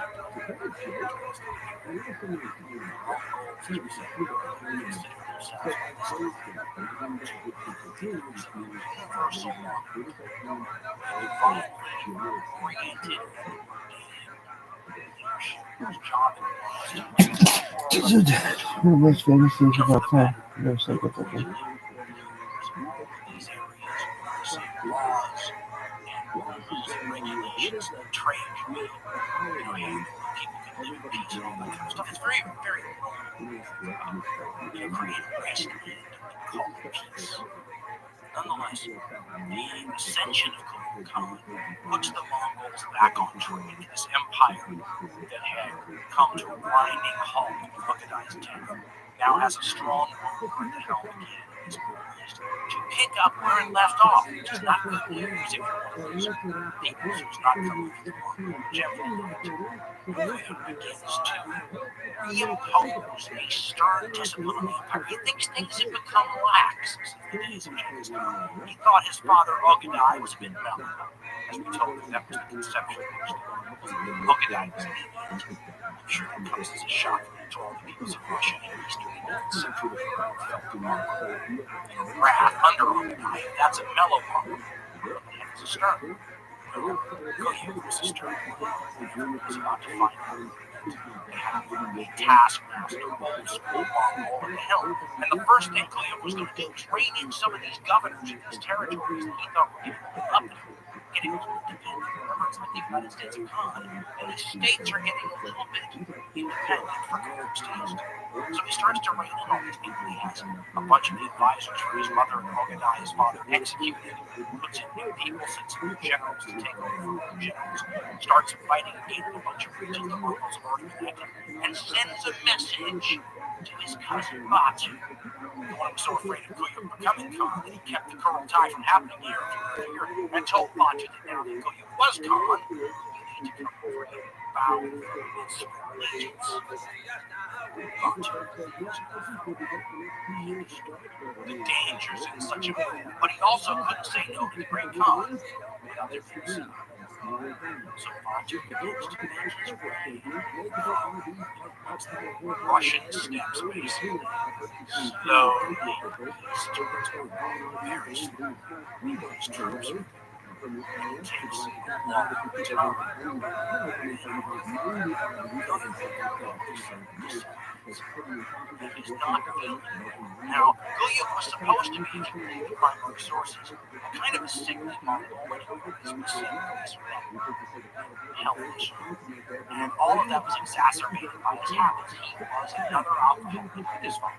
The primary sources say he would get up here, start drinking wine, drink all day long until he had also,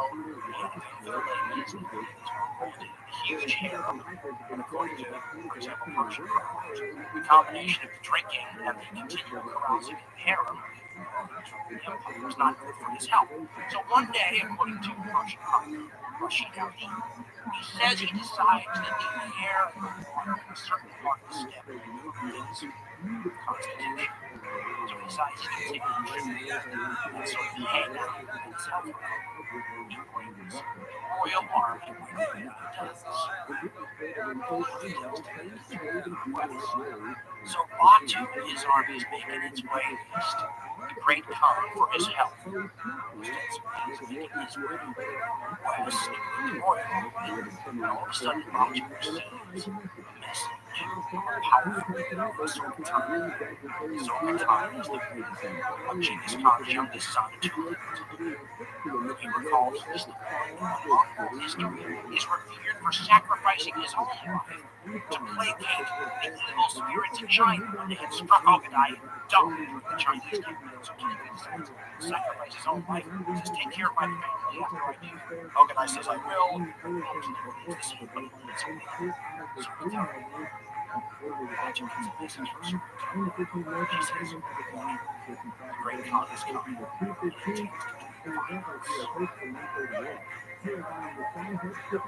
You have some fractured different houses, and the houses are about to have a war with each other. Smash Batu. Somewhere.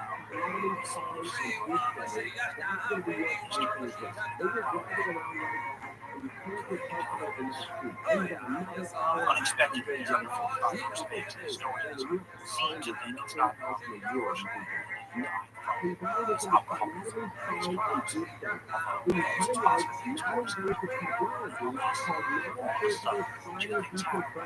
This giant Mongol civil war fight between the greatest troops of all time on each side of the battlefield is averted. But the cost, once again, throwing the Mongol Empire in a situation that nearly a year before it had finally solved. They had just gotten a Khan, the Mongol brain had been put back into the giant Mongol military robot. It was ready to, strike out again. And now, less than a year and a half later, everything is happening.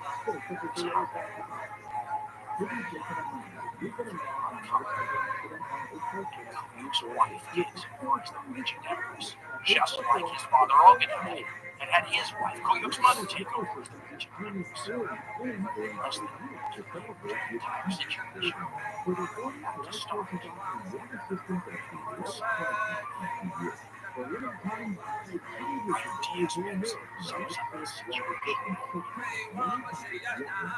Once again, the Mongolian political situation would begin to unravel, as the imperial system faced a second crisis before the first one had even been resolved. Following the earlier precedent, he writes, Guyuk's empress, Gamesh, assumed the powers of a caretaker regency, but that regency would last 3 years before this strange and awkward period, first dominated by Guyuk's mother, then himself, and now his wife, would come to an end. This time, when it does come to an end, it's going to be because the senior family intervenes. That's Batu.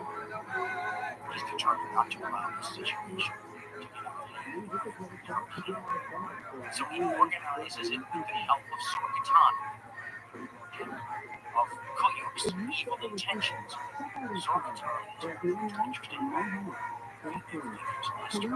First of all, it's very likely that she herself was a restoring Christian.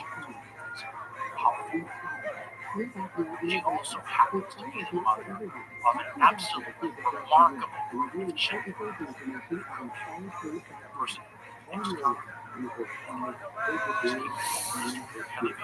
And maybe the most interesting entire history. Their brothers, sons of Sorghatan, amazing children. Batu recognizes this. For several years, Batu organizes a coup, but he doesn't do it in Mongolia. So Genghis Khan mandated that it's going to be, he has in Turkestan right by him. Now this is fine for his house of Church. And it's fine with Sorghatan, he's going to the house of Church. It's not fine with some of these other kinds. The house of Ootd is great. The house of Chagatai is great. The people who have been running the show since Guyuk was put in charge protest. So now, Batu begins the situation. Split in two, gets around the wall by saying, we'll choose a successor here in Turkestan, and then we'll have the actual coronation in Mongolia, so that Genghis Khan's laws are kept out. Big concert at the house of Turkey. Sorghatan is son.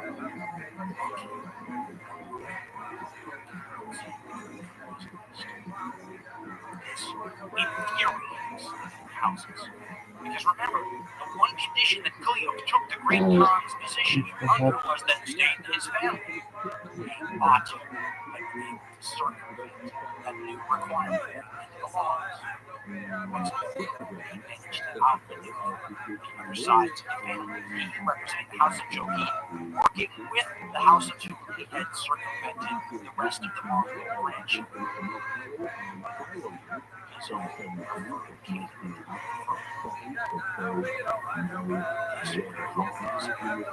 violent intrigue reaction on the part of the houses that were now frozen in power. Now, as we said, this is perhaps the greatest rise in all human history up to this point, certainly ostensibly being frozen out of power. We're not about to see that instantly take place. A fantastically interesting response. Let's talk about it in the different like the version of when this purification describes it, but basically involves the fact that while the Mongol coronation festivities are underway, and everybody's getting drunk and enjoying themselves and partying, and told that the amount of tribute and goods and presents flowing from all over the known world, cluttering up the skyline, wagons full of stuff. Mongols are so unbelievable. Whenever a Mongol car is put on the throne, everybody sends tribute and gifts and all kinds of things. And so there's these wagons everywhere stretching out to the horizon. And these wagons gets infiltrated by accident by someone friendly to the Mongol's family. Describes this thing talking about what happens as the party and coronation festivities are occurring. They were still awaiting the arrival of the other princes and continued to be excessive in their joy and revel. None of them dreamt that the ancient Yasa of Genghis Khan could be changed or altered, and there had been no kind of quarrel or disagreement amongst his family. In their revelry, therefore, they neglected to exercise precaution. Meanwhile, Shiraman and Naku, the grandsons of Ogadai Khan, and Tokok, the son of Karajar, having reached agreement amongst themselves, had drawn near with many wagons full of arms, and meditating guile and treachery in their hearts. All of a sudden, by lucky chance indicative of fortune, a falconer called Kasich, of the Kangli Bone, one of Monkey Khan's falconers, lost a camel. He was wandering about in search of it when he stumbled into the middle of Shiraman and Naku's forces. He beheld a great army, and wagons without number, heavily loaded, allegedly with food and drink for the feast of congratulation. Ignorant of the secret purpose of all this, Kasich continued to search for his stray camel. As he moved about, he came upon a young lad seated behind a broken wagon. The lad, thinking he was one of their horsemen, asked for his assistance in mending the wagon. Kasich dismounted in order to help him, and his glance fell upon the weapons and warlike equipment which they had stacked in the wagon. He asked the lad what this load was. Arms, replied the lad, the same as in all the other wagons. Kasich realized their coming with wagons filled with arms was not devoid of guile and treachery, but he feigned indifference. When he had finished helping, he entered a tent and became a guest, and having established friendly relations with his host, he gradually discovered how matters lay. When he was appraised of the truth, and knew for certain that the thoughts of these people were full of guile and hypocrisy, and that they intended, in the course of the auspicious feast, when all were drunk, to step aside from the highway of decency, and stretching out the hand of oppression to put into effect what they had planned. Kasich let go of the reins of free will, bade farewell to his camel, and traveled 3 days' journey inland. She then says, Kasich burst in the coronation to tell the now brand new Khan still celebrating this position that assassins were on the way. Now it sounds like everyone at the coronation is drunk and are having a hard time grasping the idea that any one of this family, this is the family that Genghis Khan himself had given that lesson to, where he took the single arrow and broke it, and then he took a bundle of arrows and showed his sons that they were unbroken. You couldn't break this bundle if it didn't stick together. And now here was this falcon telling the Khan that not only was that actually happening, but the assassins, wagonfuls of arms, were on their way to take advantage of he and his people in the position because they didn't expect him to fail these assassins. Now, I was trying to think about what I could compare this to. It reminds me of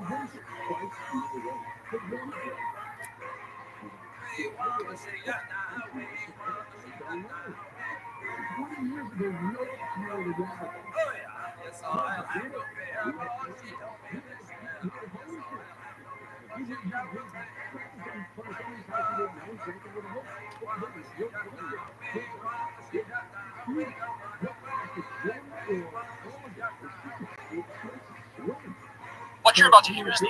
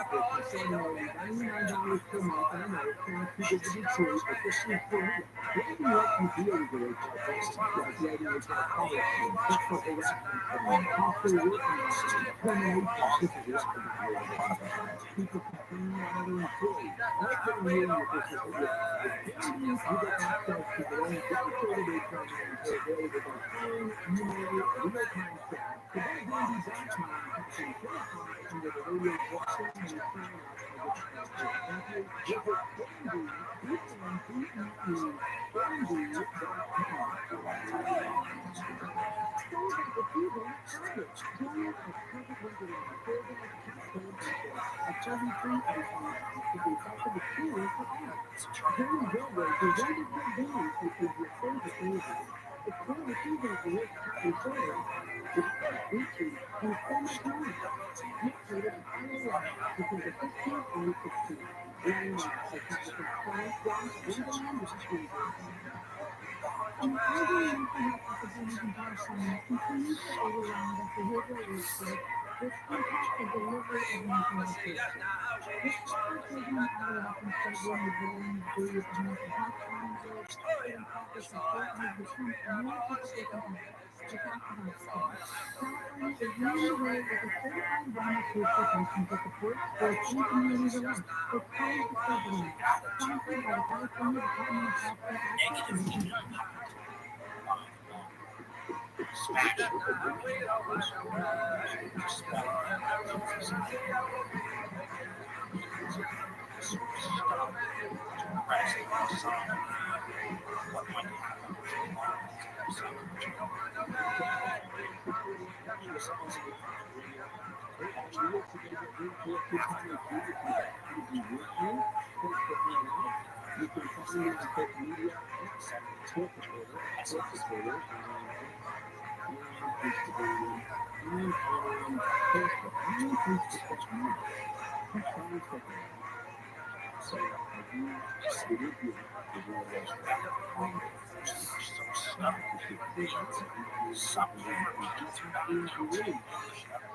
It's called the President, sponsored by the California Department of Health and Access to Mental Health. what might happen You can find me on social media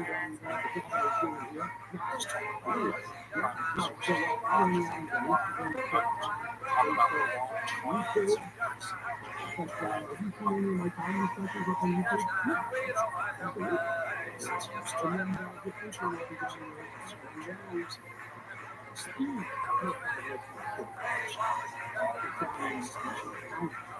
photooftheday, Instagram, and on Facebook. I'm on Facebook as well. So I do schedule you to do a they were free to go.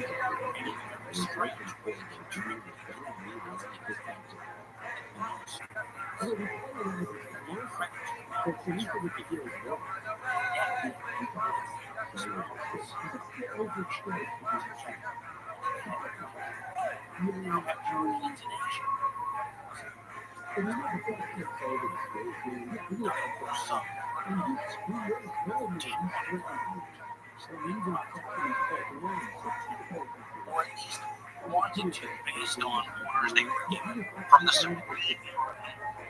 It's time to utilize the public. Papal expedition will leave for the Mongolian steppes or Asia, or this ill-defined area that Europe really knew nothing about in 1245. People often credit Marco Polo's famous being the first information Marco is still quite a bit in the future. The Papal expedition sent out in 1245 and led by personages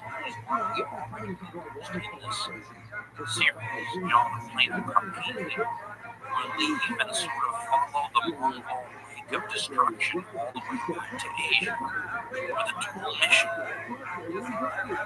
One, to transmit a written message from the Torah to the Mongol. Two, to spy on Mongol capabilities and to tell the Europeans in general as much as they could find out about these people. So if they ever came back, the Europeans might be better prepared to deal with them. John and Plano Carpini, a European eyewitness to the crown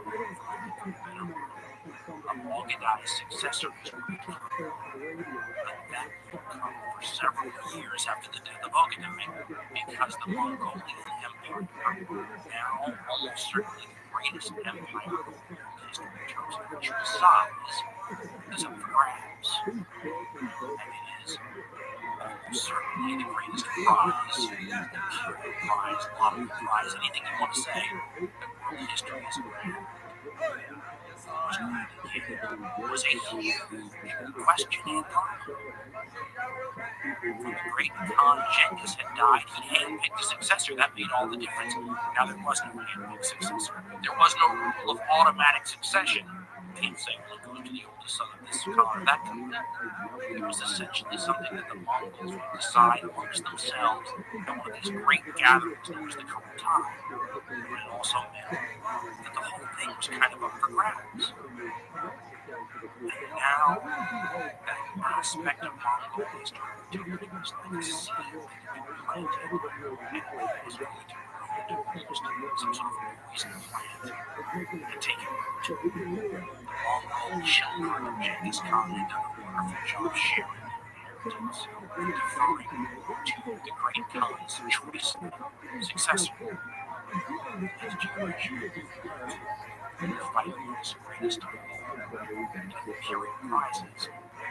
The grandchildren of Genghis Khan, they did not feel the same level of devotion to the empire's stability as the Khan's children did. In fact, I was looking up a quote that I specifically remember. I couldn't find it online. Bill Cosby, stand-up I remember him talking about how difficult it was to raise his own children, because he had a poor child in Philadelphia.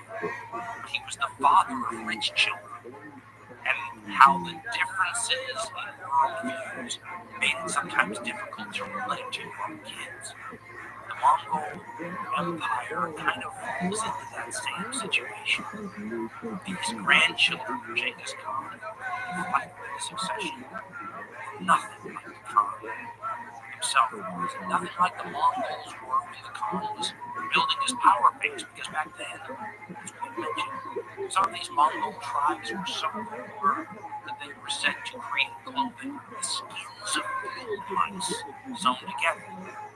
These grandchildren of Genghis Khan had never known such poverty. They were some of the richest people in the world. As Bill Cosby had said, there was a great difficulty in trying to infuse the values that you yourself developed, maintained, while people from the very earliest days of the Republic. As one chronicler had written, the Mongols were not now what they once were in terms of their material prosperity. A generation that had for pretty much their entire lives been clothed in silk was about to inherit the empire, an empire run by a generation who knew much more existence during their own lifetime than there were of possible candidates for the top job. I was picked by Genghis, without the idea that anything would have to give. Ogedai had a chosen successor, but he chose someone really young, a grandchild, who wasn't going to work, and there were a lot of possible people who had a realistic chance of getting elected to the top job instead. And that's key. The Mongol Khan may have had virtually dictatorial powers, but he didn't get that job unless he was elected to it by consensus. the other family members had agreed who got the top job, and this consensus was determined in one of these grand get-togethers, these cruel ties. That the European campaign by the Mongols was brought back to Mongolia so that they could have this giant get-together decided that the Trump would be. Now, it's worth remembering a little bit what the Mongol system was like. I've always thought it reminded me like the United States system, a federal system, the executive authority in Mongolia, the imperial Khan, and all that, but all those giant chunks of Mongol territory that Genghis Khan left to his sons became like separate states in the United States. The ruler of those areas was like a governor in a sense. You can think about it if you want, as I sometimes do, as the United States of Khan. And those governors all were liable to get the next, imperial job. That's more Genghis Khan had. Some siblings still alive who thought that they could be liable for the job and everything else. So they're going to hold this big curl tie, and everybody's going to pick the new Khan. And there's only one problem, and that's that Batu, one of the grandsons of Genghis Khan,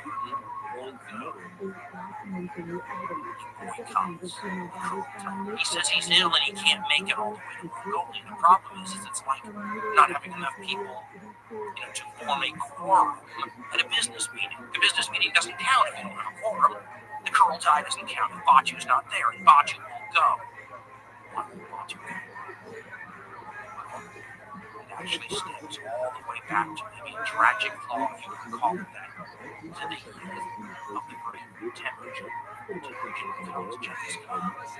His firstborn son was born after Temujin's wife had been stolen by a rival tribe. By the time Genghis Khan got his wife back, she was pregnant, and no one ever knew the child she carried was his, or some chieftain from another tribe's child.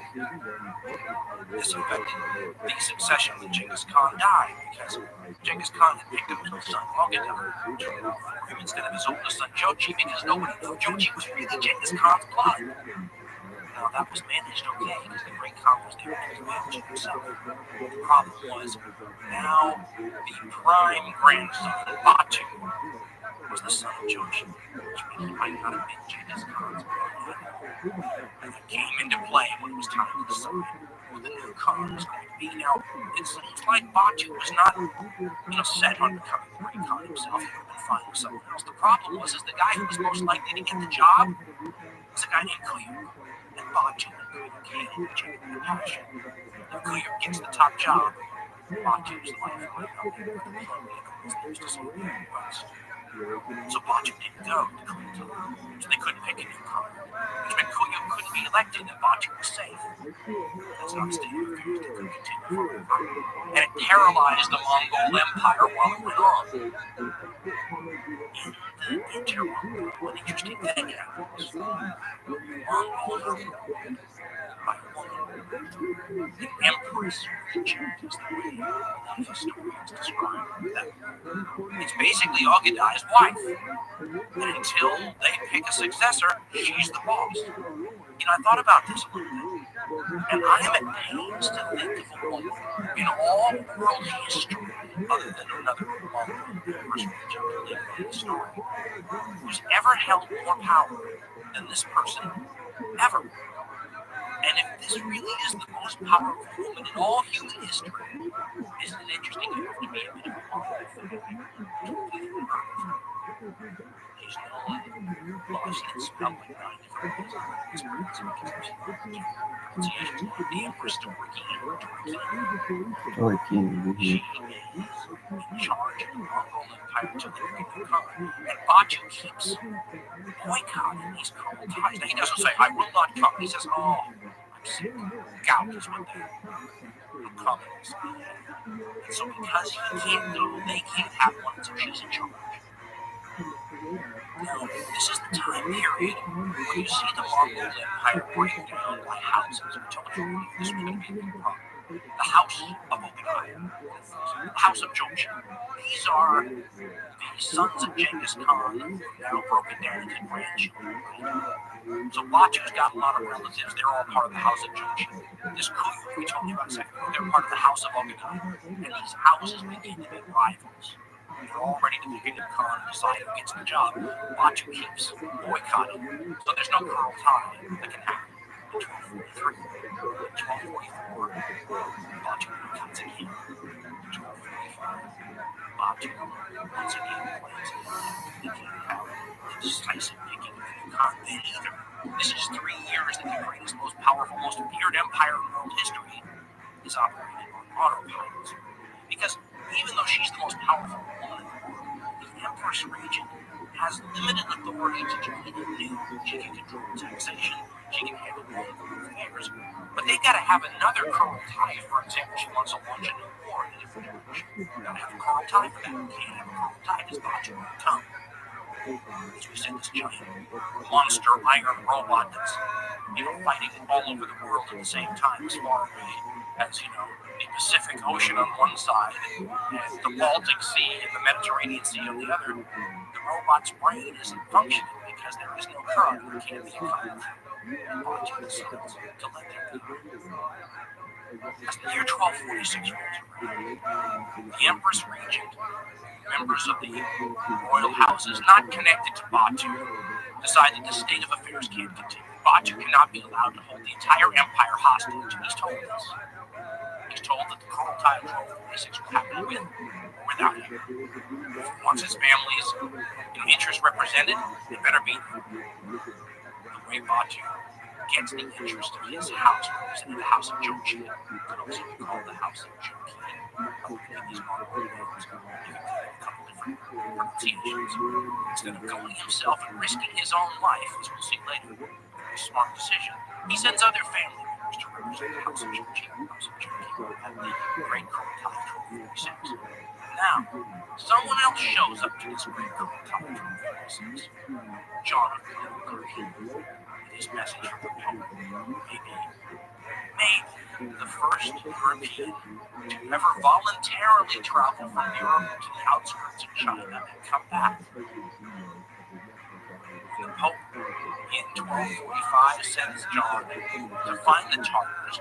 No one knows how to find them. He basically says, okay, you go to Russia, and then you keep going until you run into Tartars, which is exactly what John does. He runs into Batu, his westernmost state in the United States of Khan. He gives Batu this letter from the Pope. Batu probably has very little idea. And it has to be translated like 4 times to get it from Latin into Mongolian. It's got to go from Latin to Russian, Russian to Turkish, from Turkish to Uyghur, from Uyghur to Mongolian. And finally, Batu reads this letter from the Pope and says, oh, all they have here is an envoy. Better send him along to Mongolia to talk to the Great Khan. But the Great Khan isn't enthroned yet. He's about to have his great coronation ceremony. Wow, you better be there for that because all the other emperors are going. You better hurry, it's happening soon. And so this 65 or so year old John of Plano Carpini is put on a horse and whisked away to Mongolia. It sounds like it takes him a long time to get from Western Europe to Mongolia. It takes him 4 months. In reality, this is like warp speed in medieval travel time, right? He gets there just in time for this great Kurultai. He writes about it. The first European observer that I know of, I could be wrong about this, I think he's the first European observer ever to come back with information from Mongolia to bring back to Europe. And he writes about the Great Khan's Kurultai. Kuyuk, as I said, there's a couple of different ways. But the point of who gets the job is that it's exactly who Batu was worried about getting the job all these years that he'd avoided the Kurultai in the first place. The Empress Regent's oldest son, Ootd's son. A man that even Ootd didn't want to get the job because of his insubordination to Batu all those years ago. Nonetheless, he's elected by the rest of the royal family who's were there. He tries the same thing that the Caesars in Rome tried. There's a custom that develops where they basically say, Kuyuk, we want you to have the job. And he goes, oh no, I'm not going to this guy for this job. So-and-so would be better than I would. This other person would be better than I would. And they insist. And finally he says, okay, well, if you insist, I'll take the job, but on one condition. And the one condition was he'll become Grand Khan. He'll inherit this greatest of all prizes in world history if you make sure and write with his family, his house, the house of Ootd. This shows that the Empress Regent knew and Grand Khan all understood that Genghis Khan's empire was fracturing along the grandchildren's various lines, houses. This was his attempt to solve this problem and keep it in his own direct line. The other Mongols agreed to this. Guyuk is elected and he becomes the new Grand Khan. Now, John of Plano Carpini, when he arrives at the location of this Grand Khan, he's blown away. He says there's 4,000 enemies, dukes, kings, princes, sultans, people from all over what these people are considered. Mongols are not a poor people anymore. This is a grand gathering of people bearing gifts and petitions and scrambling to show that we are your good friends. Don't come in and hassle us. Here's what John of Plano Carpini writes to give you an idea of the grandness of this. First of all, he talks about the tent that Guyuk is in, and he says it's so big it will hold 2,000 people. The entire plain is so filled with tents, you can hardly walk. Here's how he describes the richness of what these animals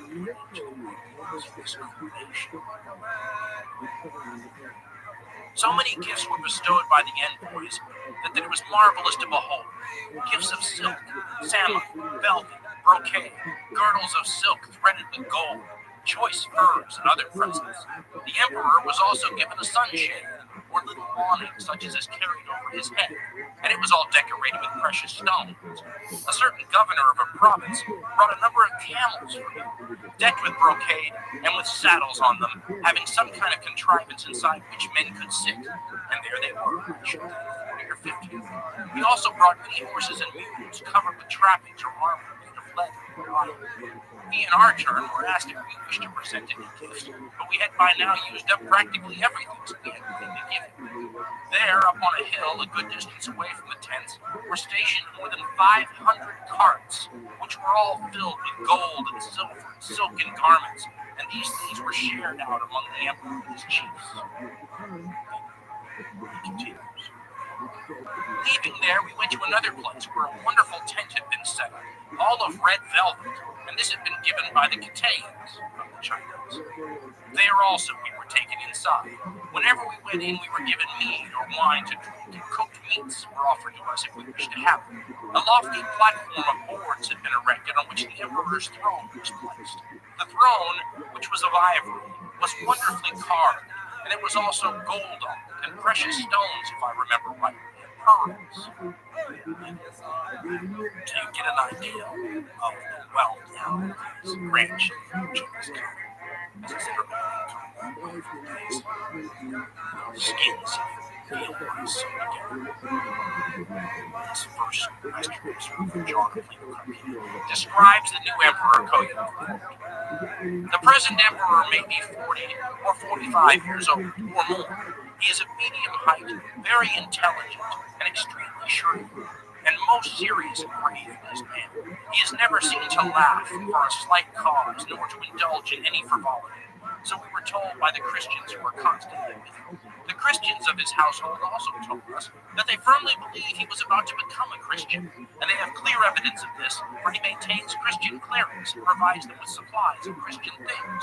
In addition, he always has a chapel before his chief tent, and they sing openly and in public, and beat the boards for services after the Greek fashion, like other Christians.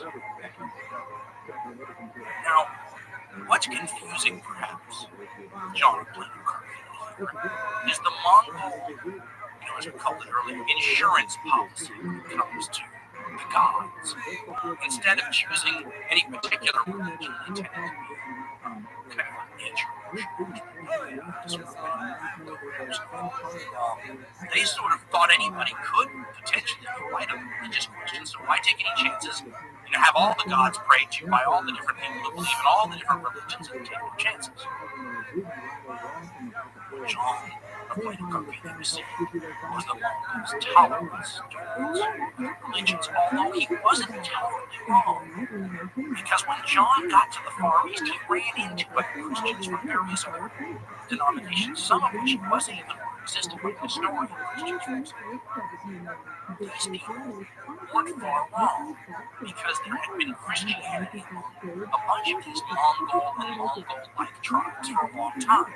In fact, Krayok's mother, the English region, was herself thought to be a Christian. This becomes another of the great what-ifs in the story. What if the Mongol clan actually converted to Christianity? Talk about an absolutely world-changing event, because considering what the Mongols are going to do in China in the next generation or two, you could literally have China by a Christian in the Middle Ages. That's a fantastic thing when it comes to it. Nonetheless, the letter from the Pope is one of those communications that if Koyuk was thinking about converting to Christianity, that letter might have talked about it, because the letter, translated through 4 different times, that John of Glenn hands to the Mongol is untranslated.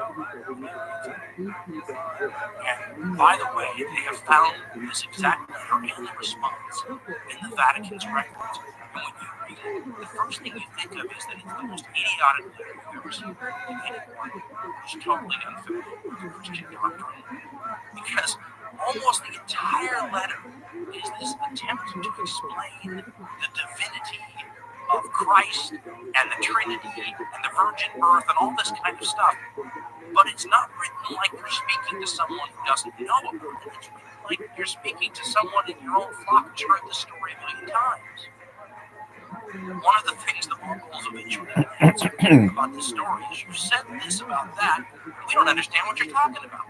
I've read it over. I know the whole story of the Trinity, Catholic doctrine, and I almost can't understand. It's one of the most poorly written and thought out letters from one ruler to another. It must have confused the Mongols unbelievably, especially when you imagine translated several times before they get their hands on it, including translated probably by Muslims somewhere, in the mix.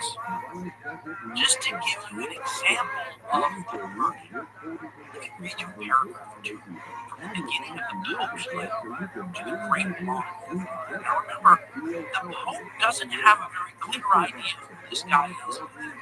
All he knows is that the very eastern edges, kind of up to Austria, somewhere in the Central Europe, has been ravaged by this people that had hitherto been unknown. Now they know all about it. He sends this envoy to them with a note. The note is there to admonish the ruler for doing bad things in Europe, but it starts off trying to explain a little about the religion. Here's what the note says from Pope Innocent IV, addressed to the Emperor of the Tartars, as it says. God the Father, of his graciousness, regarding with unutterable loving kindness the unhappy lot of the human race, brought low by the guilt of the first man, and desiring of his exceeding great charity, mercifully to restore him, whom the devil's envoy overthrew by crafty suggestion, sent from the lofty throne of heaven down to the lowly region of the world his only begotten Son, co-substantial with himself, who was conceived by the operation of the Holy Ghost in the womb of a forechosen virgin, and there clothed in the garb of human flesh, and afterwards proceeding thence by the closed door of his mother's virginity, he showed himself in a form visible to all men. And it goes on and on. 9/10 of this note is that kind of stuff. The Mongol ruler must have been completely befuddled by all this. Even modern readers who know this story will read it and go, really? That's how they chose to explain the Christian religion to this guy? But finally, the note gets to the point, right? The Pope is going to read the Mongol ruler, the grandson of Genghis Khan, the person whose people had just recently been on the gates of overthrowing many European monarchies, the Riot Act.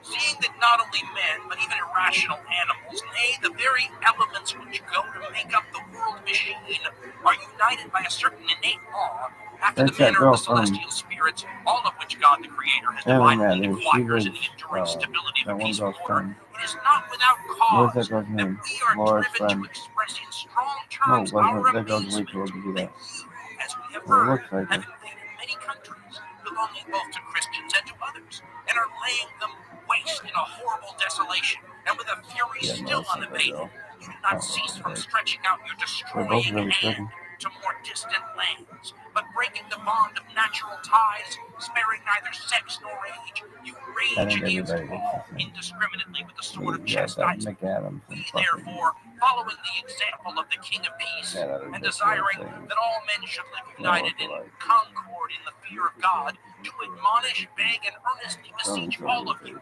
that for the future you desist entirely from assaults of this kind, and especially from the prosecution of Christians, and that after so many and such grievous offenses, you conciliate by a fitting penance the wrath of divine majesty, which without doubt you have seriously aroused by such provocation. And it continues like that for a while. Again, the Mongol ruler, when he gets this letter from John of Plano Carpini, thinks John of Plano Carpini is there to give him the Pope's submission. Remember, at this time, the Mongol word for peace and submission are the same thing. So this Mongol ruler is thoroughly confused. But he answers the Pope with a letter that's in the Vatican archives.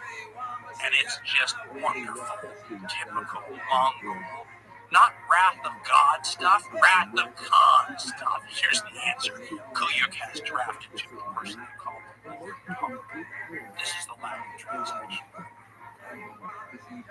Having taken counsel for making peace with us, you, Pope, and all Christians have sent an envoy to us, as we have heard from him and as your letters declare. Wherefore, if you wish to have peace with us, you, Pope, and all kings and potentates in no way delay to come to me and make terms of peace, and then you shall hear alike our answer.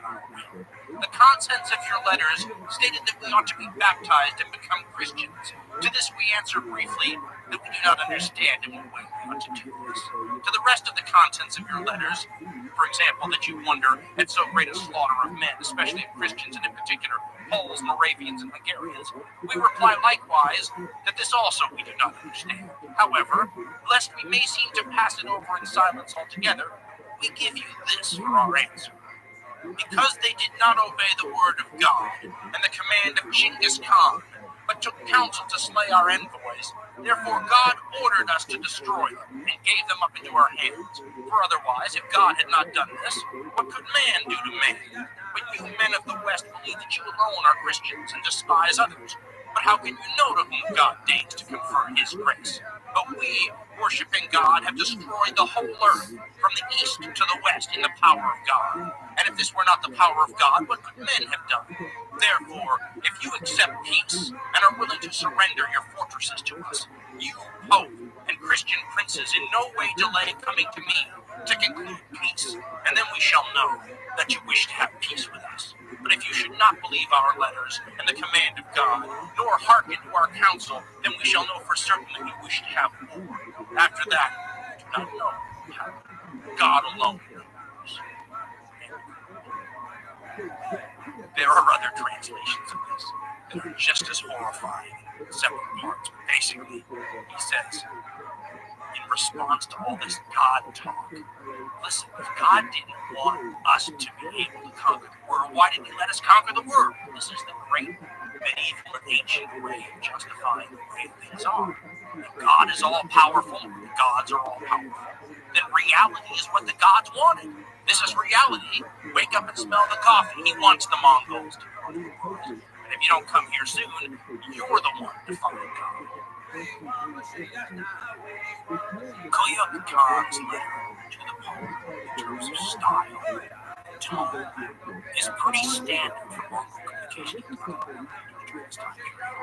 The Mongols, as we said, consider themselves by this time to be the leaders of a universal monarchy, a divinely oriented and ordained leadership whose job it was to put the whole world under their control. You know, for the better.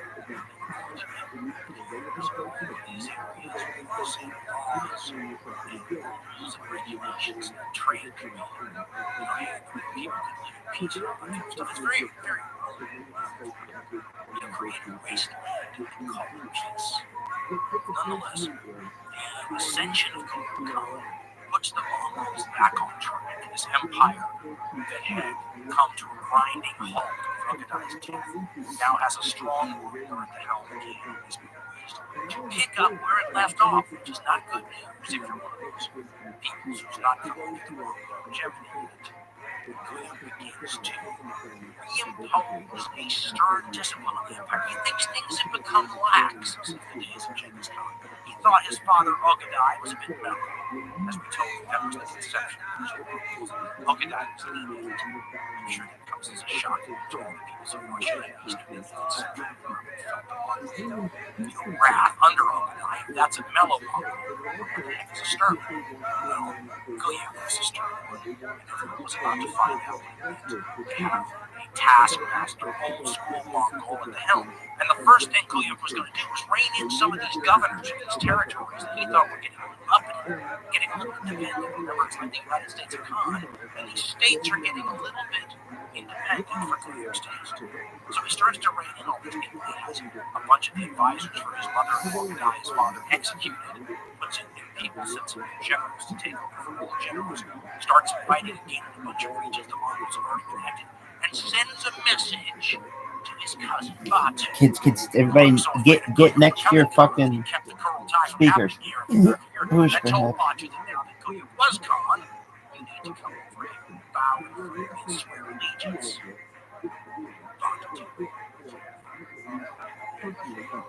Dangers in such a move, but you also need to take over the Great Khan.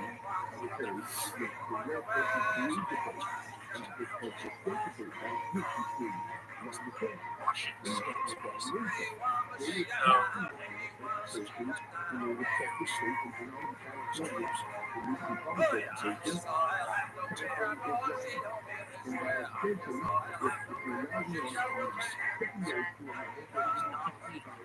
Now, Goya was supposed to be the primary sources, kind of a sickly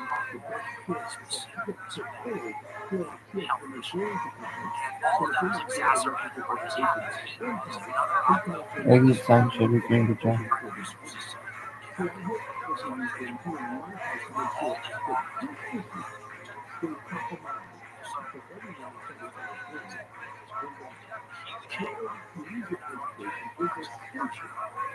Combination of drinking and continuing using heroin. For his health. So one day, according to Russian version, he says he decides that the air is a certain part of the state constitution. So he decides he has to cure that. It's a hang out. It's how the royal army. So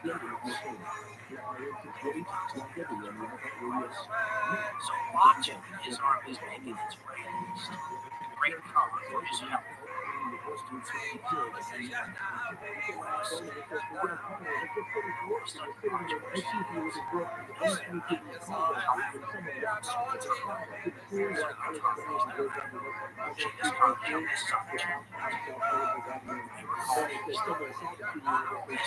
He's revered for sacrificing his own life to placate the evil spirits of China. They had struck Ogdai and dumped China's kingdoms. Sacrifice his own life to take care of my family. Ogdai says, I will.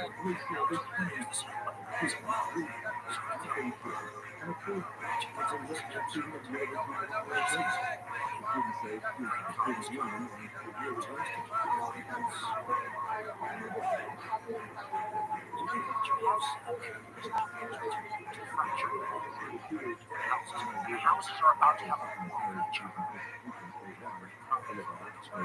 Smash Batu.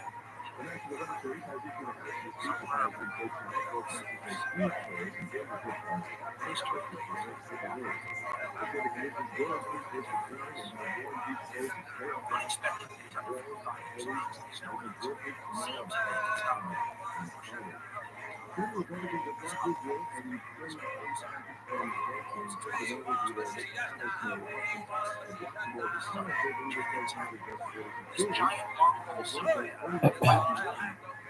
What's up, please?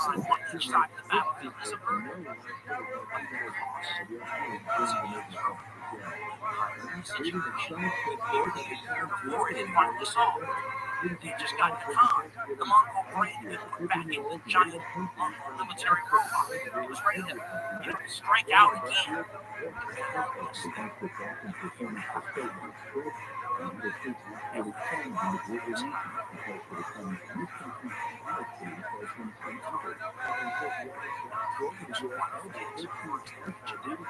Just like his father Robin, and his wife Cook's mother take much the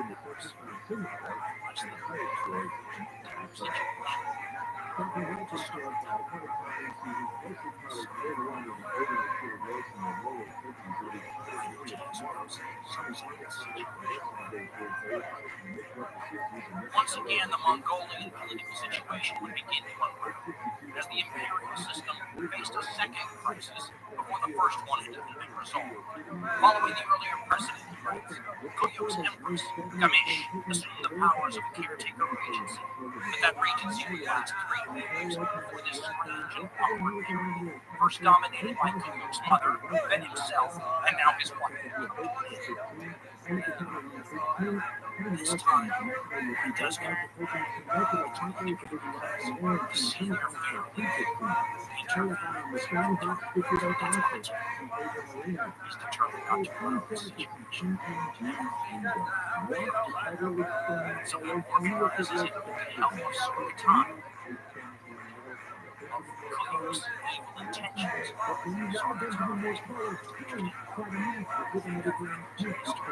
First of all, it's very likely that she herself was the she also happens to be of an absolute remarkable condition.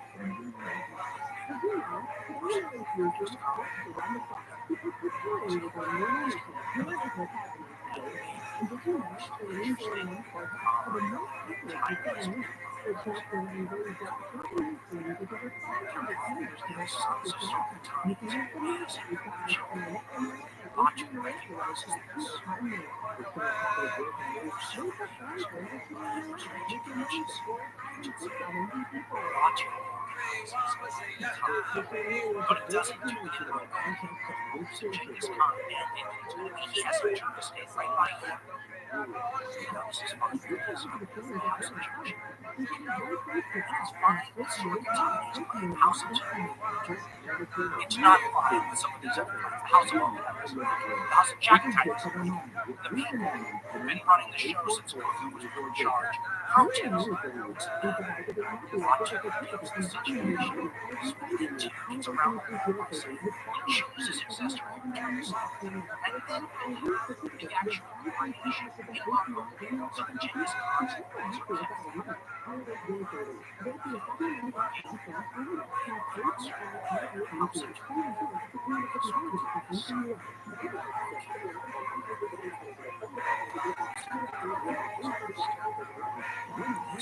Infuriates houses. Because remember, one condition that Kuyuk took the Great Khan's position under was that it stayed in his family. But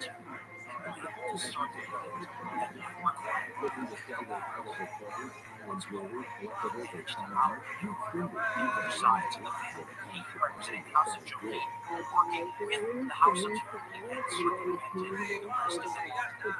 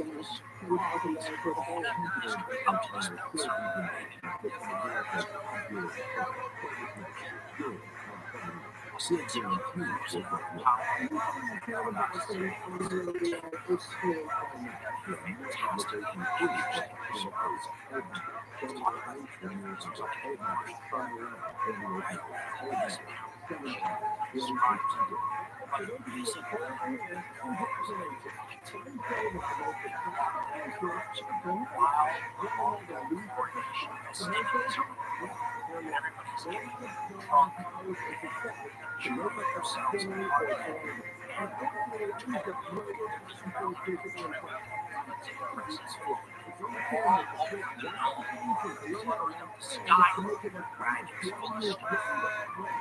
Those are some really interesting. Never longer cover is put on the road. Everybody sends tribute gifts and all kinds of things. So these wagons never finished the tribute to the reason. It's not traded by accident. By someone finding me. She describes it talking about what happens as the party and the coronation festivities are They were still awaiting the arrival of the other princes and continued to be obsessive in their joy and revel. None of them dreamt that the ancient house objects would change or alter. There had been no kind of quarrel or disagreement amongst his family. In their revelry, therefore, they had neglected to exercise precaution. Meanwhile, Shirabum and Naku, the grandsons of Ogadai Khan, and Tokop, the son of Karajar, having reached agreement amongst themselves, had drawn near with many wagons full of arms, and meditating guile and treachery in their hearts. All of a sudden, by a lucky chance indicative of fortune, a falcon called Kesage, of the Kankini bone, one of Monkey and Khan's falcons, lost a camel. He was wandering about in search of it, when he stumbled into the middle of Shirabum and Naku's forces. He beheld a great army, and wagons without number heavily loaded, allegedly with food and drink. Mr. Congratulations. Ignorant of the secret purpose of this, Kasich continued to search for his stray camel.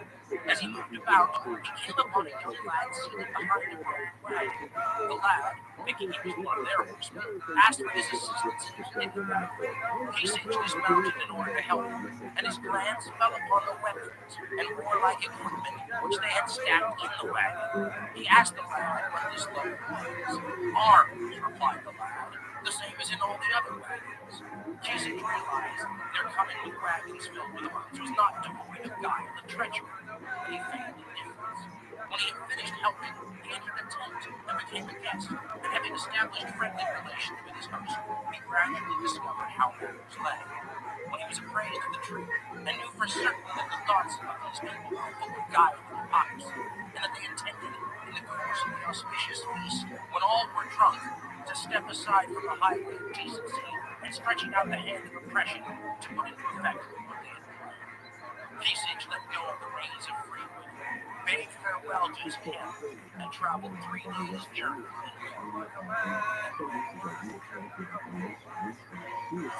Kasich burst in conversation to tell the now brand new cause of celebrating this position that assassins will. Now it sounds like everyone in the information is drunk or having a hard time grasping that any one of this family, which is the family that Genghis Khan himself had given that lesson to, where he took the single arrow and broke it, and then he took a bundle of arrows and showed his sons that they were unbroken. You could break this bundle of wood and stick together. Now here was this falcon telling the Khan that not only was that actually happening, the assassins wagon fulls of arms were enough to take advantage of these people.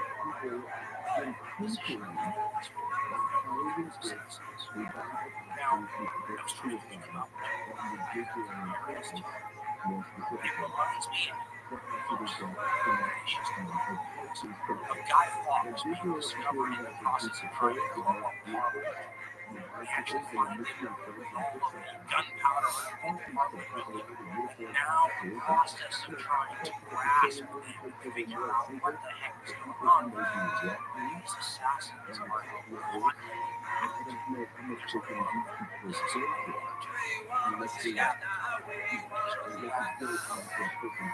is stretching all over wiped out branches of the Mongol discovered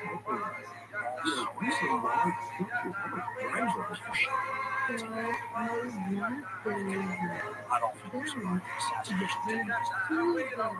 And then they start grabbing generals and people and interrogating them or torturing and then executing them. Lots of people are seen taking part in the party and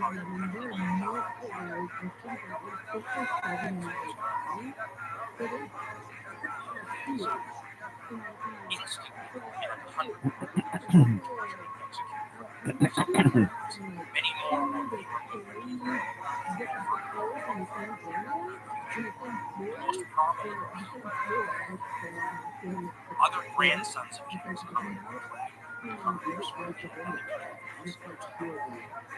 Ostensibly part of positions where they're going to command troops in situations. The most high profile person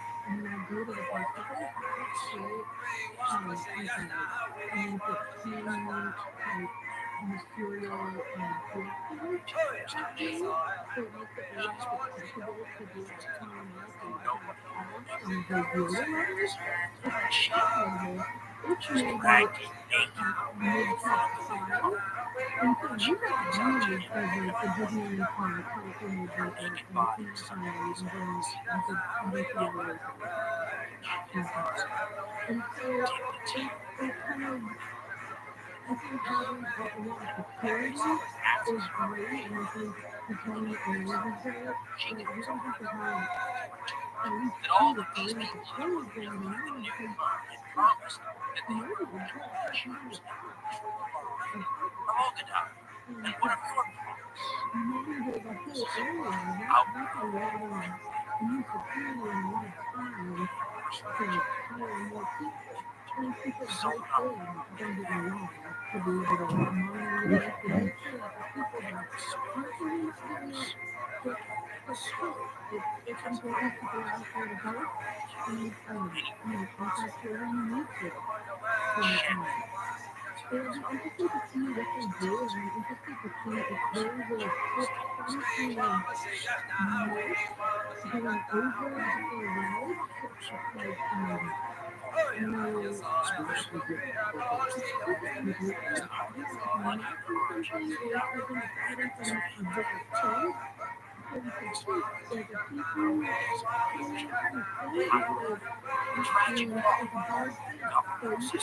your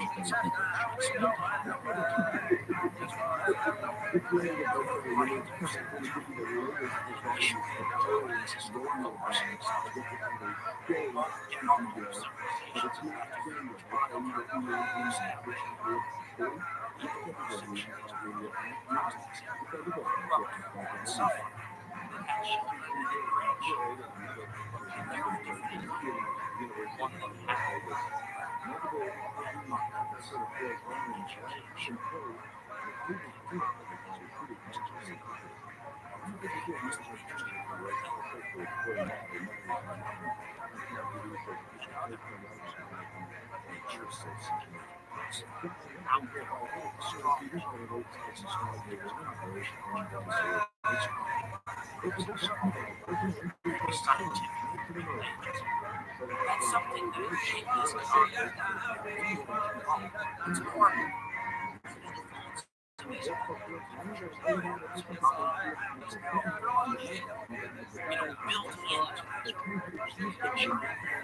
built into modern societies have taken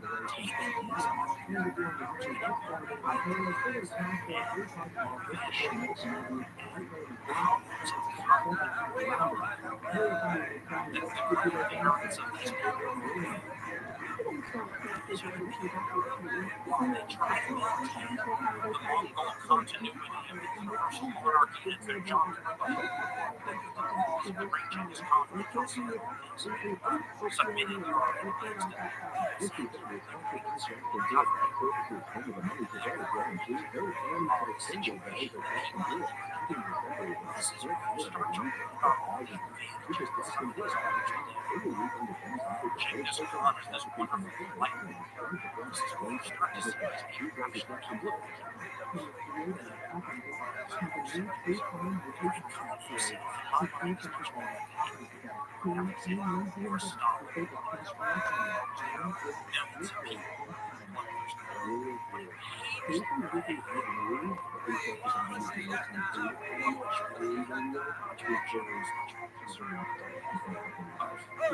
There's still dark persons when it comes to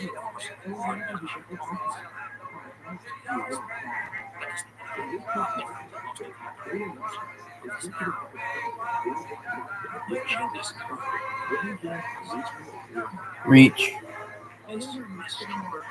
No.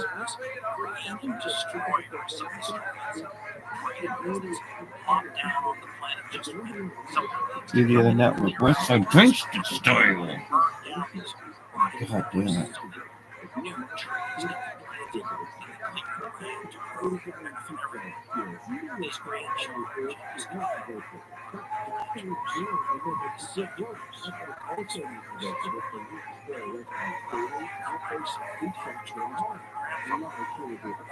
This on one hand, though, that doesn't mean you're not still burning down strands of trees that may have survived.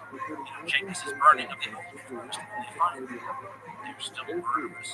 They still destroy. They still do these bad things, but there's no arguing the positive benefits that they deliberately try to carry out as well. Some will say this miracle. And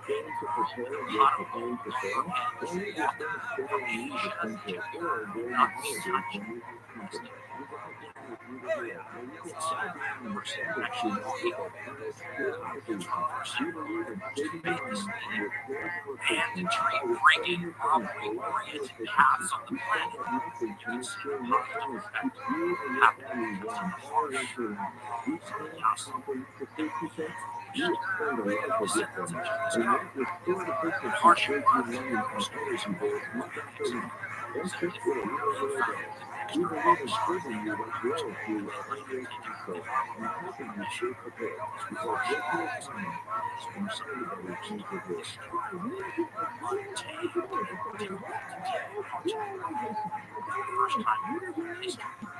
These were safe paths that people would travel all the time.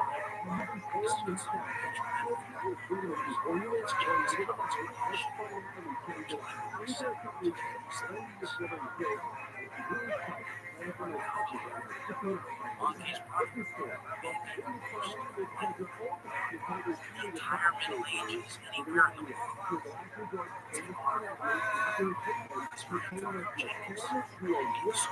God, flame, punishment,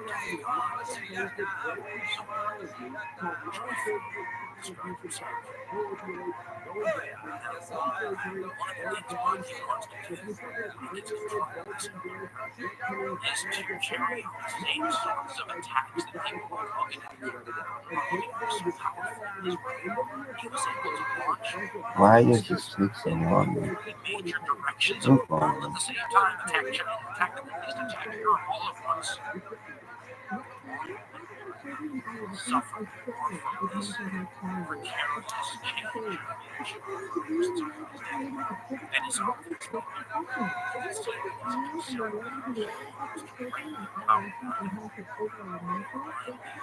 a person is in gym is really working out as a huge not to take the excitement back and start lifting weights again.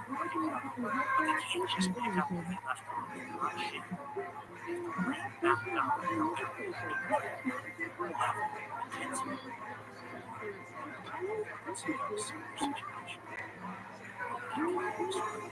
First couple of years was really consolidating his power, building this forces to do what he wants to do, just to continue.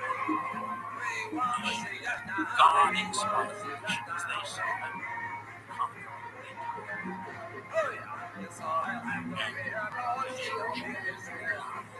It starts once again with China, major organizes attacks in several different directions. Mongols have still been fighting in various places they conquer. This time, the Russians have been now through the decisions made once again. Against the Soviets of China, with the new flags. That's why it's such a major event. Google the great Khan himself called the igers and other colonies that finish off this last empires that China crowns.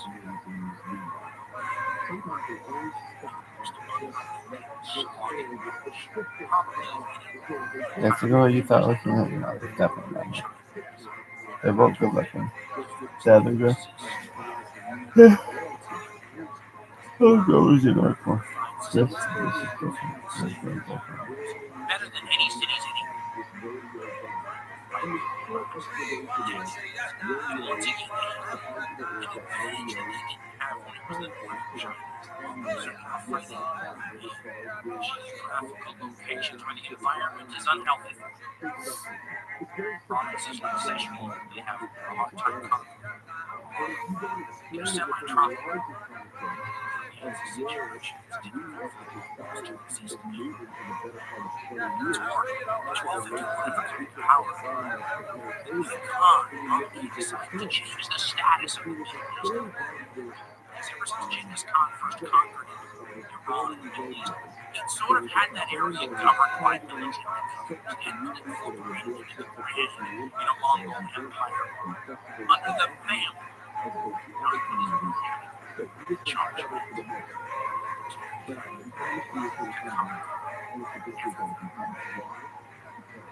first thing that was conquered, known in history as the assassins. Compare them to the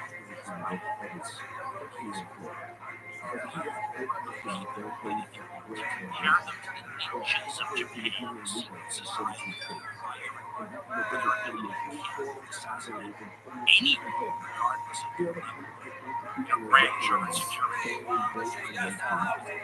Religious Indians different between religions, but it didn't stop them from being religion. For 200 years before this time, they were responsible for killing lots of different people, Christians, Muslims, princes, dukes, I mean, everything you can think of. Everybody's been covered because of what these assassins his men is continuing. Unlike the ninjas who struck in the night with stealth, the assassins is part of the race enjoy doing so in broad daylight to spread the fear, this idea that no one was safe, and so they struck with their daggers right when everyone could see them watching. This intimidated several warriors, and Saladin himself, the great Muslim, had had 2 attacks on him. It was so close apparently he was holding by his assassins, and the king Mongols were not about coming to agreements with dangerous people. And the first group, the Illigan, was to go around that danger. assassins thought this new year they controlled all these fortresses that were like something from a Tolkien novel. With the sides of cliffs built into the most inaccessible locations you just couldn't imagine taking. Shocking movies, they captured the head of the murderer and sent him back to Mongolia. Accounts of heroism, but they proved to be almost no. Once again, showing the level of sophistication of their siege engines, the number of artillery from China and Persia began using gunpowder weapons to completely nullify this inaccessible fortification. Sophistication is assassin kept them safe for so long from so many powerful people who wanted to win the ready. Next was the term in Baghdad.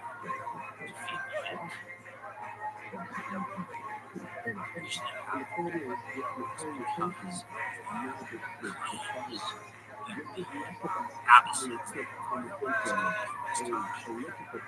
32nd, 33rd, and 41 claimed to have a sort of cult-like authority, not quite like that. Islam's different, but a similar sort of authority over the faith. And the Mongols were they had tons of Muslims.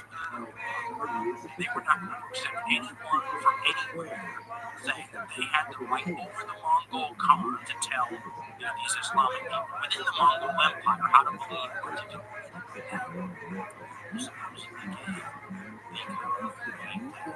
The option to essentially give up this control and something that was done.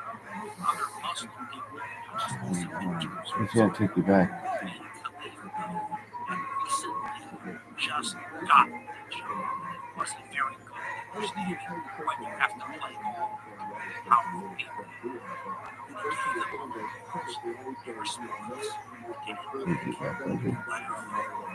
Show me that fucking little square. Show me that square.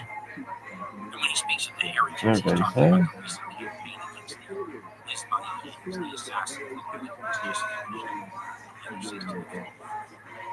When the heretics' fortresses were conquered, we sent emissaries to request assistance from you.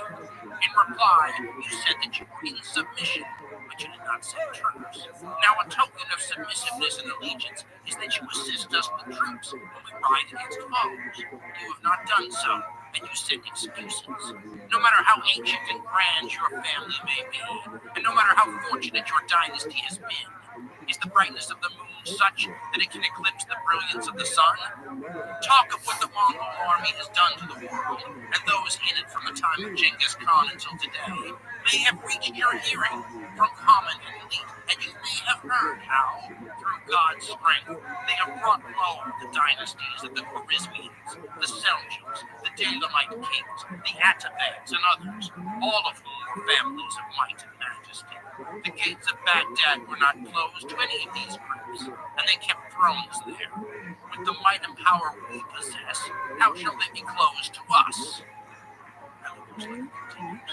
Previously, we have given you advice, but now we say that you should avoid our wrath and vengeance. Do not try to overreach yourself or accomplish the impossible, for you will only succeed in harming yourself.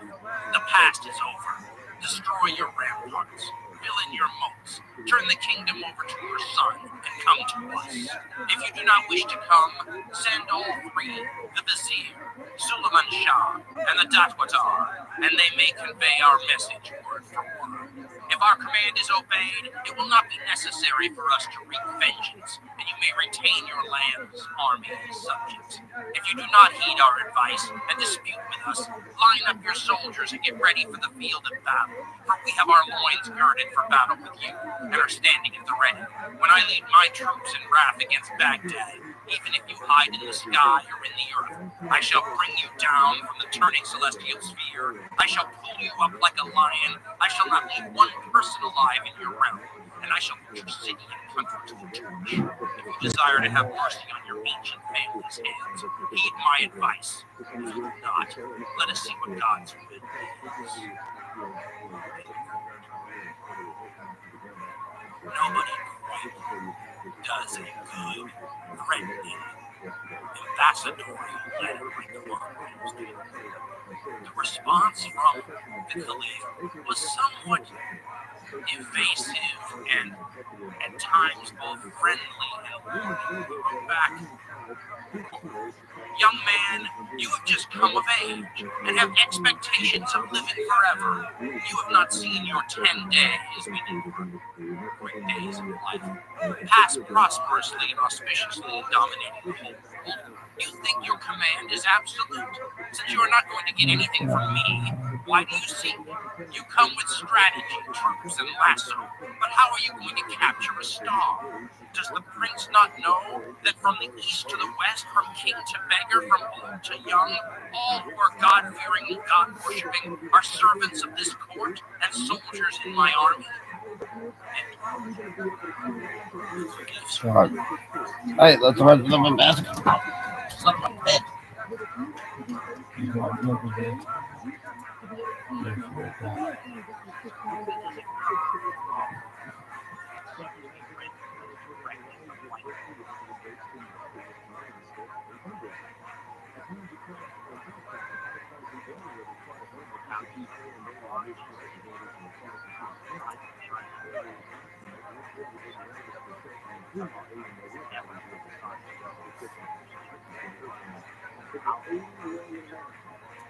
Friday, Saints, Mr. French.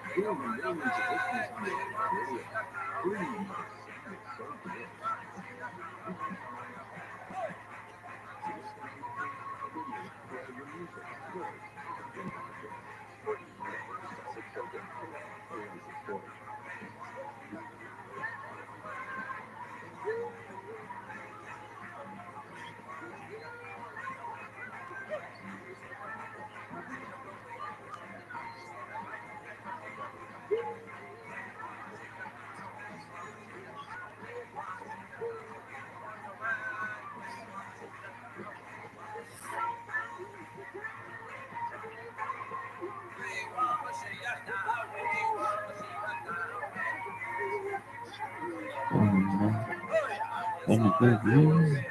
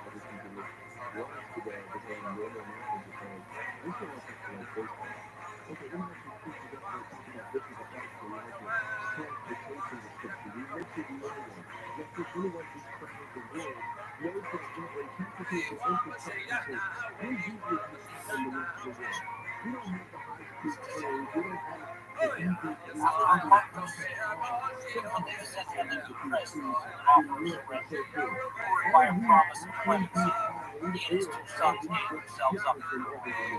On February 13th, 1280, at the Jerusalem battle, began 40 days of penance.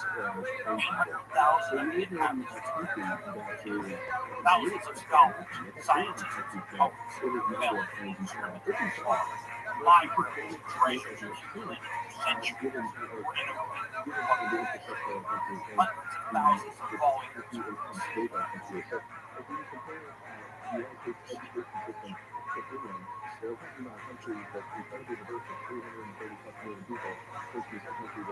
Iranians were agriculture was supported by canal networks thousands of years ago. Baghdad was one of the most permanent intellectual centers. The Mongol destruction of Baghdad was a psychological blow. a small executive company. Already, he says, this law is challenging, becoming more suspicious of hundreds of companies. More concerned with the sabotage intellectual property of the small imagined reality is inherent, and Aristotle obliterated liability and threat begins to suggest more the Mongols built irrigation dams and left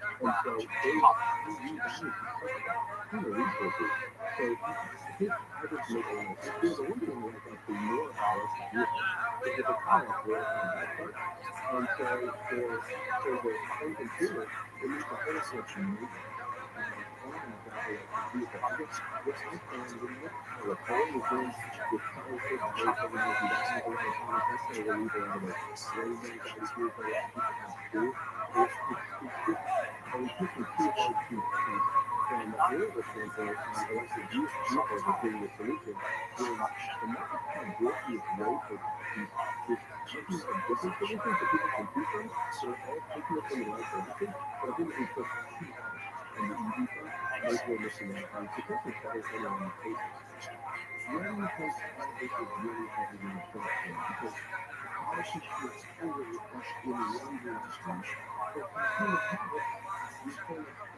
Sunni Muslims were, on the other hand, appalled. Cultural thousands of education already involves in terms of symbols, libraries, and synagogues, teachers and scholars the daily structure around civilizations. Some now lean with 20th century technology. Some scholars have suggested that the rise of Western European civilization, from a position of cultural and technological domination, was in part due to the devastation inflicted on the Muslim world by the war. Coming so close up against the Byzantine Constantinople throne. Without doubt, the Western planted various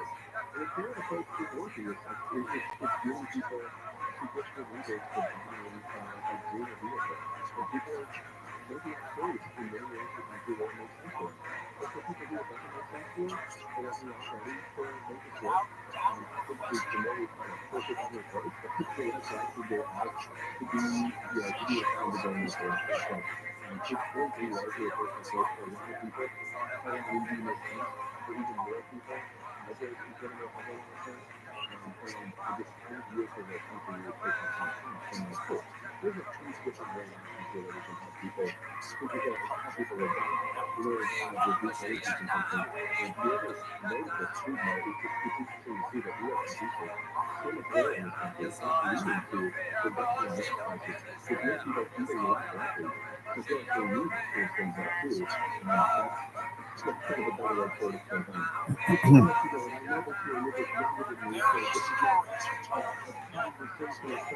Nassim al-Din's documentary tells how a trade it is not edible, and why did you keep it and not use it to make your soldiers? Why did you not make these iron bars in the bureau? Why did you not put them in trucks not crossing? That was God's will. What will now happen to you is also some say the queen was then locked in the tower with his own treasure of stars. His soul searching. Others speak from being cut down by the emperor himself, or by his command, or by Prince Hassan Bosch, the Georgian power. The most convincing account tells how the leaders rather than others. In much more likely environment.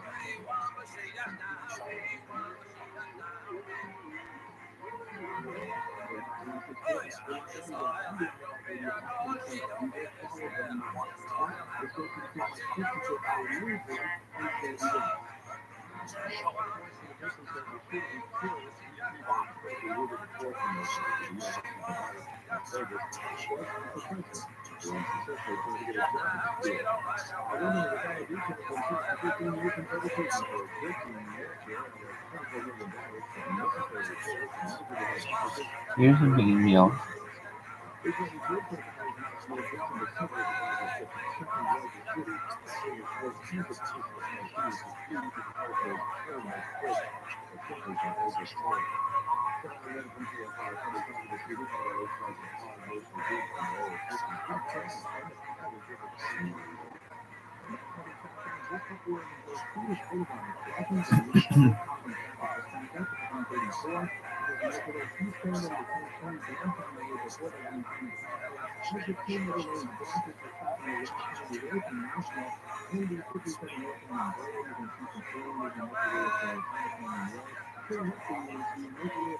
Here you go.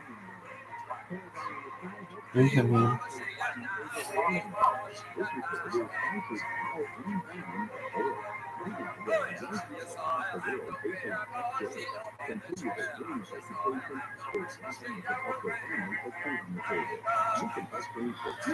That knife won't forget you.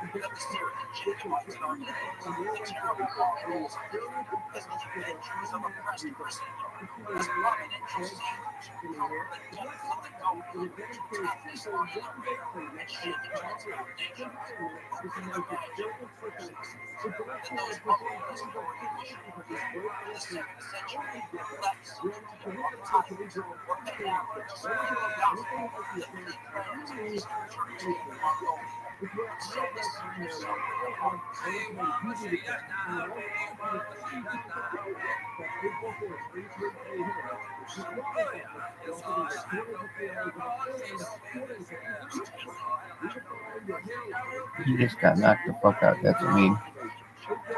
KDFOs, baby.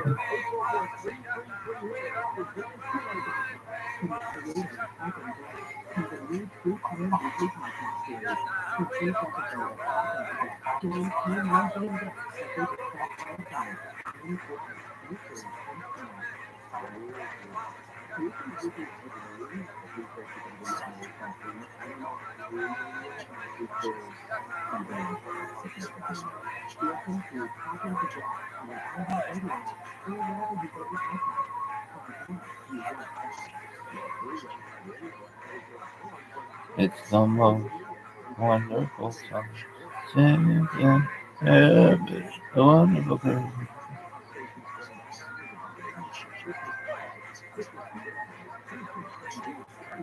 Oh my god, I can't believe I get it. 400 and one of these fuckers. Without consulting his kinsman, has brought about the death of the Caliph. With the help of God, I will call him to account for so much.